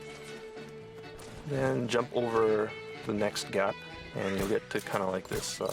you can either go straight ahead and go down to the road, or head to the left So let's head to the left. And make another jump. Make again. one more jump. Okay. Okay. And when you get to the other side here, be careful because there are enemies wandering around. A good thing to do is just have your Mark II pistol ready, and if you see any movement, just go ahead and put them to sleep. You'll probably see a guy on your right here. So now you're moving forward. So kind of hide in this grass. Yeah. Take out this guy. Good night. And be careful because there are a lot of enemies up here. So once again, you know, if you run into battle, just go ahead and switch your iPod off and take care of the battle first, and then come back. Immediately to your left, you'll see that there's a ledge, and there's some snipers here picking off the rebel soldiers down below. Oh, the corn plant. Yeah, hiding in these corn-type plants. So go ahead and take care of They these literally guys. just said they're Stop on the potatoes. rebels a little bit. Let's see through the grass. Two guys there. And they two guys. proceed to call them corn again. So if you had taken the lower route instead of coming up here, those guys would have sniped you. Yeah, yeah. Okay, now it gets a little bit complicated. There are a bunch of paths that you can take. If you look, you'll see like these power lines. And if you look towards the north, that's the direction that we want to head in. So if you look towards the north, there's like a plateau with some boxes on it. Cubes, I guess you could say. Yeah. And what you want to do is head towards that plateau and go to the right of that plateau. Yeah, kind of a, what should we say, a middle path, right? Yeah, more or less the middle path. Yeah. You know, basically you want to be heading north. So take that middle path, and you'll see another soldier, so go ahead and put him to sleep as well. And then you'll come to another split in the road. And there are a couple paths leading to your left, another one more or less straight ahead, and another one to your right. So let's just head straight ahead. From this vantage point, you'll see a billboard towards the, I guess, northeast. So head towards that billboard. And as you run towards that billboard, you'll notice you come to a clearing, and to your left, you'll see the power station and a mortar up on this ledge here. Basically, we headed to this motor, actually. Right. So yeah, the goal here is to get to this mortar. You know, this is a really nice vantage point. So I think people should just kind of look around and take in the surroundings. You know, one thing to notice is that this scenery that you're seeing right now is very, very accurate. You know, people from the team actually went down to Peru, went down to South America to get this look. We wanted to make something that was a little bit different from Metal Gear Solid 3. You know, we wanted to have a jungle setting, a forest setting, but not have it be exactly like Metal Gear Solid 3. So, you know, Shin Kawa-san and Kimura-san, the lead level artist, went and looked through a bunch of photos and tried to find what location they wanted to use. And South America kind of stood out for its kind of unique landscape with these rocky mountains and kind of sparse vegetation, I guess you could say. I mean, it's still a forest and still jungle, but you know, it's a completely different feel from Metal Gear Solid 3. Yeah, it's not as much as jungly, you know, with all these. The color settings is different. You have the dirt color, you have the greens and moss greens and things like that. But there's one thing that's really standing out in this, especially when you look to the right, that there's a... Ken, you want to explain about this? Oh, the sign? Yeah, the sign. Right next to the tower, there is one sign. That's a PMC sign. The white billboard, right? Yeah, white billboard. White and red? Red, top and bottom, red lines, and that's a PMC sign. And, you know, it does kind of stand out, and that's intentional also, is, you know, we wanted the player to kind of have this feeling of paranoia while they're in the jungle. No matter where they go, PMC is always there, and they're in control of the area. So like in the Middle East, where you see, you know, PMC flyers on the walls, we wanted to do something similar in South America, so we went ahead and put these giant billboards in here just to kind of raise the level of paranoia. Yeah, well, who in the world would kind of see this billboard, right? I mean, in the middle of a battlefield. Well, it's for the people who are fighting, right? Yeah, well, but... Some soldier might gonna, change their mind. Yeah. Join the PMC. Exactly. I see. It's really odd once you notice it. When I played the game for the first time, I didn't really notice it at first sight. It was more maybe subliminal, but when you actually see it from the location of the motor, it really stands out. It's really strange because you don't see any advertisement usually in battlefields. I mean, especially in the middle of the jungle. Yeah, if it's an industrial area, that's a different story. But It's really funny, come to think of it. Right. Any interesting stories, Ken, Sean, about this area and this part? Well, one interesting story about the mortar itself is, you know, if you press triangle to go ahead and use the mortar, when you're moving it around, you hear kind of this clicking sound that it makes when you rotate it. Yeah. And that was in there from the beginning, and we wanted to do that because the mortar actually makes that sound when you rotate it, so we wanted to keep that. But something that got added later on in the development process was the fact that when Snake gets really tired, he starts swaying around, you know, swaying, and he becomes really unstable. And you know, at the end, we kind of put it in there where whenever he's using any weapon, including the mortar, you know, he'll be weak and unable to hold himself still. And so what happens is he's kind of like, you know, swaying around on this mortar, and the thing is just constantly clicking. Just click, click, click, click, click. So annoying. Yeah, it was very annoying. But the problem was, because it was added late in the development process, and nobody really bothered to check this mortar, and it was too late for us to fix it. But luckily, you know, I guess you could say it's luck, you know, the game came back for another reason, and that gave us another chance to go ahead and sneak this fix in. So we went ahead and did that, and now, you know, we got rid of that annoying click, even if Snake is tired. Yes, very lucky. Very, very lucky. Oh, so the people will never kind of actually see what was the original. Right, they'll never see that annoying click. Okay, all right. Okay. Okay, so next let's move on down to the power station itself. So to your right, you'll see this fence and a slope leading down. Oh, okay. So let's just follow this slope, sneak along this fence, and head down to the power station. You'll see some lumber piled up at the bottom. So let's take cover behind the pile of lumber to your right. Okay, so we're going to sneak into the power station from the right side. Right? Yeah, Okay. so if you look at the power station, it should be right ahead of you. There's a truck parked in front of it, and there's two ways to get in. You'll see one entrance in this brick wall here, kind of directly in front of you. Then behind the truck, there's a gate that's open, and you can also get in through that gate. Which is easier? Are we going to go through the gate? So yeah, let's head through the gate. That's a little bit easier, so be very careful. Not to get spotted. Don't get spotted. And just kind of run over to behind this truck and take cover. Be careful. Careful, careful. Yeah, there are guys on the other side of this fence also, so duck down, get your octocamel working, and take these guys out before you move forward, or you will be spotted. Well, if you get spotted, let's say you turn this off and take them out, and then come back. Yeah, exactly. You know, right now we're in the middle of a war zone, so I'm sure a lot of people are having to fight their way through this, so don't hesitate to take your iPod off and just come back. Okay, we'll go through the gate, and then there's a staircase to this right on the other side of the gate, yeah, kind of to your left. So head up that staircase and enter the power station through this door on the north side of the building. Okay, you'll see a fan near the door, so you know you're in the right spot. And go ahead and head through the door directly ahead of you, and that leads into another room, kind of in the southern half of the building. Yeah. And in this room, you'll see the generators. Yeah, Generators on the right, and then at the far end of the room, you'll see a window, and to the left of that is a board that controls the generators. Yeah. And what you want to do is blow this up to disable the power plant. And you know, there's actually two ways to destroy this. You can blow it up yourself by using explosives, or if you just kind of sit around and wait for a little while. You know, once you get into this building, you know, the rebels will kind of fight their way in also, and they may come in and go ahead and blow it up on their own. Yeah, that's what I thought, because when I played for the first time, you know, there were so many enemies around here, so I didn't notice that I had to blow this up. But it kind of shut down automatically, so I thought it was kind of an event. Well, it happens either way. So you can blow it up yourself, yeah, or you can wait for the rebels to bust in and blow it up for you. Does it eventually, the rebels will blow it up if you don't do it? It depends, right? It depends, right? If you manage to fight your way into the power station, then you kind of open the way for the rebels to follow you, and then they'll come in and blow it up. If you just sit outside of the power station, you know, it won't move forward. Basically, it's a stalemate with, you know, the PMC fighting the rebels, and nobody really gets the advantage until Snake kind of pierces through the PMC defense and gets into the power station. I see. Then the rebels can come in and blow this up. So what's the advantage of shutting down this power station? Well, one thing is, as I'm sure most people have noticed by now, once the generators stop, the war zone kind of settles down. And you know, basically it means victory for the rebels, and the PMCs have pretty much pulled out of the area at that point. You can tell that the power's off because if you look around, you see those fans, the circulation fans that were turning earlier in the room that we came through are now stopped.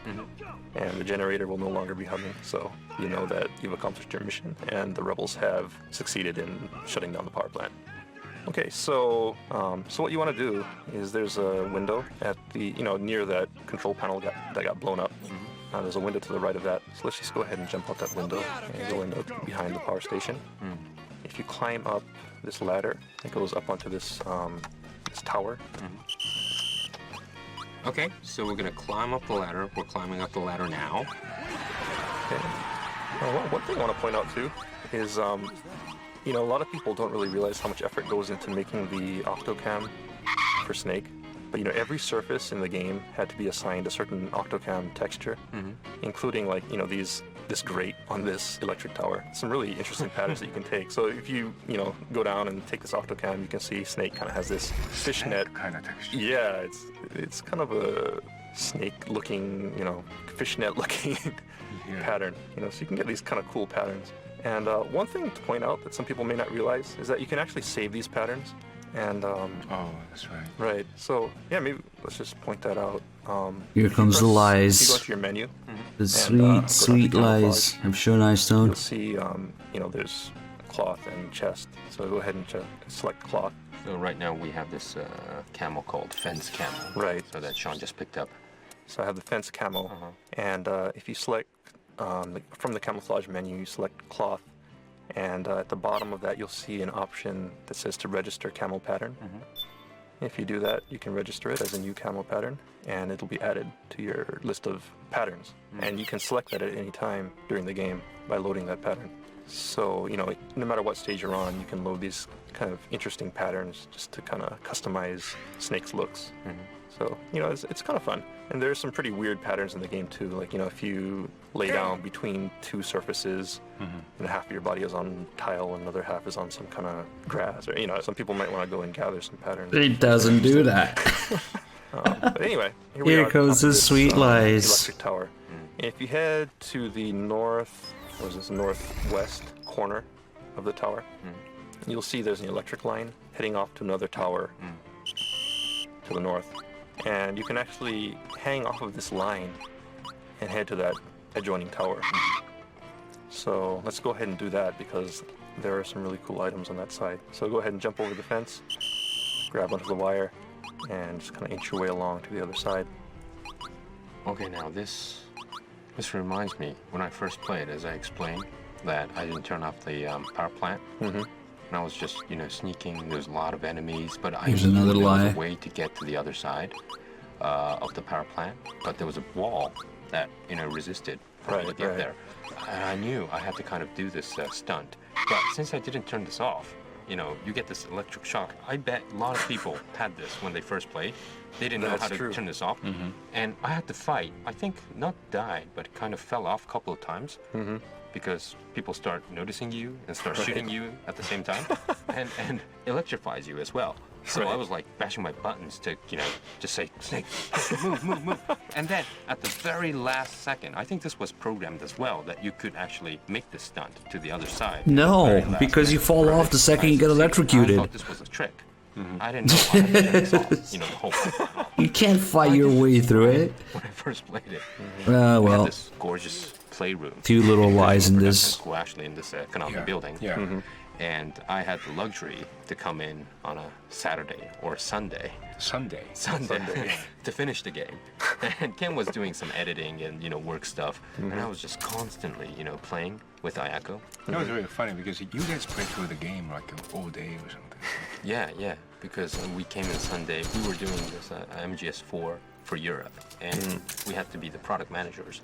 So you have to, of course, clear the game. Right. And you have to understand the game. So we couldn't do it in normal hours, like Monday to Friday, because we had other work to do.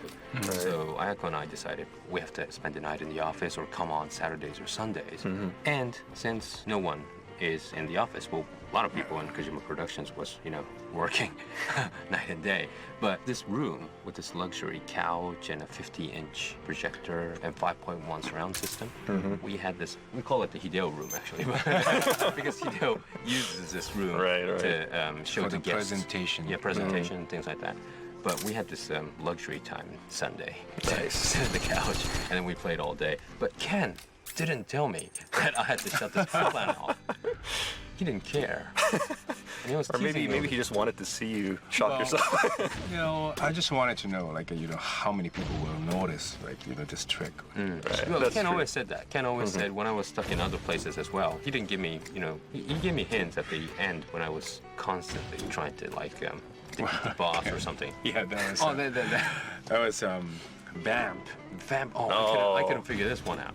Because the reason is, at that time, the Autocon's the codec. The codec call wasn't in yet. Yeah, ready. Oh, right. So there was no hints. Right. So I had to figure this out, which is almost impossible. Yeah, it if you is. don't have this Snake. Why not try doing this? You know, if I don't have this, I don't know what to do. Yeah. And I was asking Ken across, you know, across the room, saying, "Ken, what should I do? I've been stuck for 30 minutes, and I don't know what to do." And he said, "Call Autocon." And I'm doing Autocon. But Autocon's saying the same thing. You gotta hide, Snake, but you know, it doesn't make sense. And Ken says, "Oh, yeah, oh, it's not in yet." But this was another point in this power plant where I had to climb and hang on this electrical lines, which is, I think, really programmed very well. That even if it is electrified, you could actually make this move. Right. Wow, So they you just repeated barely too. make it the distances. Yes. there, so you can make it to the side. It was so cool. Okay, sorry. What's the main item around here? Okay, so you see there are a few items here, so let's just go pick it up. The most important thing is this rifle scope that you'll see in the corner here. And of course, you know, this is an attachment for your M4 rifle. And you know, we really want to encourage people to do a lot more sniping. So we put the scope here, and it's a really cool item because you can totally trick out your M4, put a scope on it, you know, silencers, things like that. And you know, there's a couple other items here, some anesthetic rounds, and some more ammo. Be sure to pick that up. Don't pass that up. Okay, so that just about wraps up the power station. So once you climb down from this tower and head outside, you know, the cutscene with Driven will start up, and that'll wrap up the power station. Ah, fuck it, let's go to the mansion The now. first time play is always the most amazing experience for me. Yeah. You know, second time with all these details. Need a fucking crouch walk because we need 30 minutes of crouching. Depth makes you urge to see it once more. You know, see the again. When you go.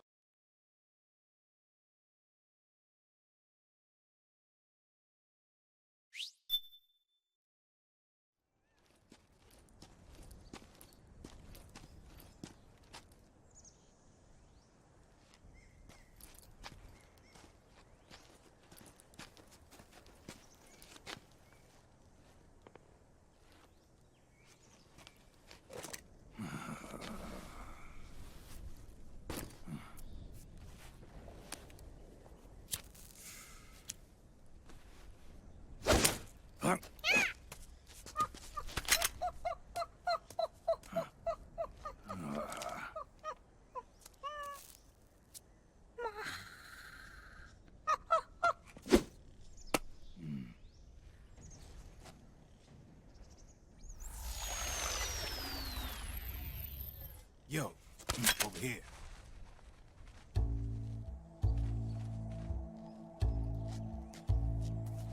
You. Come on, hop in. It's getting rough out there. I don't think so.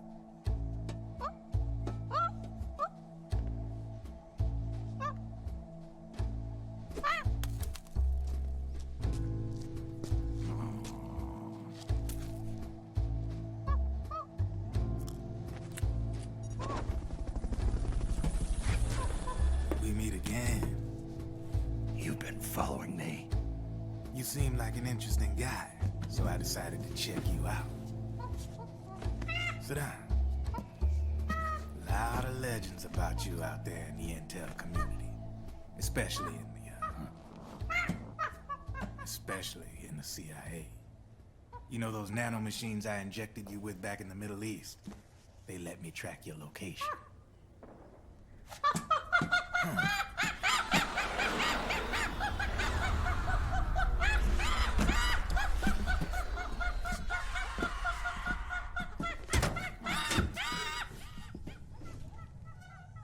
Figures. The B&Bs are here. Things are about to get hairy. B&Bs. You never heard of them? They're Beauty and the Beast. Together they're called the B&B Corps. They're a squad of enhanced female soldiers, belong to the PMCs. Anytime there's a mess that needs cleaning up, they're on the scene leading the elites. That's a female? Probably freelancers hired by the PMCs. They're run out of a separate parent organization. Guess it's time for good old Drebin to let you in on a few things. Ever since you showed up in the Middle East, the B&B Corps has got orders to kill. Their #1 priority is to eliminate some guy on sight. A guy named, Solid Snake. But from where I'm sitting, Old Snake seems a little more appropriate. Old, huh? Cheer up. That's the bad news.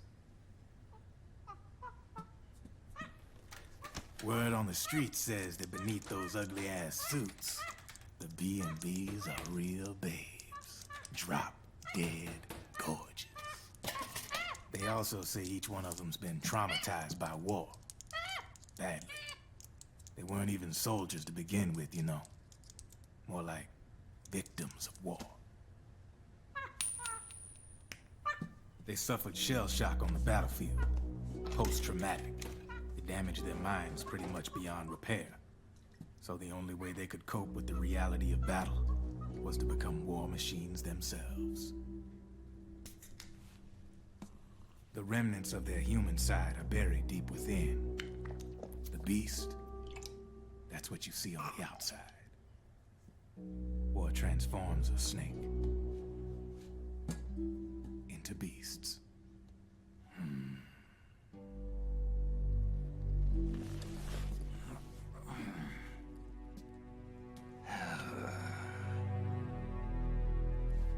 War transforms us. But deep within that shell, something human survives. A fragile, scarred heart. Without a shell to protect it, it's like the yolk of an egg. Word going round is their natural flesh and blood bodies can't survive in the open for more than a few minutes.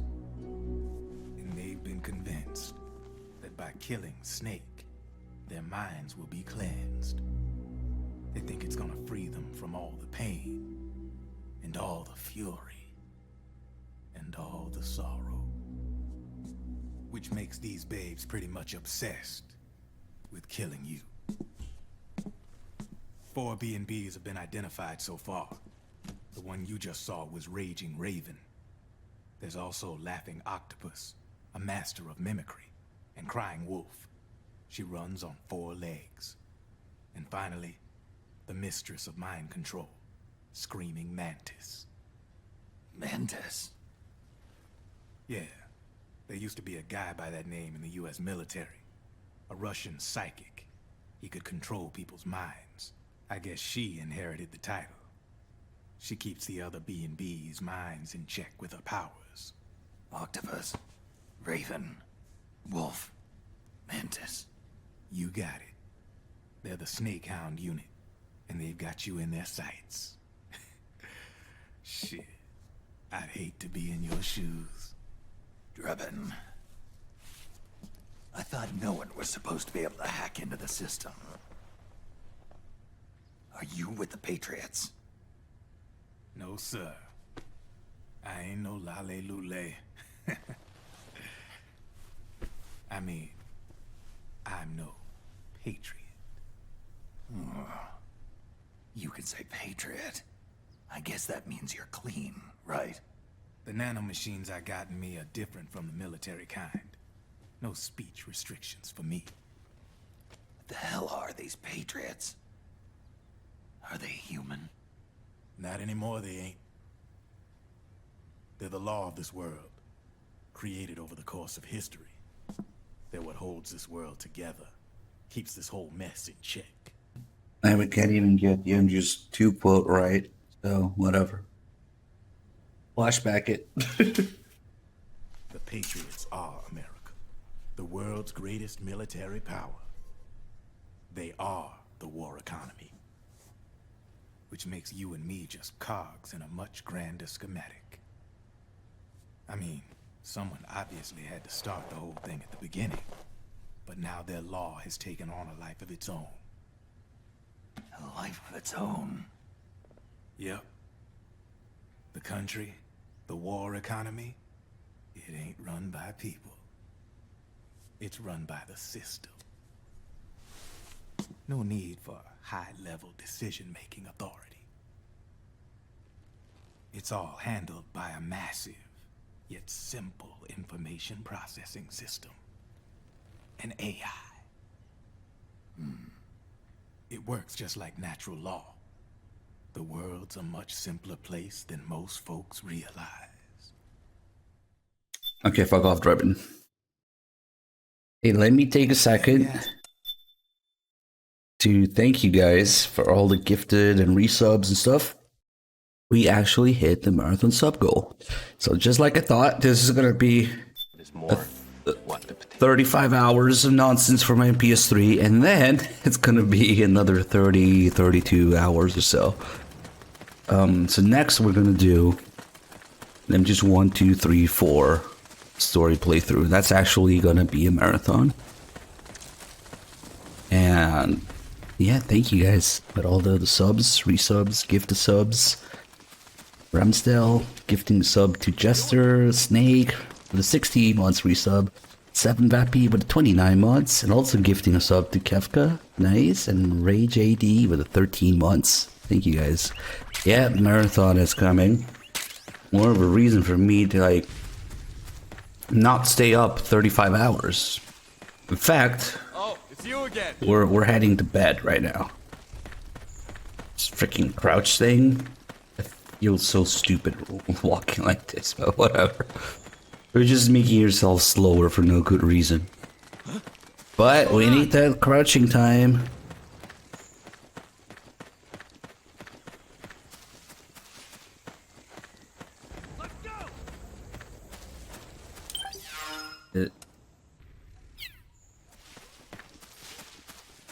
Yeah, we're going to the mansion to sleep. So this should probably satisfy the crouching requirement. And then, once we go to the bed and lay down on it, that will satisfy the crawling requirement as well. And then after that, it's just let me see. I think that'll be it. We just need the 35 hours game time after that. Maybe, we'll need the continues and kills, but those are easy in comparison. 100% every MGS depends on how you define 100%. There are certain things that you do not 100%. Say Peace Walk. Souls in 1985, thank you for the 7 months. But fair to say I've done a lot of things in a lot of the games. Hello. Hi.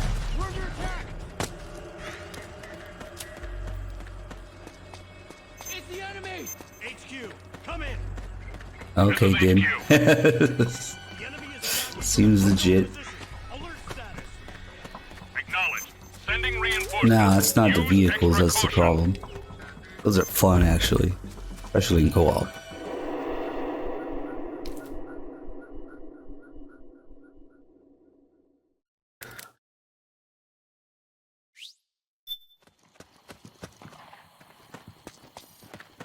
Crouch walking. Who was that? What? The enemy! I'm out of fucks to give. Sorry. Look at Snake's shiny ass.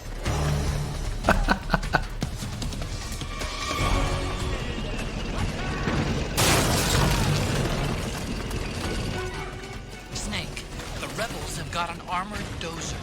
They're probably gonna use it to bust their way into the mansion. Give it some cover and it might get you inside the compound.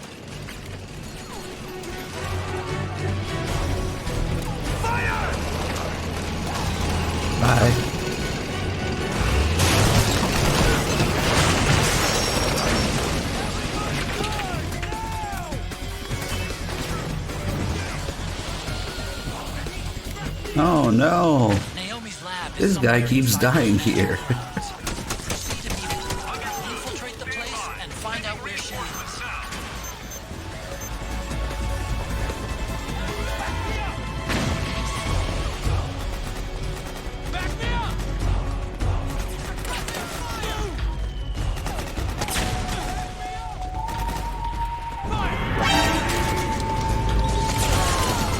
Hey, Sam guy with 86 months, thank you. So we're just about to clear this area. Very stealthily, of course. Understood. Regroup and engage. Hopefully that's enough crouching. Holy shit.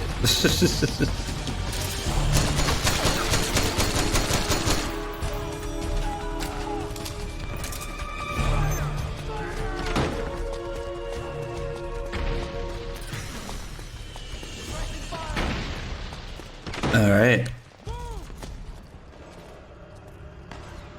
That's a great time to go to bed. I wonder if... Okay, so this counts as crawling. Does this count as crawling? Probably. Whatever, just to make sure, let's do it this way. But first, a quick fap.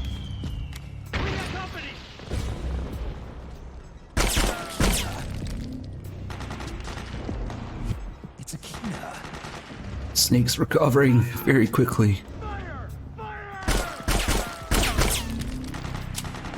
Nah, I didn't save it, dude. We could technically go back there still, but meh.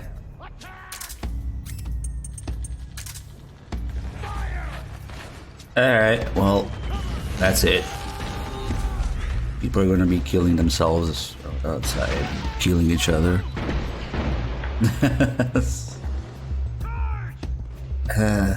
So we got 1 hour crawling now, and in general we need 35 hours of game time, so that's it. Let's see. Do we have this without... I wish they didn't fucking include the podcast and song list. That's so fucking stupid. You know what? I'm just gonna play the whole iPod playlist. Yeah, it's gonna go through the podcast, whatever. I wonder how much time it is, everything combined. Probably not that long. Probably not enough for a whole night's worth of sleep. But yeah, no, we gotta like wait. That's what sucks about this. Wait, waste time, wait. So, to get the real experience, we're getting the whole thing streamed. So, yeah, here we are. I'm probably gonna mind some more of my own business. I don't know, maybe go to sleep myself. We're only 6 hours in, almost 7 hours, out of 35 hours. So this is gonna go on for a day and a half. You wanna put the PJs on Snake while he's in bed? Ah, fuck, man. That's literally the beginning. This is the end of the act, and that's the beginning of the act. And we gotta crouch some more just to make sure. I need a 30-minute of crouching, and I crouched through most of that podcast, which was 27 minutes. So we're probably okay with the crouching.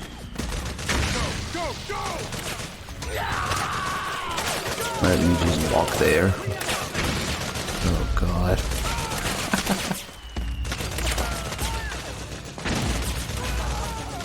Mission to get Snake's PJs. Okay.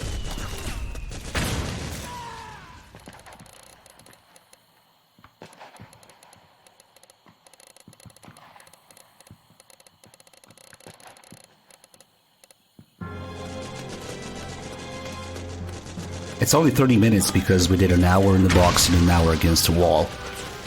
It's 2.5 hours total. So we had 30 minutes left after those two. Alright, let's get Snape's fucking PJs.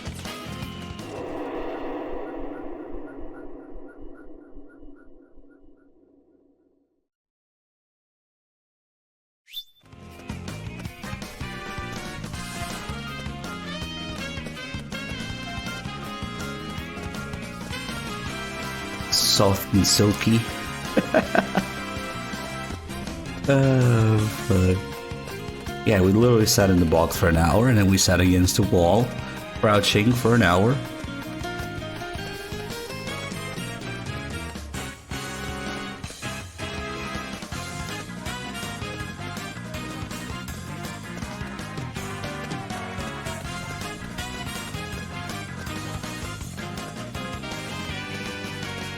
Yeah, I did the rolls. I had like 300 side rolls instead of 100. I overdid it a little bit. And for the front rolls, when I checked, it was like 170, and then we did some more. It's probably at 200 now. But hey, there's one more. We really just need the kills. A few kills. We need most of the continues still. I only have like 12 continues. So we need 50 continues. Probably need another couple hundred kills. And the time, that's it. Oh yeah, the crawling, but we're doing that next. You can't do every other emblem, but you can do a lot of other emblems, the gameplay related ones, like, yeah, roll around like an idiot, or crawl for an hour, or crouch for 2.5 hours. When you have 35 hours to waste, that's the best time to do these, of course.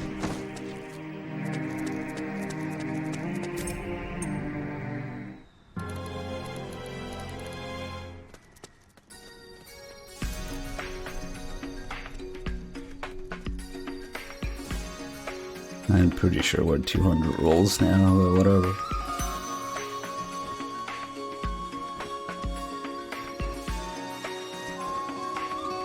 Oh yeah, we might still need to pick up some items from dead bodies. That's okay, we can do that later. I might actually be done with it as well, we can check.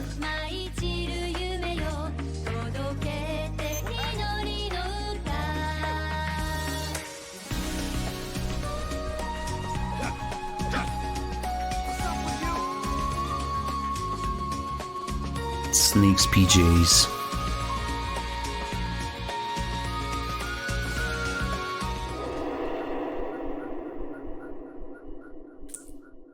Is it only there? That pattern? I guess it is. It's pretty unique.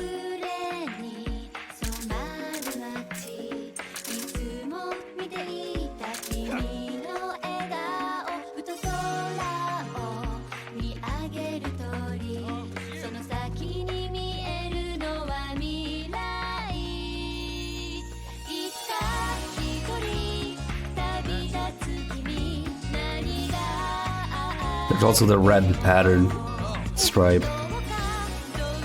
Red and white pattern on Outer Haven. Yeah, of course we play Metal Gear 1 and 2. We play every couple months, in fact, for marathons. Admittedly, we should play the 2D games more often.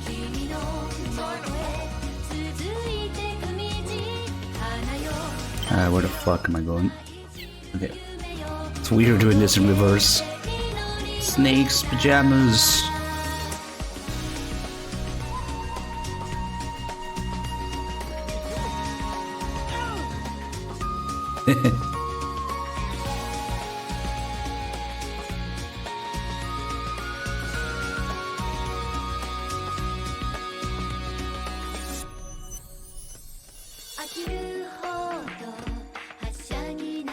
Oh, I see it.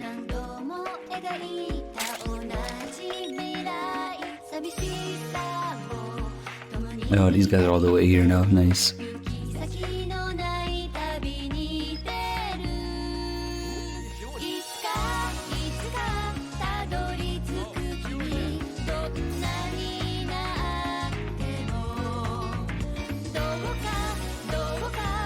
Literally back at the beginning of the stage or the act. Here we go. Snake's PJs. Perfect. Save it. Tin camel.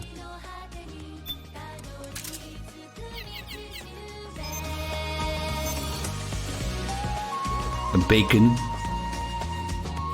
That too.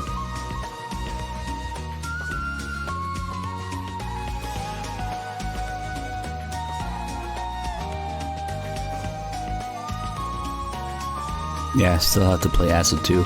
We'll get on that soon, actually, after the marathon, probably. Metal Gear Touch is just a fucking retelling of MGS4, isn't it? God. And then... Social Ops. What the fuck, man? Yeah, Witcher 3 will happen as well. I don't know what I'm getting myself into with Acid 2. Just like I didn't know what Acid 1. Yeah, I'll pass on Touch. Oh yeah, I like Acid. Even though the rage-inducing parts of it are fun, part of the experience.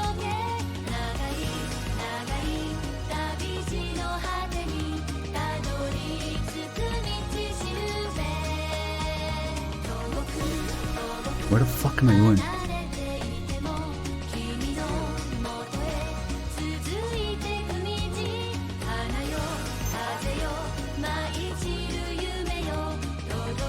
Where does one play Metal Gear Arcade? Are there machines for it still around? I'd buy that over fucking Pachinko MGS3.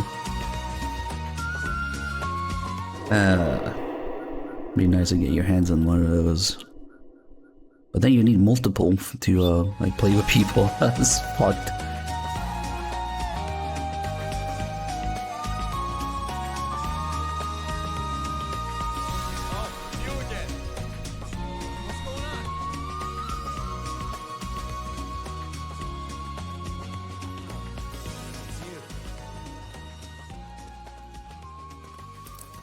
And then you had to reverse engineer it to either emulate it or wire to a different network. Who the fuck knows?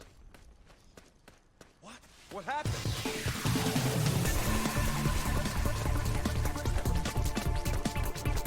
Suck My Balls from Acid. Or, wait, this is a clown theme, not Suck My Balls theme. Was enough.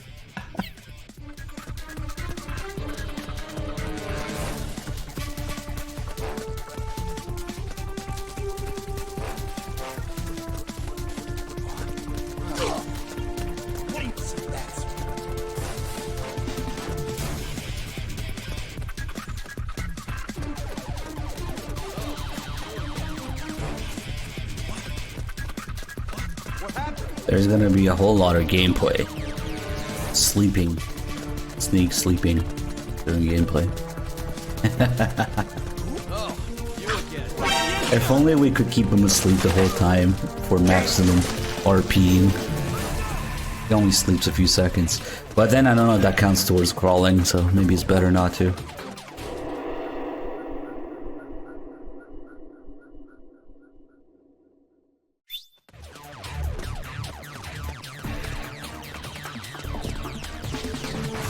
Fuck no, those guys don't like me, so I'm going to...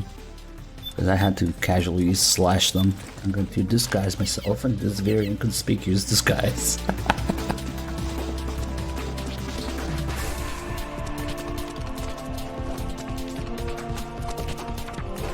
How do you do, fellow? Oh shit. It didn't... That's weird. It should work as a disguise. Maybe... It definitely worked in Act 1. Let's see. Maybe there's something wrong with it. What happened? That's weird. Oh, I already fucked with them in that disguise. I don't know.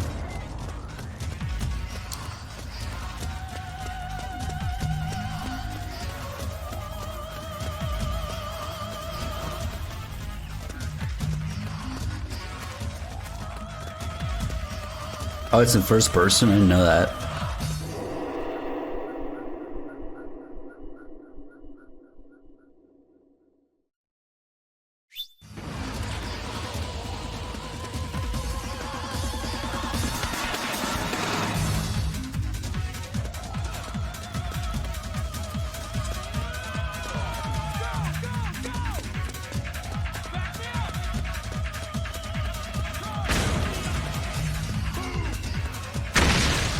Alright, we're back with Sneak's pajamas.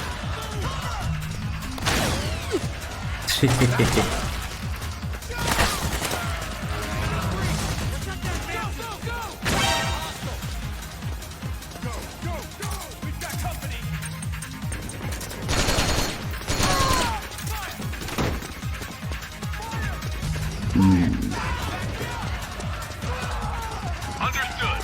Stand by. Sending reinforcements now. These guys always come.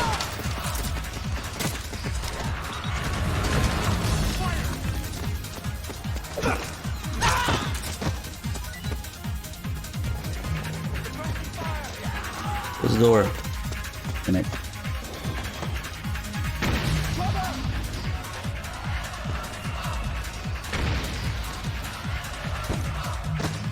Let me close the door. There you go. Much better. Now we put on PJs. And we change this. Perfect. Now we can go to bed. Literally. Here, we'll put one of these there. Oh, fuck.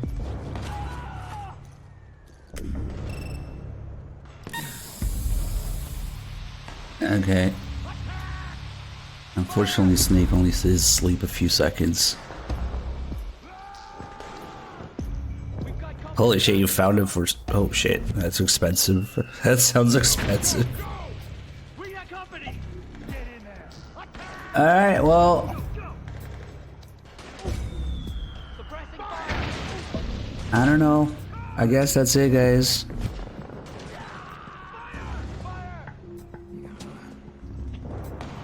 We're gonna play the whole iPod playlist, I guess, and that's it. We're gonna wait 35 fucking hours.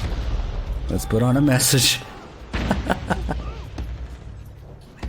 I kind of do want to leave them like this because I'm not sure if this counts as crawling. I would need 1 hour of crawling, so we'll just do this.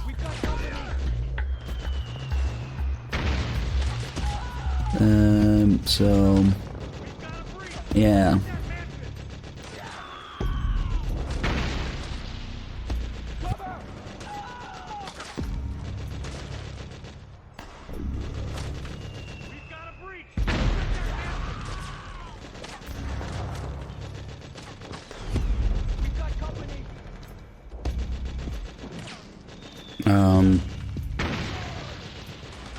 So, yeah.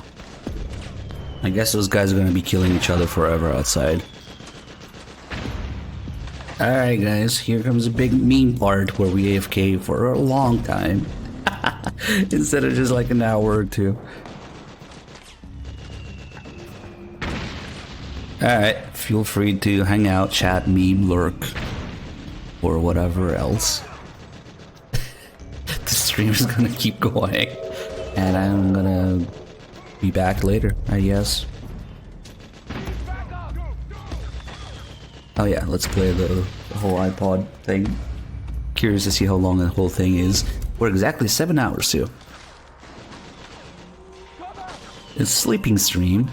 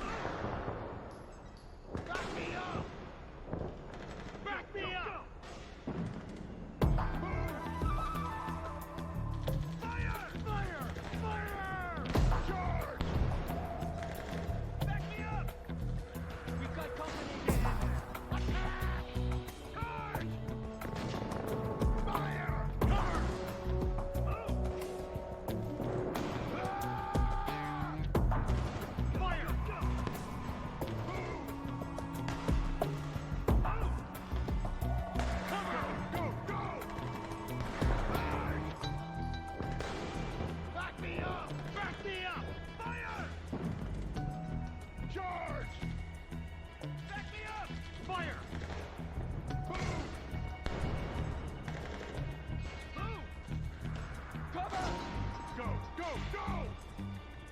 Back me up! Company! Go, go, go! Fire! Fire! Fire! Get in there! Attack! Fire! Suppressing fire! Back me up! Get in there! Fire! Charge!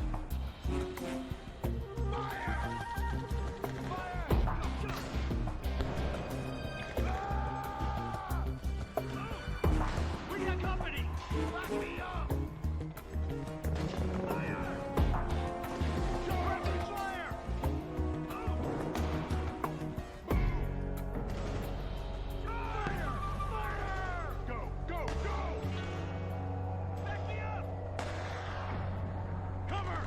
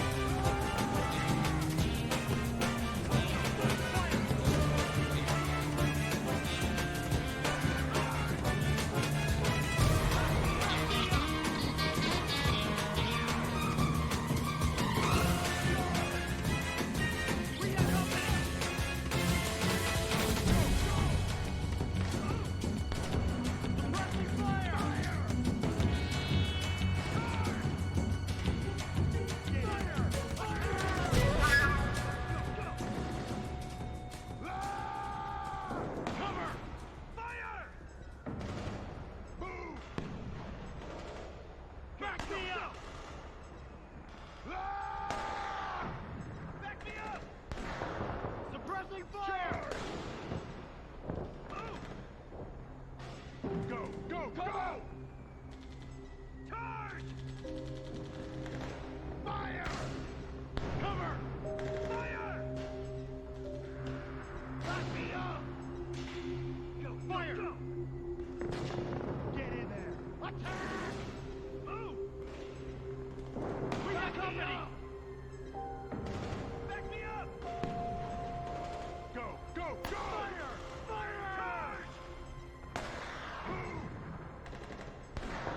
Fire! Fire! Charge! Charge! Back me up! Fire! Move! Get in there! Attack! Fire! Go, go! Fire! We got company! Fire!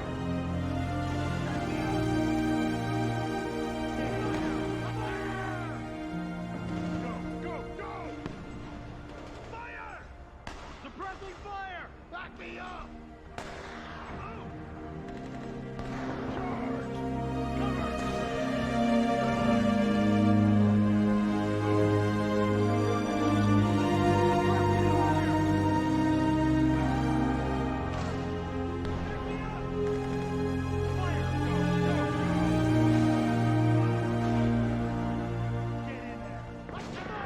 Fire!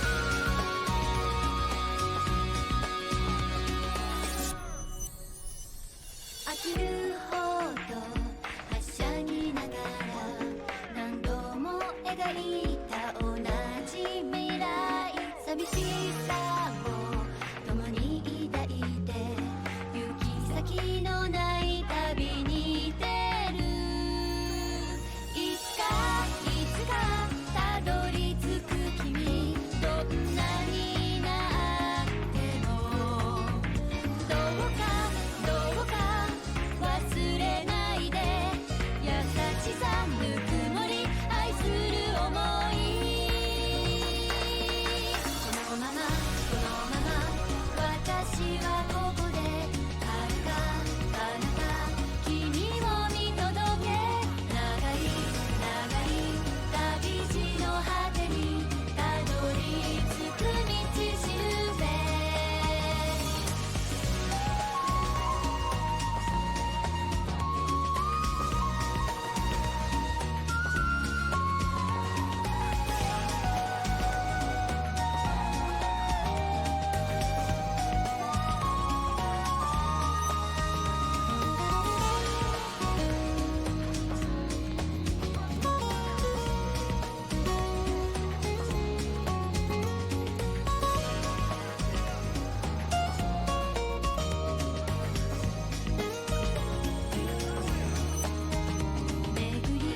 巡る運命に沿いたとえ全て失っても一人向かう愛しい君を迎えるその時まで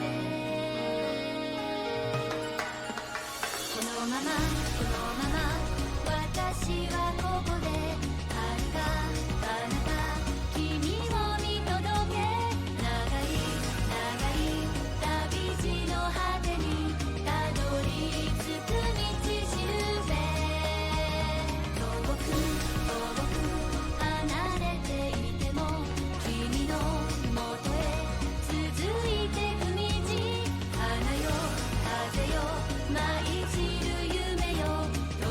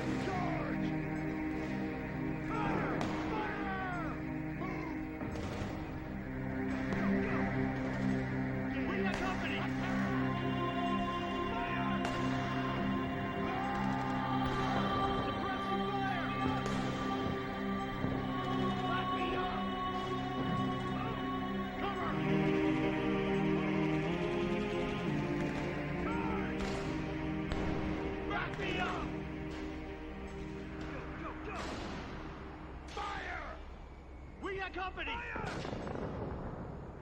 And now, Metal Gear Solid 4 Integral Podcast.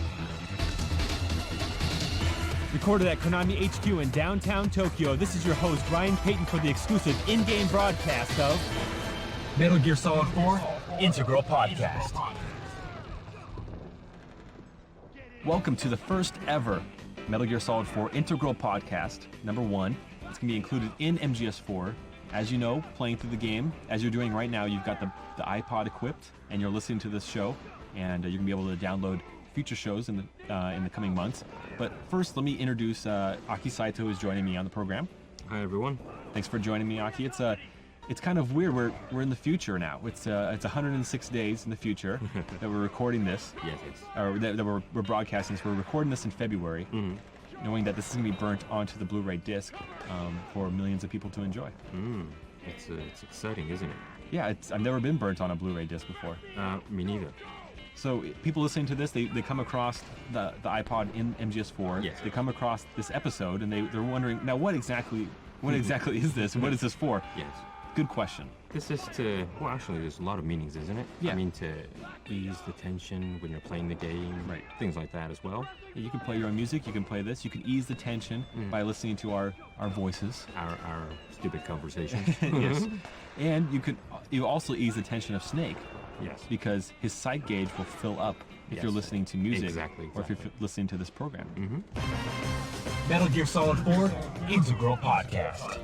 This is really cool in the game. Obviously, as players know, they're playing this on an Apple iPod, not just a generic MP3 player.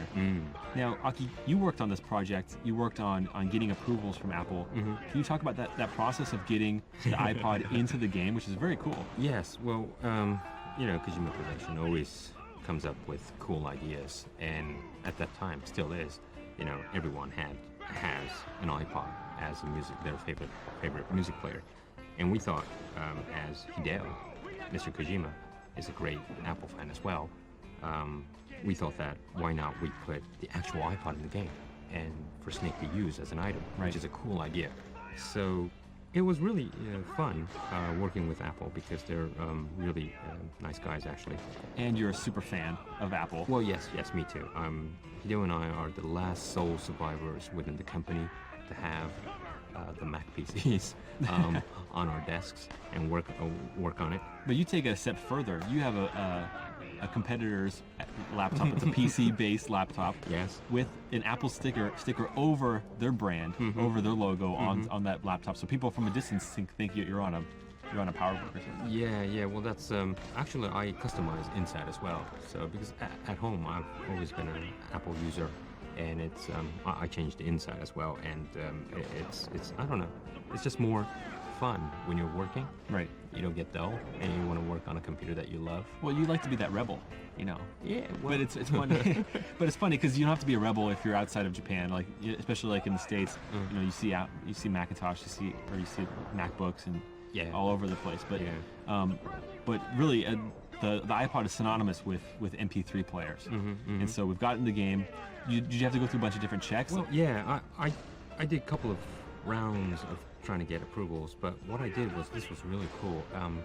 They actually wanted to see how what you guys are playing right now, how this will work. So what I did was I went to the studio and I made a video with the staffs of Kojima Productions. Thanks, guys.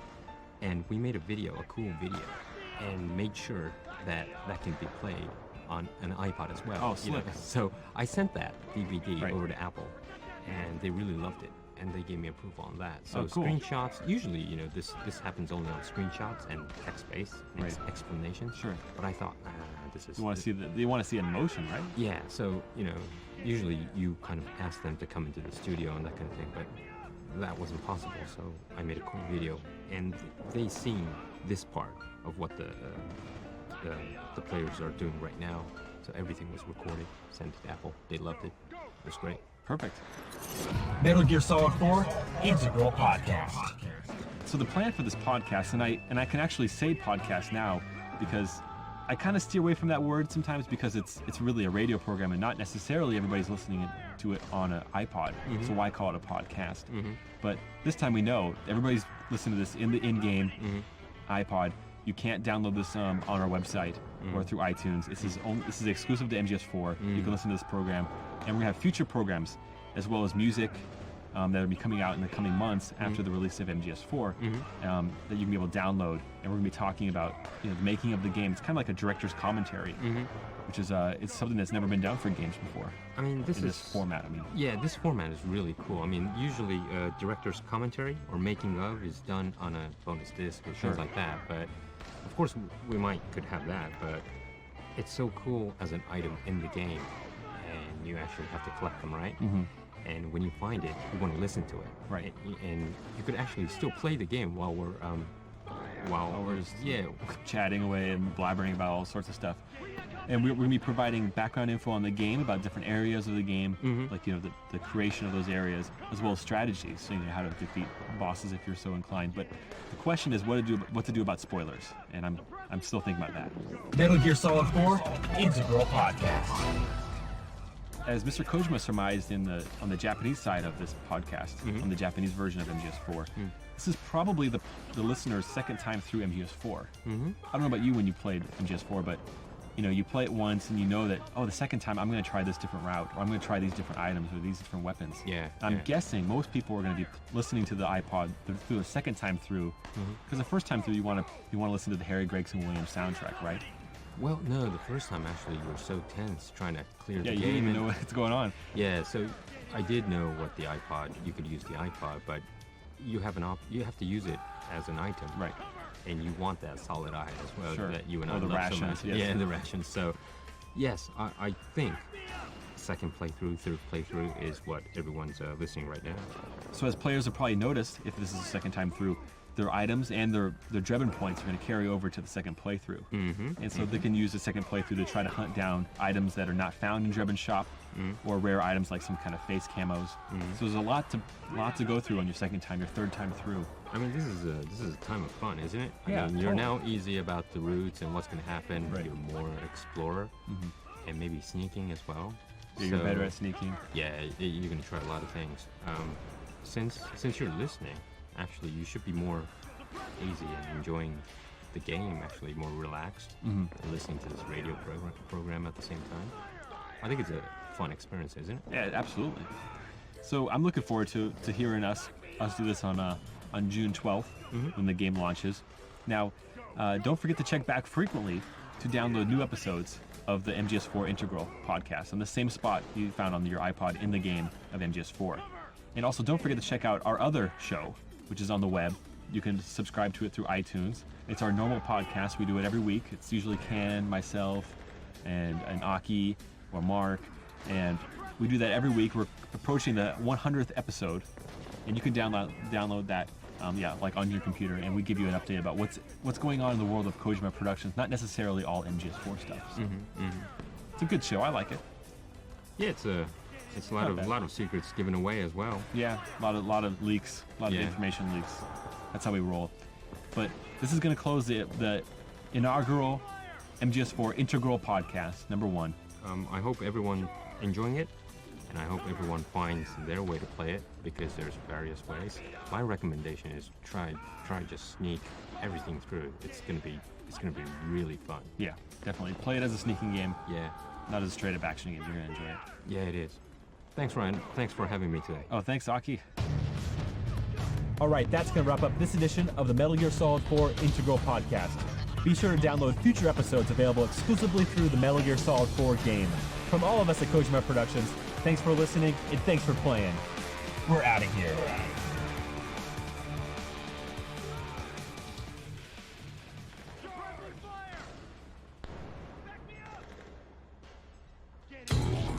MGS4 Integral Podcast. Welcome to the Metal Gear Solid 4 exclusive in-game podcast. Hi everyone, I'm Aki Saito. I'll be your, kind of navigator, but I have a lot of friends joining me for this game podcast. My main navigator of the game will be... Hello, my name is Sean Icestone. I'll be playing the game and guiding you through this session. Nice to meet you all. He's going to be the real expert of the game. And also, join us is... Hi, this is Ken Imaizumi. I'm a producer of Metal Gear Solid 4. It's been a long time, and I'm really glad to be back. The Well, show. Ken and I needed someone else to help Yeah, us yeah. with this podcast. And we have Sean, who will probably guide us really intensively Glad to be here. through the game. And hopefully everyone will enjoy hearing us while playing the game. Right, Ken? Yep. A lot of secrets? A lot of tips. Good. Sean, you know a lot of details of things, right? Yeah, I was part of the script unit. So, you know, the team that basically kind of puts the levels together and implements the design. Oh, so you know everything inside and out. Right. Well, I wouldn't say I know everything because we kind of break up the game into different stages, so Yeah. everyone has their own stage that can supervise. But yeah. But I hope everyone would enjoy our show. So, Ken, finally, the show will start from January, right? Yeah, January 8th, 2009. And we're going to try to have this bi-weekly. Sean, you have a hell of a lot of work to do, actually, if we do this. Yeah, it's pretty challenging, but it also sounds like it's going to be a lot of fun. So looking forward to it. Well, basically, how many times have you played through the game? More than I can count. I have no idea, honestly. Ken told me that you did 30 times, 50 times? Yeah, more than 30 for sure. 30 for sure? Yeah.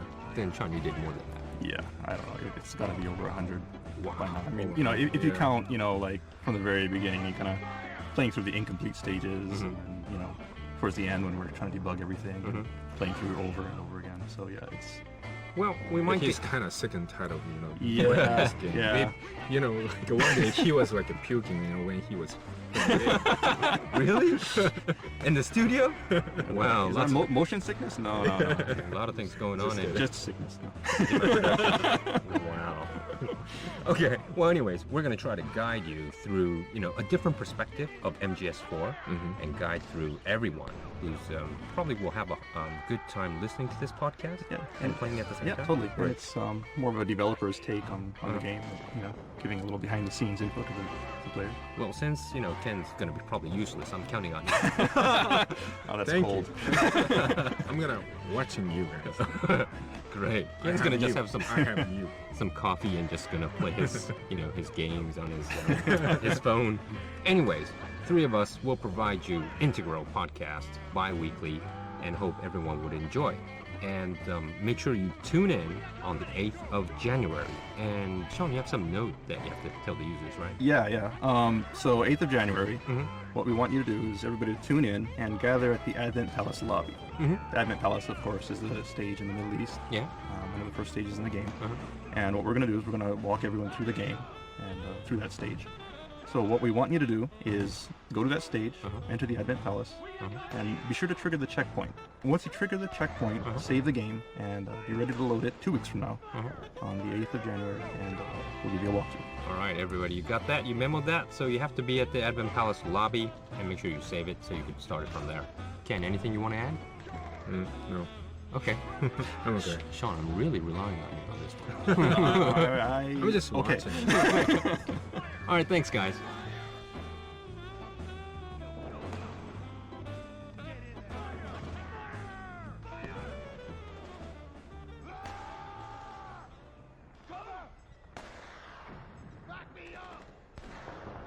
Metal Gear Solid 4 Integral Podcast. Broadcasted from Konami HQ in downtown Tokyo, it's the world-renowned Metal Gear Solid 4 Integral Podcast. Hello everyone, welcome to the first official episode of the Metal Gear Solid 4 Integral Podcast. My name is Sean Eystone, and I'll be your navigator and guide through this session, and I'm here with... Aki Saito. I'll be your sub-navigator and fill in with jokes. Joined by... I'm Ken Imaizumi, producer of Metal Gear Solid 4. I'm just watching and maybe chatting a little. That's cool, Ken, but we need your tips. Okay. All right, Sean, let's play through the game. All right, so everyone's gathered here at the lobby of the Advent Palace. Okay.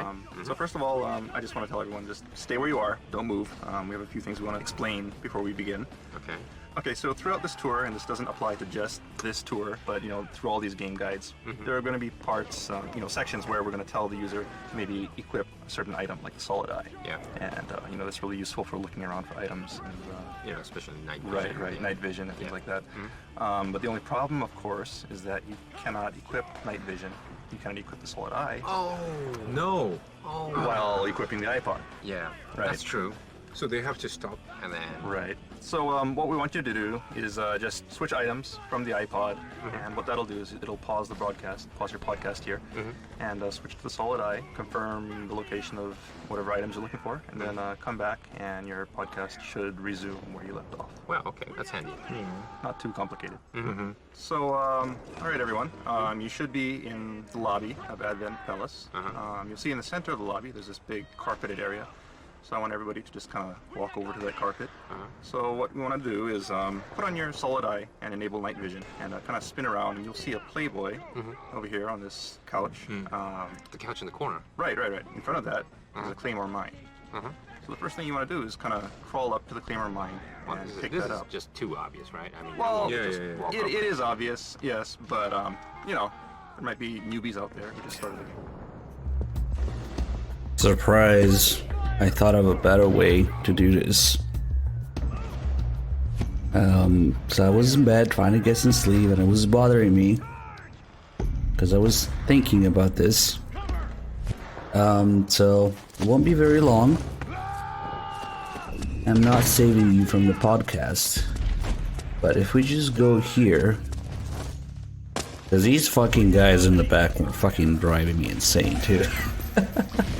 So there is actually a completely quiet area with a bed still, so we can leave Snake's PJs on. I'll probably go to bed soon, but it should be completely silent in there. The nano. After we take down the frogs, and no more fucking battle in the background.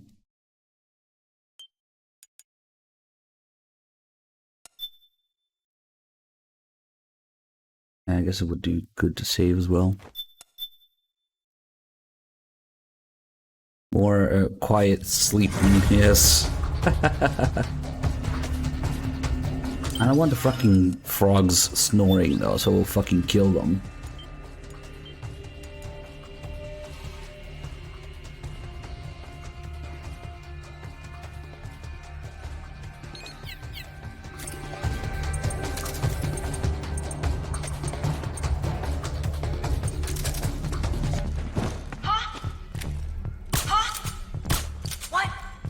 Oh, what the fuck? There's only 2 frogs in hard? Hey. Wow.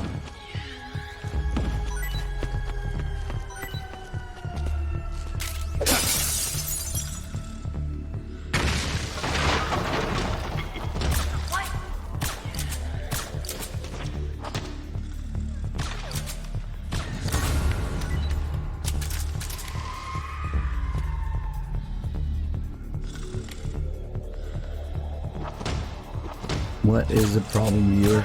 Just send stuff whenever you want it.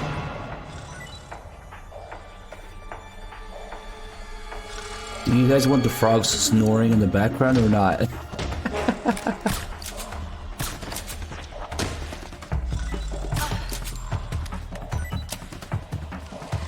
Okay.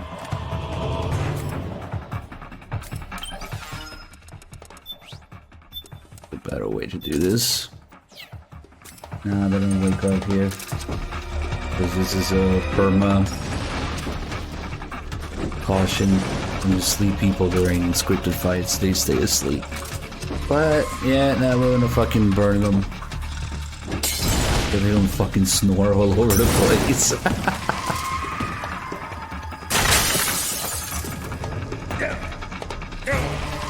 Oh, but the fucking music. I didn't think about the music.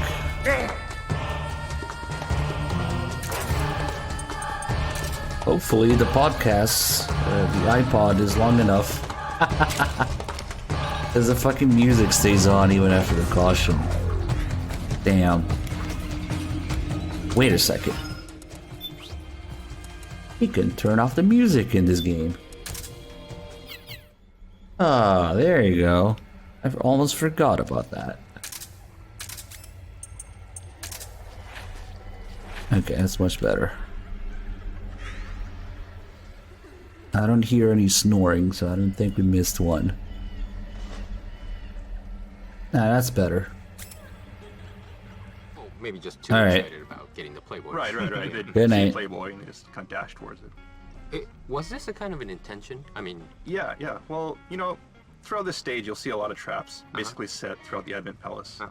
Really obvious, you know, lane traps with, you know, Playboy with next to the Claymore and some kind of food or something, you know, an item next to the Claymore or sleep gas mine. And yeah, it's all intentional. Basically, it's Akiba who's setting all these traps. Yeah, well, so in order to avoid these traps, what's your recommendation? Is it night vision?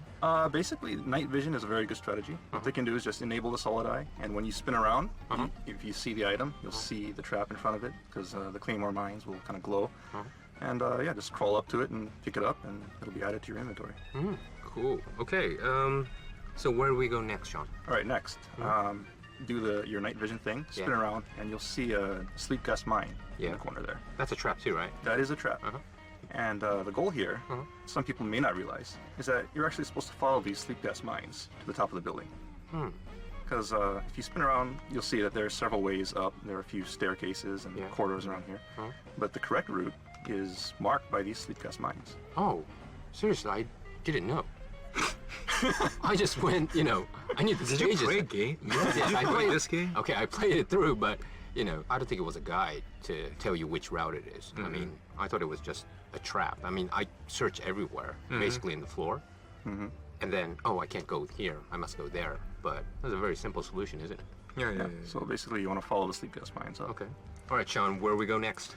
Okay, so what we want to do, crawl over here, pick up that sleep gas mine. Yeah. And now let's run up to the second floor. And where we're heading? We're heading towards the bathroom. Bathroom. Okay, you got that, guys? Are these stairs? Okay, we're up the stairs, and then we're heading for the bathroom. This is the second floor? Yeah. Well, first floor, we call it in Europe, I guess. But... Oh, yeah, that's right. Okay, so you'll see a Claymore there. Yeah. And this is actually not the correct path, but go ahead and pick up the Claymore. And so here we are, in front of the bathroom.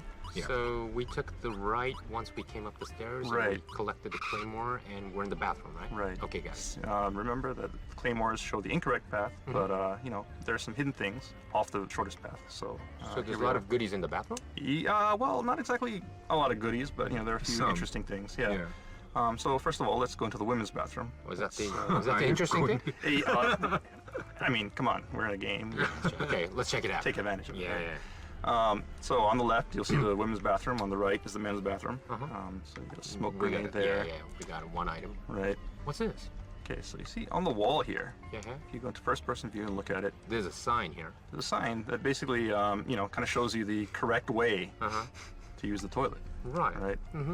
But that's very useful. Yeah, you know, for people who may not know, you're not supposed to stand on the toilet.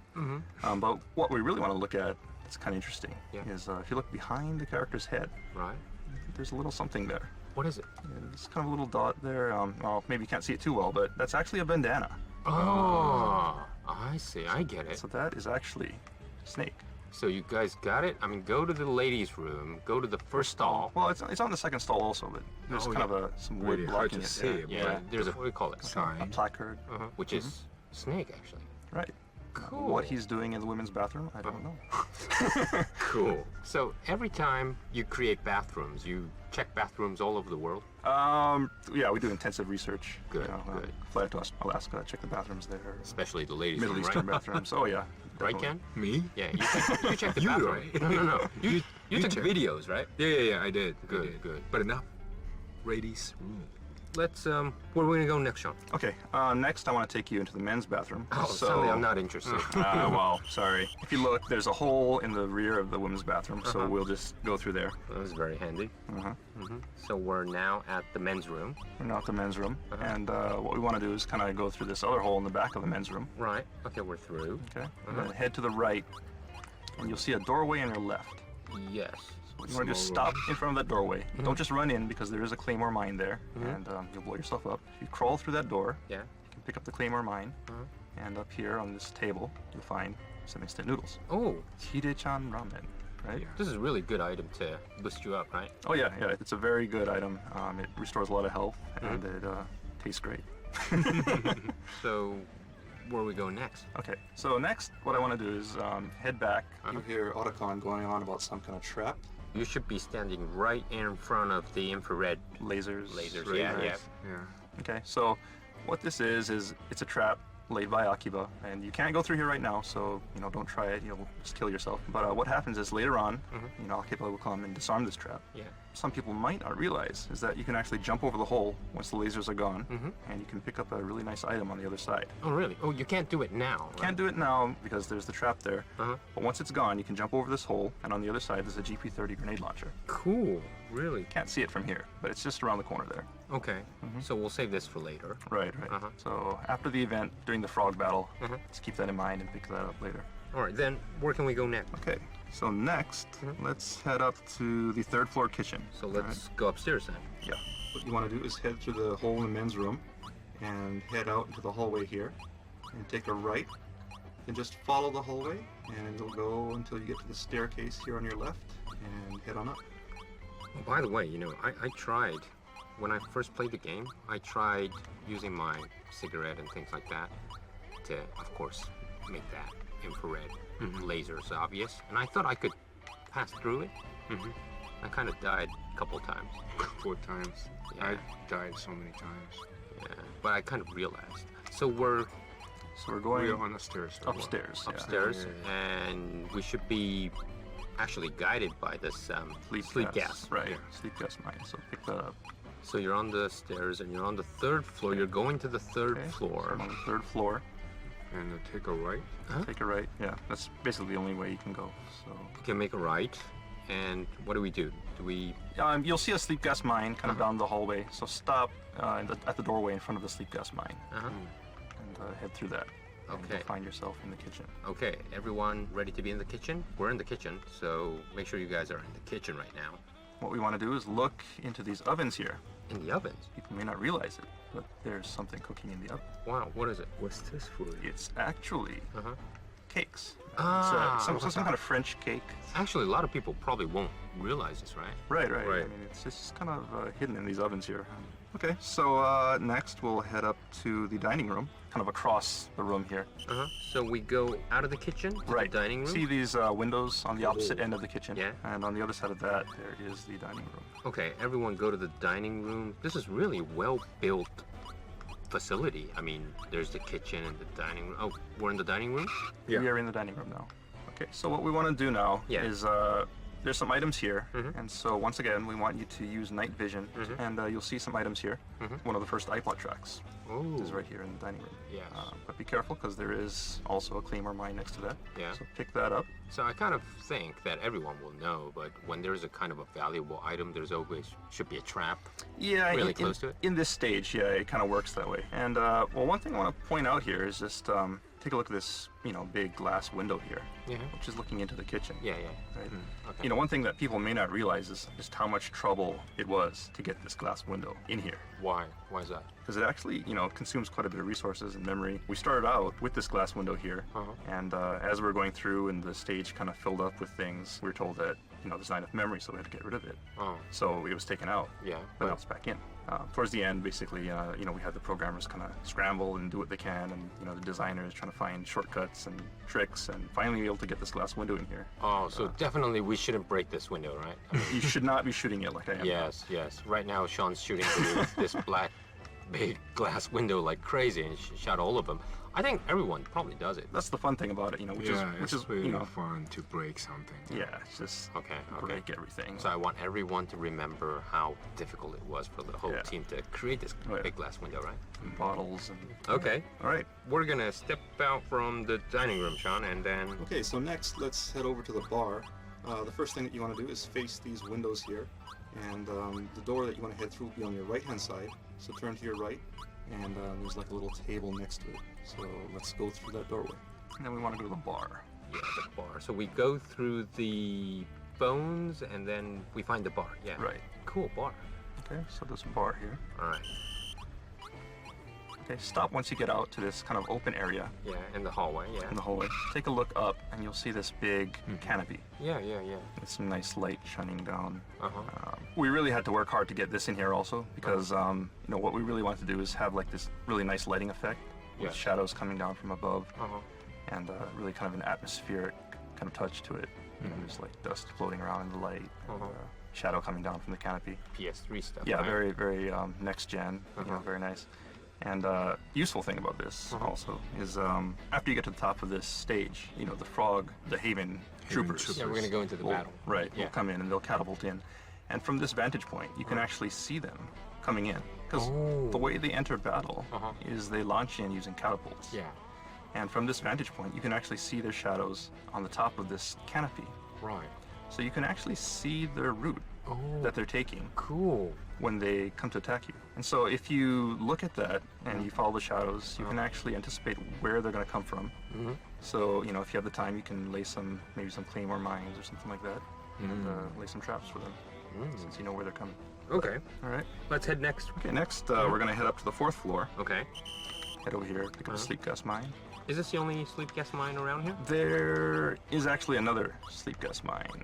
On the left? On the left. What we want to do is head to the right. When we exit the dining room and we head right, and then we take the stairs up to the... Which floor are we on now? 4th now? We're going to the 4th floor. Okay, let's go to the 4th floor.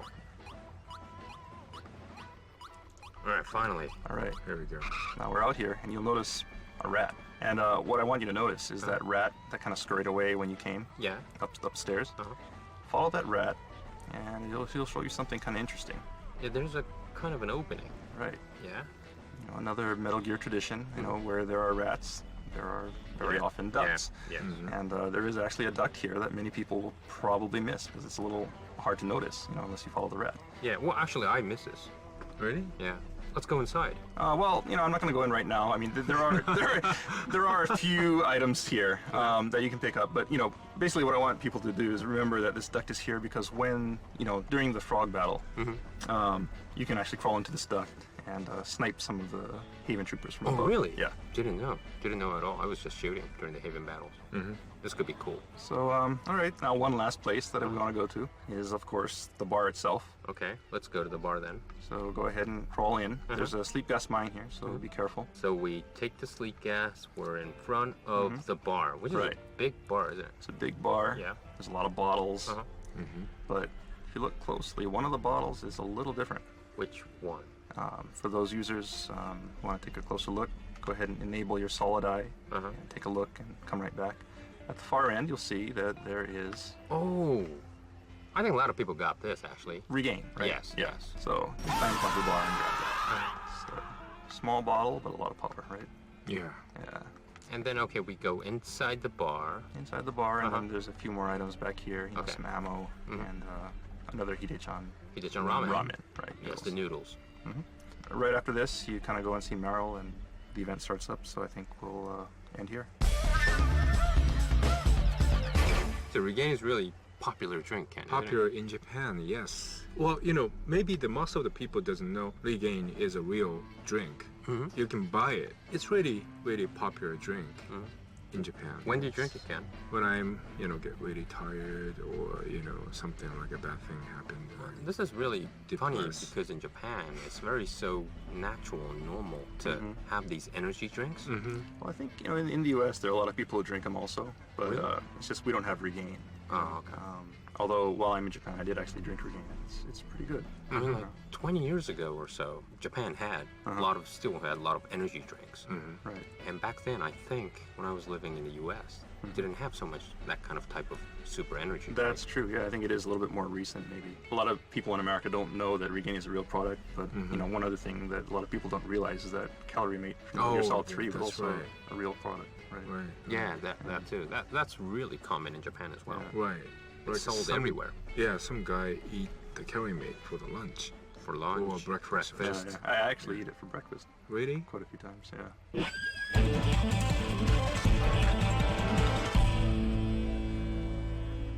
Okay, this wraps up this version of Integral Podcast. And Sean, what can we expect the next time? 2 weeks from now, we're going to move on to South America. Right. And we're going to tackle the Mountain Trail stage. And that's, of course, the stage right after you beat Octopus. Yeah, yeah. And you're tracking down Naomi. Yeah, that's a fun part. That's a really, really fun part. Yeah, it is.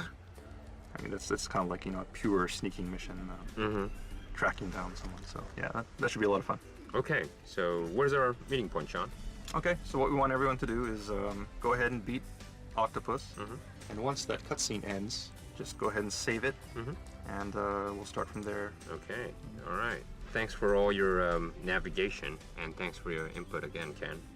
Okay. And okay, everybody who have comments or wants to hear more about this, or you know, likes our talk, things like that, please make sure to check into Hideo blog, http://www.kjp.konami.jp/Hideo blog _E. And make sure you give us all your comments. Okay, thanks, Sean. Thanks, Ken. Thank you. Thank you. Alright, that's gonna wrap up this edition of the Metal Gear Solid 4 Integral Podcast. Check back next time for more tips, tricks, and insider info on Metal Gear Solid 4. Brought to you by Kojima Productions and Hideo Kojima himself. Make sure to send in your comments to Hideo blog. See you next time. Metal Gear Solid 4 Integral Podcast. Broadcasted from Konami HQ in downtown Tokyo, it's the world-renowned Metal Gear Solid 4 Integral Podcast. Hello everyone, welcome to the second episode of the Metal Gear Solid 4 Integral Podcast. I'm here with Aki Saito. Hi everyone. And producer Kenichiro Imaizumi. Hi. Hi, okay, this is our second episode. And just to... we gotta remind everyone what we're gonna do today, actually. Okay, today we're gonna do the Mountain Trail. Okay. In South America. So everyone should have prepared their saves ahead of time, as we announced last time. And go ahead and load that up, and we'll guide you through this Mountain Trail stage. Okay. Just one note that I want to make before we begin is that, you know, we discussed it last time. While you're doing this stage, you won't be able to have your iPod equipped while you use the Solid Eye, so you won't be able to use night vision and things like that. So what we want people to do is just unequip it, and you know, the podcast will pause, and then later on you can resume right where you left off. Okay. Especially important this time is the fact that there are enemies in this stage. Yeah. You know, last time there wasn't anyone around, so you could just kind of stroll through at your leisure. But this time there's actually some danger involved. So if you get spotted by an enemy, or you know, you get into a fight, that also works. You know, to pause the podcast, just go ahead and switch to whatever item you want to use during battle. Finish the battle, and when things calm down, then just come back and continue. Okay, that's cool. Anyways, we're in South America. South America, yeah. Sean, this is right after we defeated the Laughing Octopus. Right. So you defeat Laughing Octopus, and then there's a cutscene after that, and you know, Snake follows the trail out to the rear of the research lab, and you see some footprints on the floor, on the ground, I guess, and that's where we're gonna pick off. I really like the Laughing Octopus. What? Yeah. Oh, she's your type, huh? We went to the shoot. Actually, Ken and I. Right. You know, she was quite cute. Yeah, she was pretty. Yeah. You know, I think you know, she's my favorite beauty in the game also. Oh, really? Yeah. Really? Not Yumi Kikuchi? No, you know, I mean, in person, I think, you know, whatever, you know, no, not say anything like that, but, you know. May I call you your wife? Okay, let's move on. Okay. All right.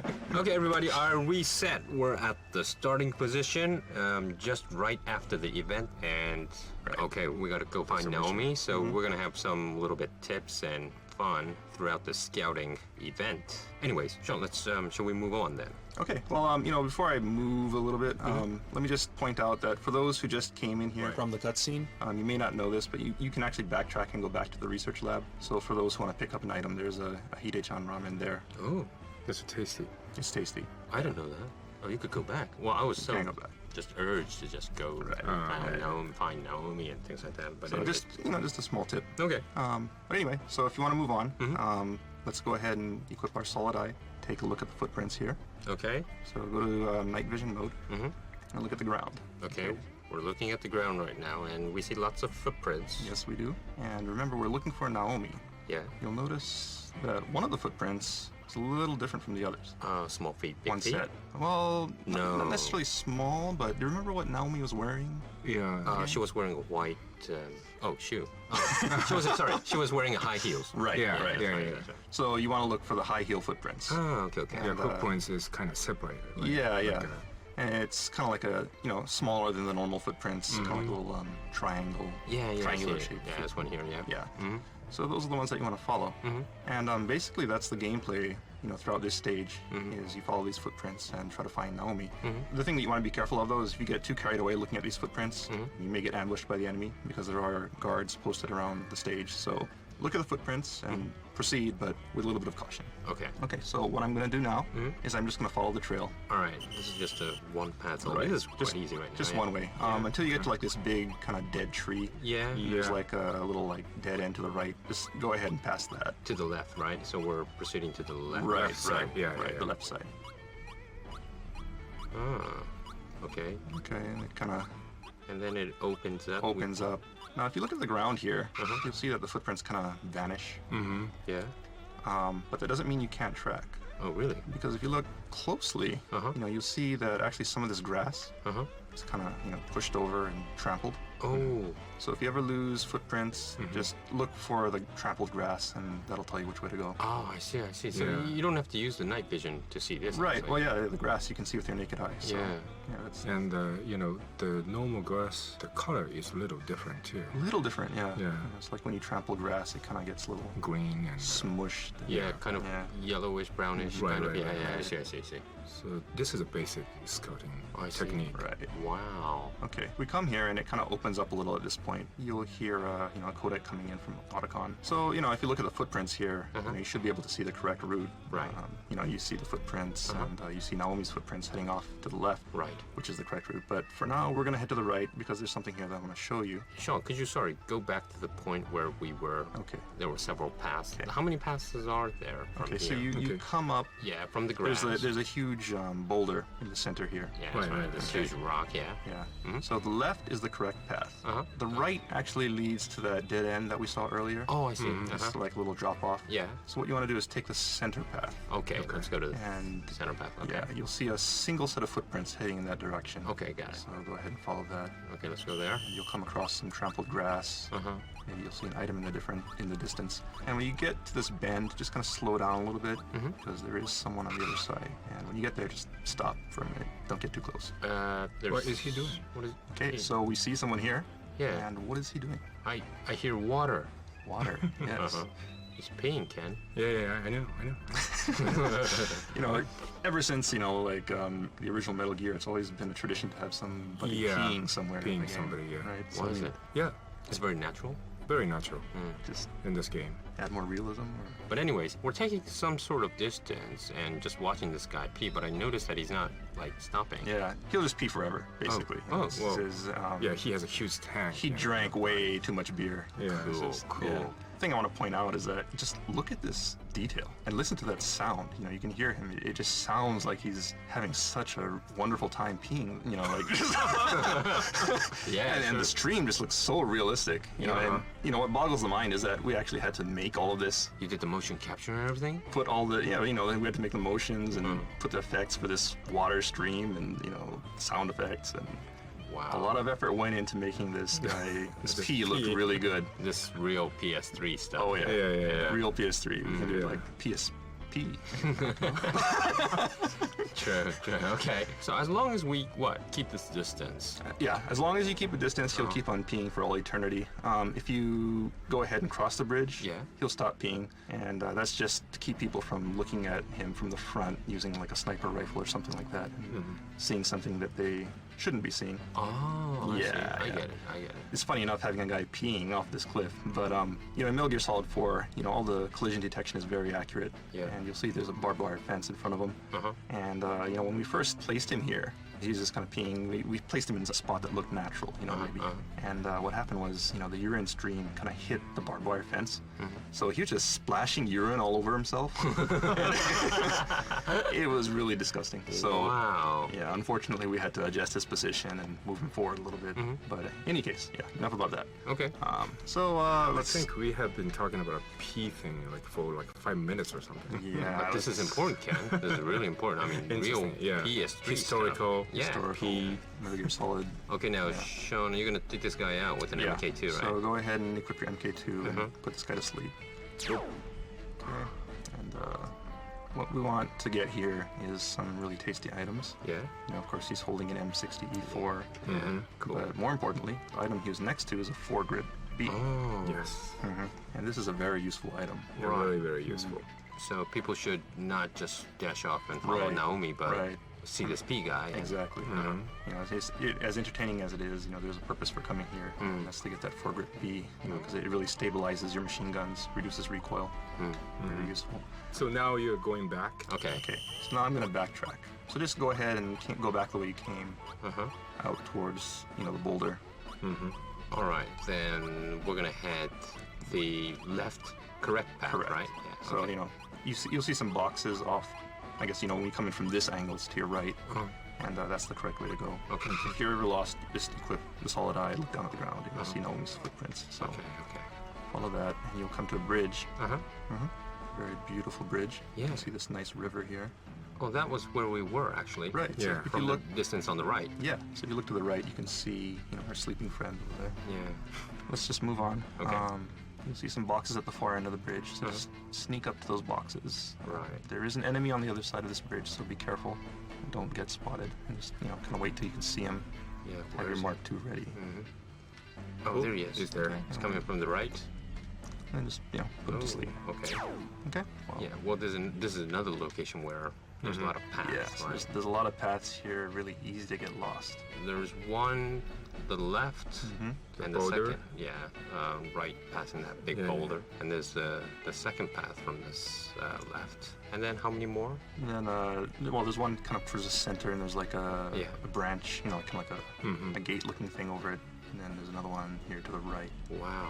Well, so many tracks. So many tracks, yeah. And if you look, you'll see the correct path is actually to the right.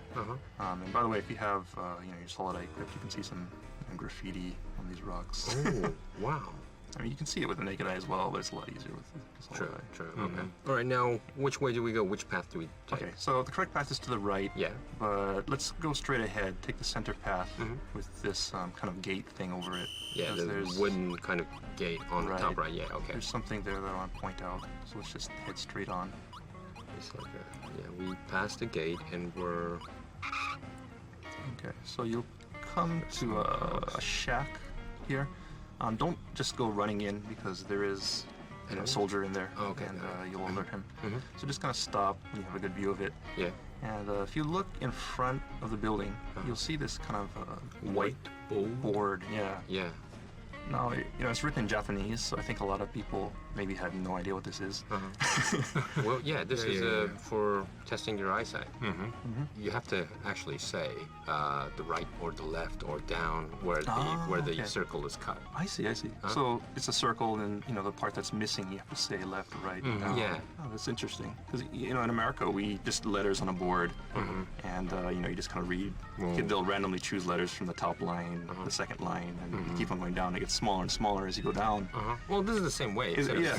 Right. I just find it kind of interesting that, you know, they use circles rather than just you know, Japanese characters or something like that. But actually, you know, there are some letters on here, right? Japanese characters. Yes. The center line, so to say, reads me ta ru gi a solid do. Metal Gear Solid 4. Meaning, Metal Gear Solid 4. So, for the trivia buffs out there, there's a little hidden message here. Yeah, it says the title in Japanese. Right. Cool. And, you know, this serves another purpose also.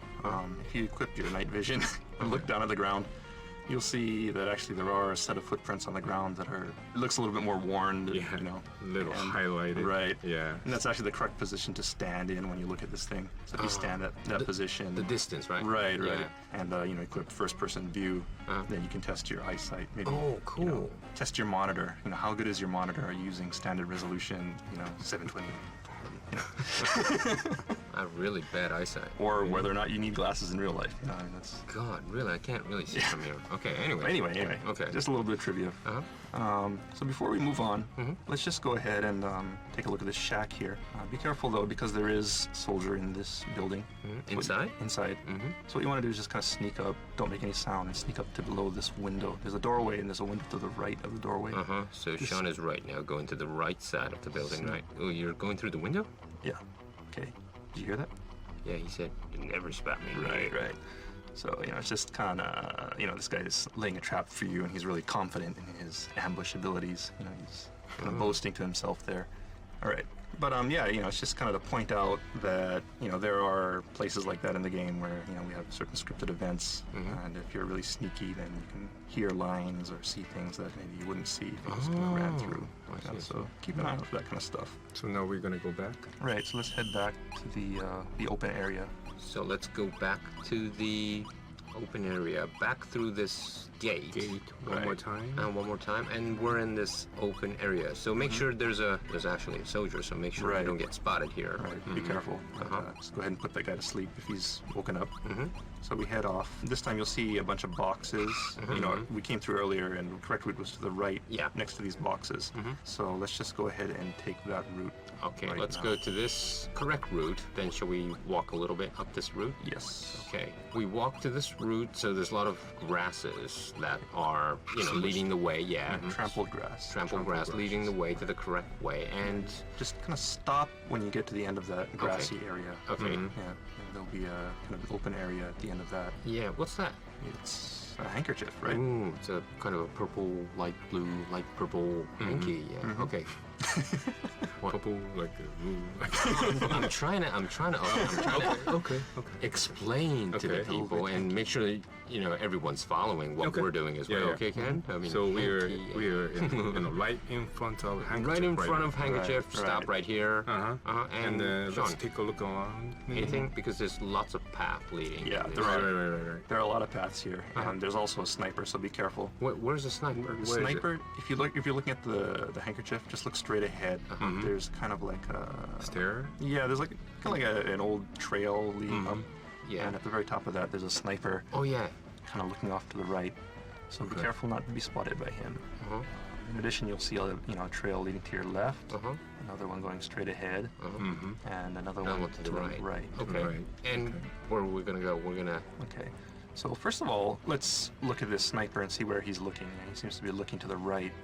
If you use your solid eye, of course, you can see the path where you're supposed to go. But there's something I want to show you, so let's just follow this guy's line of sight. What is he looking at here? Of course, put him to sleep before you go there because it is in his line of sight, and he will see you if. So let's put him to sleep. Okay. There we go. He's down. And he was watching the right direction, so I want everyone to turn to that direction, which is actually just looking at the right path, isn't it? Yes, it is. Let's head up to this right path then. Okay, so you walk down the path a little ways, and you'll hear Otacon calling in. So make sure you stop when you hear Otacon calls in. And turn right. And turn to your right. And you see this pink thing, item, which Otacon was talking about. Yeah, he's kind of freaking out about. Yes. Ken, what is this? This pink item. Are you going to make me say that? Oh, I mean, sure. Yeah, what is this? This is called bra. A bra? Yeah. Wow. Pink bra. Pink bra. Yeah. So, Sean, okay, we're going very slowly in this track and we're like stopping, but most of the people won't probably find us. Exactly. Well, the idea was to have this bra here, so that people coming down the path will maybe see the bra. And kind of like stop here. Right. They'll get kind of excited, maybe run over there, like, oh, what is that? Check it out. And while they're doing that, they would get shot from behind by that sniper. Our sniper. Right? Oh, I see. That was the idea. But unfortunately, the bra is a little bit hard to see, so I think a lot of people actually just kind of ran through this area and heard Otacon freaking out, like, and they're just kind of like, what's Otacon's problem? But yes, he is freaking out about this bra here.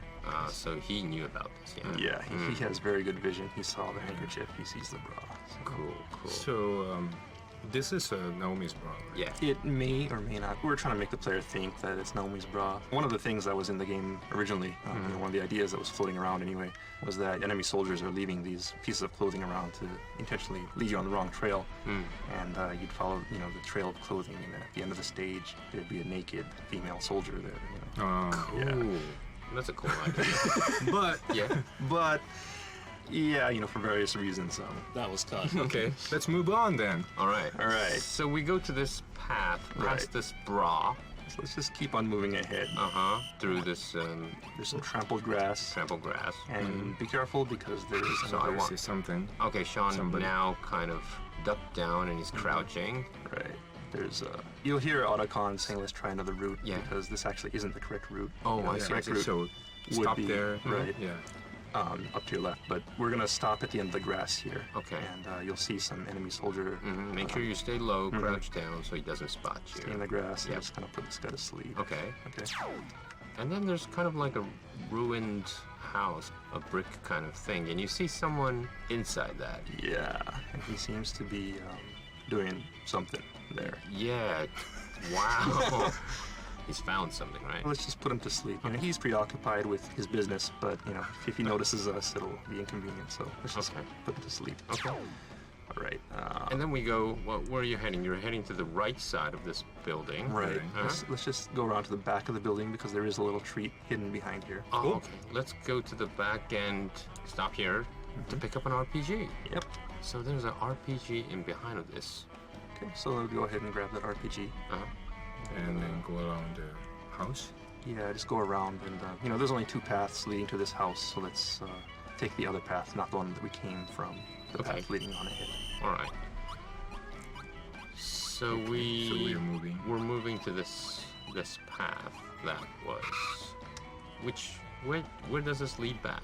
First of all, I should say stop. Don't just run out. Okay. Follow the path until it opens up. And you'll see some grass up to your right.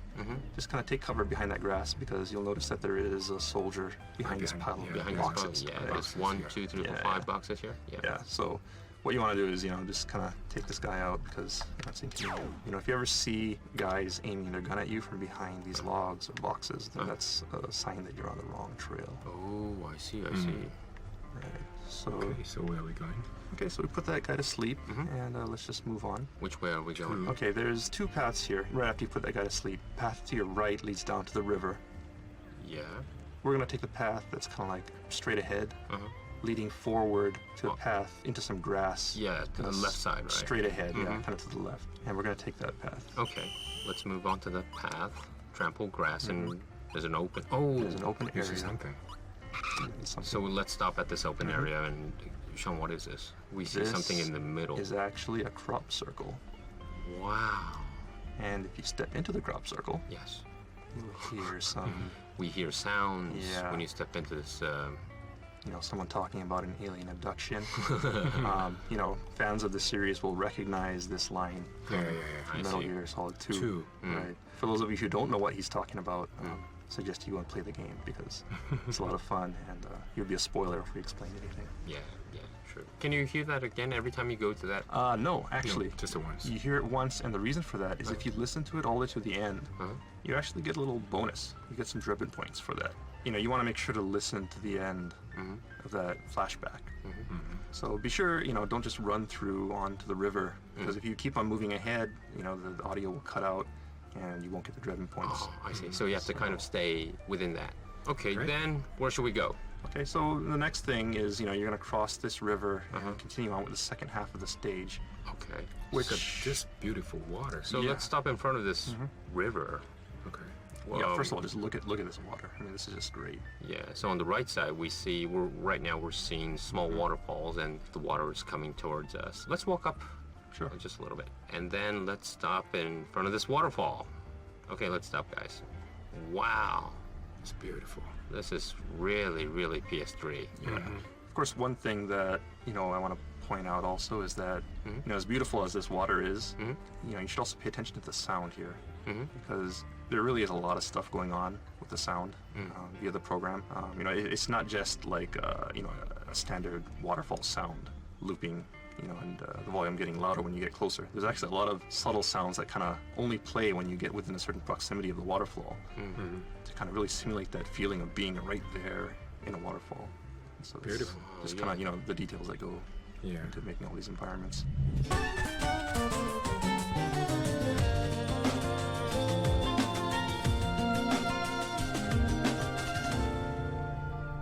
So how is the graphics, or like South American graphics? This, you know, background graphics. And, well, do you feel like you are in South America? Well, Ken, I have to be frank. I've never been to South America before. But all of this, the path, and also this water area, this beautiful water and falls, and the track we've been taking is really like you're in kind of this area of course, definitely not Japan, but definitely not Europe. This is really somewhere you don't want to go just by yourself. Right. Some of the team members went to Peru. Yeah. And they took lots of pictures. Yeah. And they stayed there like a whole week or something. This whole atmosphere is probably created because the team members went to Peru. Right. Right. They spent a long time to create this background graphics and especially this water. I mean, you know, it was challenging to make it look really realistic. Especially, you know, if you walk around through it, you see ripples and. Wow, this is really high standard, isn't it? I mean, you could kind of like half see it, really see it. Yeah, you know, depending on the depth of the yeah, water, it's really the color's cool. a little different. Wow, that's beautiful.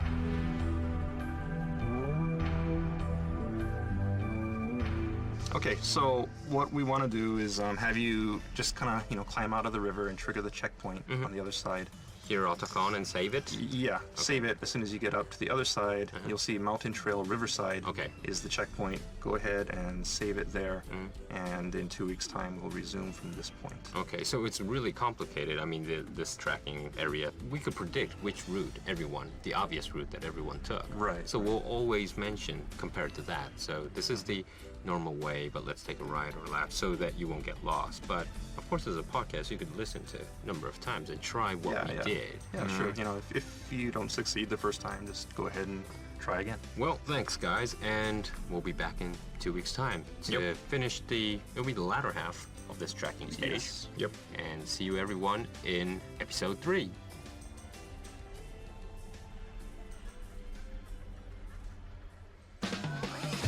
Alright, that's gonna wrap up this edition of the Metal Gear Solid 4 Integral Podcast.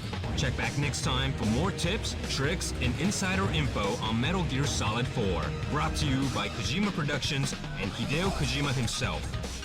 Make sure to send in your comments to Hideo Blog. See you next time.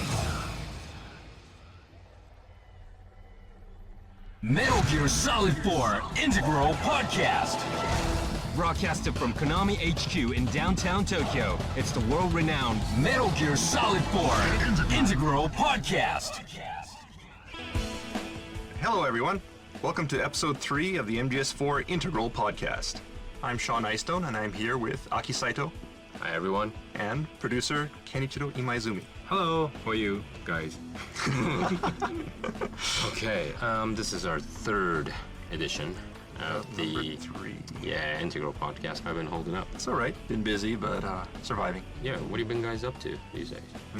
Time goes really fast. I mean, come on. You've been working on some new stuffs, right, guys? Oh, you want to know something? Yeah, just a little. What have you been doing, Ken? Well, we have been planning next project. Cool. Project. What? Project? Did I hear a S? Project? Wow. Okay. And Sean, you're quite busy as well. Yeah. You know, a lot of pre-production, that kind of thing. Wow. Yeah. I think all the listeners are wondering what, you know, Kojima Productions up to these days. And yeah, I'm planning another European trip. Oh, really? Yeah. And I think maybe Spain. Spain? Yeah, you're coming with me, Ken. It's my country. Not yours, but it's your people. Yeah. So, you know, we've been working, now we're in February, so everyone's still hopefully keep on playing MGS4. And for the people who have not, I'm pretty much sure they're listening to this podcast because they want to know what they missed out. Yeah, well, there's also a lot of people who may be playing MGO. Yeah, so, you know, they're still playing the game in some form or another. This is very, you know, good chance to replay this, you know, game, and you will find out like something like you didn't know and you didn't find, and you know, something very interesting. Yeah, so I think, you know, there's a lot of people who may be just playing MGO and haven't gone back to play the original game in a while, so this is a good opportunity. All right. Okay, let's go on with the show, Sean. Okay, so we're going to lead you through this stage, and today we're going to go through the Mountain Trail Riverside stage. This is the second part. It's the latter part of the South American stage that we started 2 weeks ago.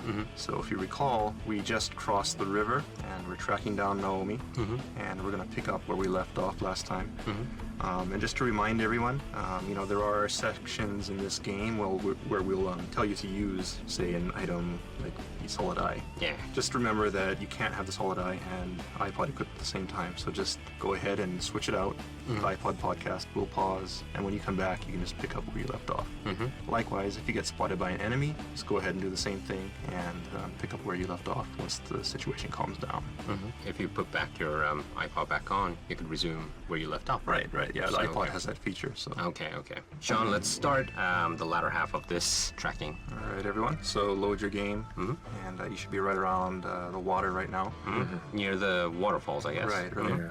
Okay, so the first thing that we want to do is head up here and look at the other side, the opposite bank of the river, first of all, because we want to get our bearings right. So go ahead and put your solid eye on in night vision mode. Take a look at the ground, and let's see if we can find Naomi's footprints. Yeah, I don't see this. I don't see her. They're gone. They kind of vanish on the other side of the stream here. You can't use your old tactic anymore, right? Right. But there is something that you can do. Right. This requires a little bit of puzzle solving on the part of the player. You don't see the high heel footprints anymore. But if you look very closely, you'll see that some of these footprints are a bit heavier than others. Oh, meaning someone really stomped hard. Right. Just really trudging through. Yeah. With a lot of weight, which you can deduce means he's a fat guy. Fat and heavy, macho guy. No, of course not. So, of course, someone's carrying Naomi, right? I see. The idea being they came into the river, they carried Naomi across and brought her up on the other side, possibly to keep her from getting wet, possibly just to trick Snake. Okay, let's walk along, follow this heavy footprints. You see there's a separation of paths to right and to the left. Okay, so let's take a left path. And we're gonna walk up to the place where... So we'll get some grass. Go ahead and go through the grass. So this grass technique still works, right? Yeah, the grass technique works. Okay, so you come to this kind of wide open area. Yeah. So if you look right, you'll see, especially if you have the solid eye, there is a Haven Trooper laying in wait. And this is a good time to switch off your solid eye, actually, because these troopers have actually had a lot of training. And, Haven Troopers can detect your solid eye if you have it on. So put that Haven Trooper to sleep. Okay. Okay, Sean, where do we head next? We took her to sleep. Right, and then what we want to do is take the path that's next to that one. To the left one, yeah. So let's take the left path. Let's go walk up ahead. Some rocks and more grass. Rocks and grass, and we're walking up this way, yeah? And you'll hear something. Yeah. So we're gonna crouch down, make sure you stop. Right, you hear kind of, Naomi calling for help. Yeah. Sounds like. So kind of head out, and you'll see some grass, and there's like a shack here. So just be careful here, because there actually is a Haven Trooper waiting to ambush you here. Up on the cliff to your right. Okay. So kind of crawl up to the edge of the shack. Look up to your right, and take out the Haven Trooper. Oh, you see the Haven Trooper right, kind of like next to the rock on top of the cliff, right? Yeah, kind of a boulder at the top of the cliff, just kind of between there. Kind of hard to see because she's in the grass. I see. Just go ahead and put her to sleep. Okay. And then now, what are we gonna do with this location? Okay, so now let's go ahead and head into this shack. Inside, yeah. And you can hear Naomi calling for help. We turn the corner, and we hear her voice kind of, repeating itself and sounding a little odd, and the real identity is revealed to be this radio here. Yeah, Yeah. What's so special about this? Shoot the radio. Take out your aggression, because there's actually a cool little feature here. Okay. When you shoot it. Save me. Yeah. So there's some really cool sound processing going on here. So when you shoot it, the tone kind of falls and slows down and eventually stops. Originally this wasn't going to be in here because it's kind of hard to do, and we had a really tight schedule. Yeah. Everybody was pulling all-nighters in the office, and we're like, oh, we want to do this with a radio, and people were just like, no, no, we don't have time for that. But the programmer responsible for this radio really wanted to put it in also, and so he went ahead and did it anyway, when nobody really was paying attention. And one day we came in and destroyed the radio and found out that this feature was in there, and of course everyone was happy. So Cool. Just a little bit of trivia, and you know, just to point out that it's all being done via program. It's not an audio sample that's slowing down. Oh, I see. It's program. Right. So he actually did that via the program. Cool. All right. All right. So we go out of this shack. And then where do we go next? Okay, let's just head right back to where we came from. Okay. So go back to that wide open area. So we're gonna take the route that we came. So from the shack, it's the right side. And of course, we won't hear Naomi anymore. Right. And then we're in this open area. And where should we go? Okay, so you're gonna come to this big, wide open area. I think ahead of you, there's gonna be a tree to your left, kind of like a dead stump of a tree, kind of to your right. Yeah. So kind of, you know, go between there. I guess the easiest way to do this is go up to that dead tree that you see to your right. Look down at the ground using your solid eye, and you'll see Naomi's footprints heading to the right. So we're gonna follow this way this time? Right. So this time we're gonna follow Naomi's footprints. Okay, got it. All right, let's follow Naomi's footprints and through the grasses again. And this is probably a good time to switch off your solid eye if you have it on. Okay. Why is that? There is another Haven Trooper. Haven Trooper. Trooper up ahead. They will notice. Yeah. Okay, so let's go slowly from here into this, you know, shadowy, dark kind of, and also bright on the left. Stop. Stop? When you get to the end of this kind of narrow corridor, it's kind of a dark, shadowy area. There's like an arch up ahead of you. Okay. You'll see an arch to your right, and directly to your left, there's a Haven Trooper hiding behind a tree. Yeah, he's here. So, you know, if you'd gone the other path, of course, she would be waiting to shoot you, but since we followed Naomi's footprints, we got the jump on her. So let's go ahead and put her to sleep from behind.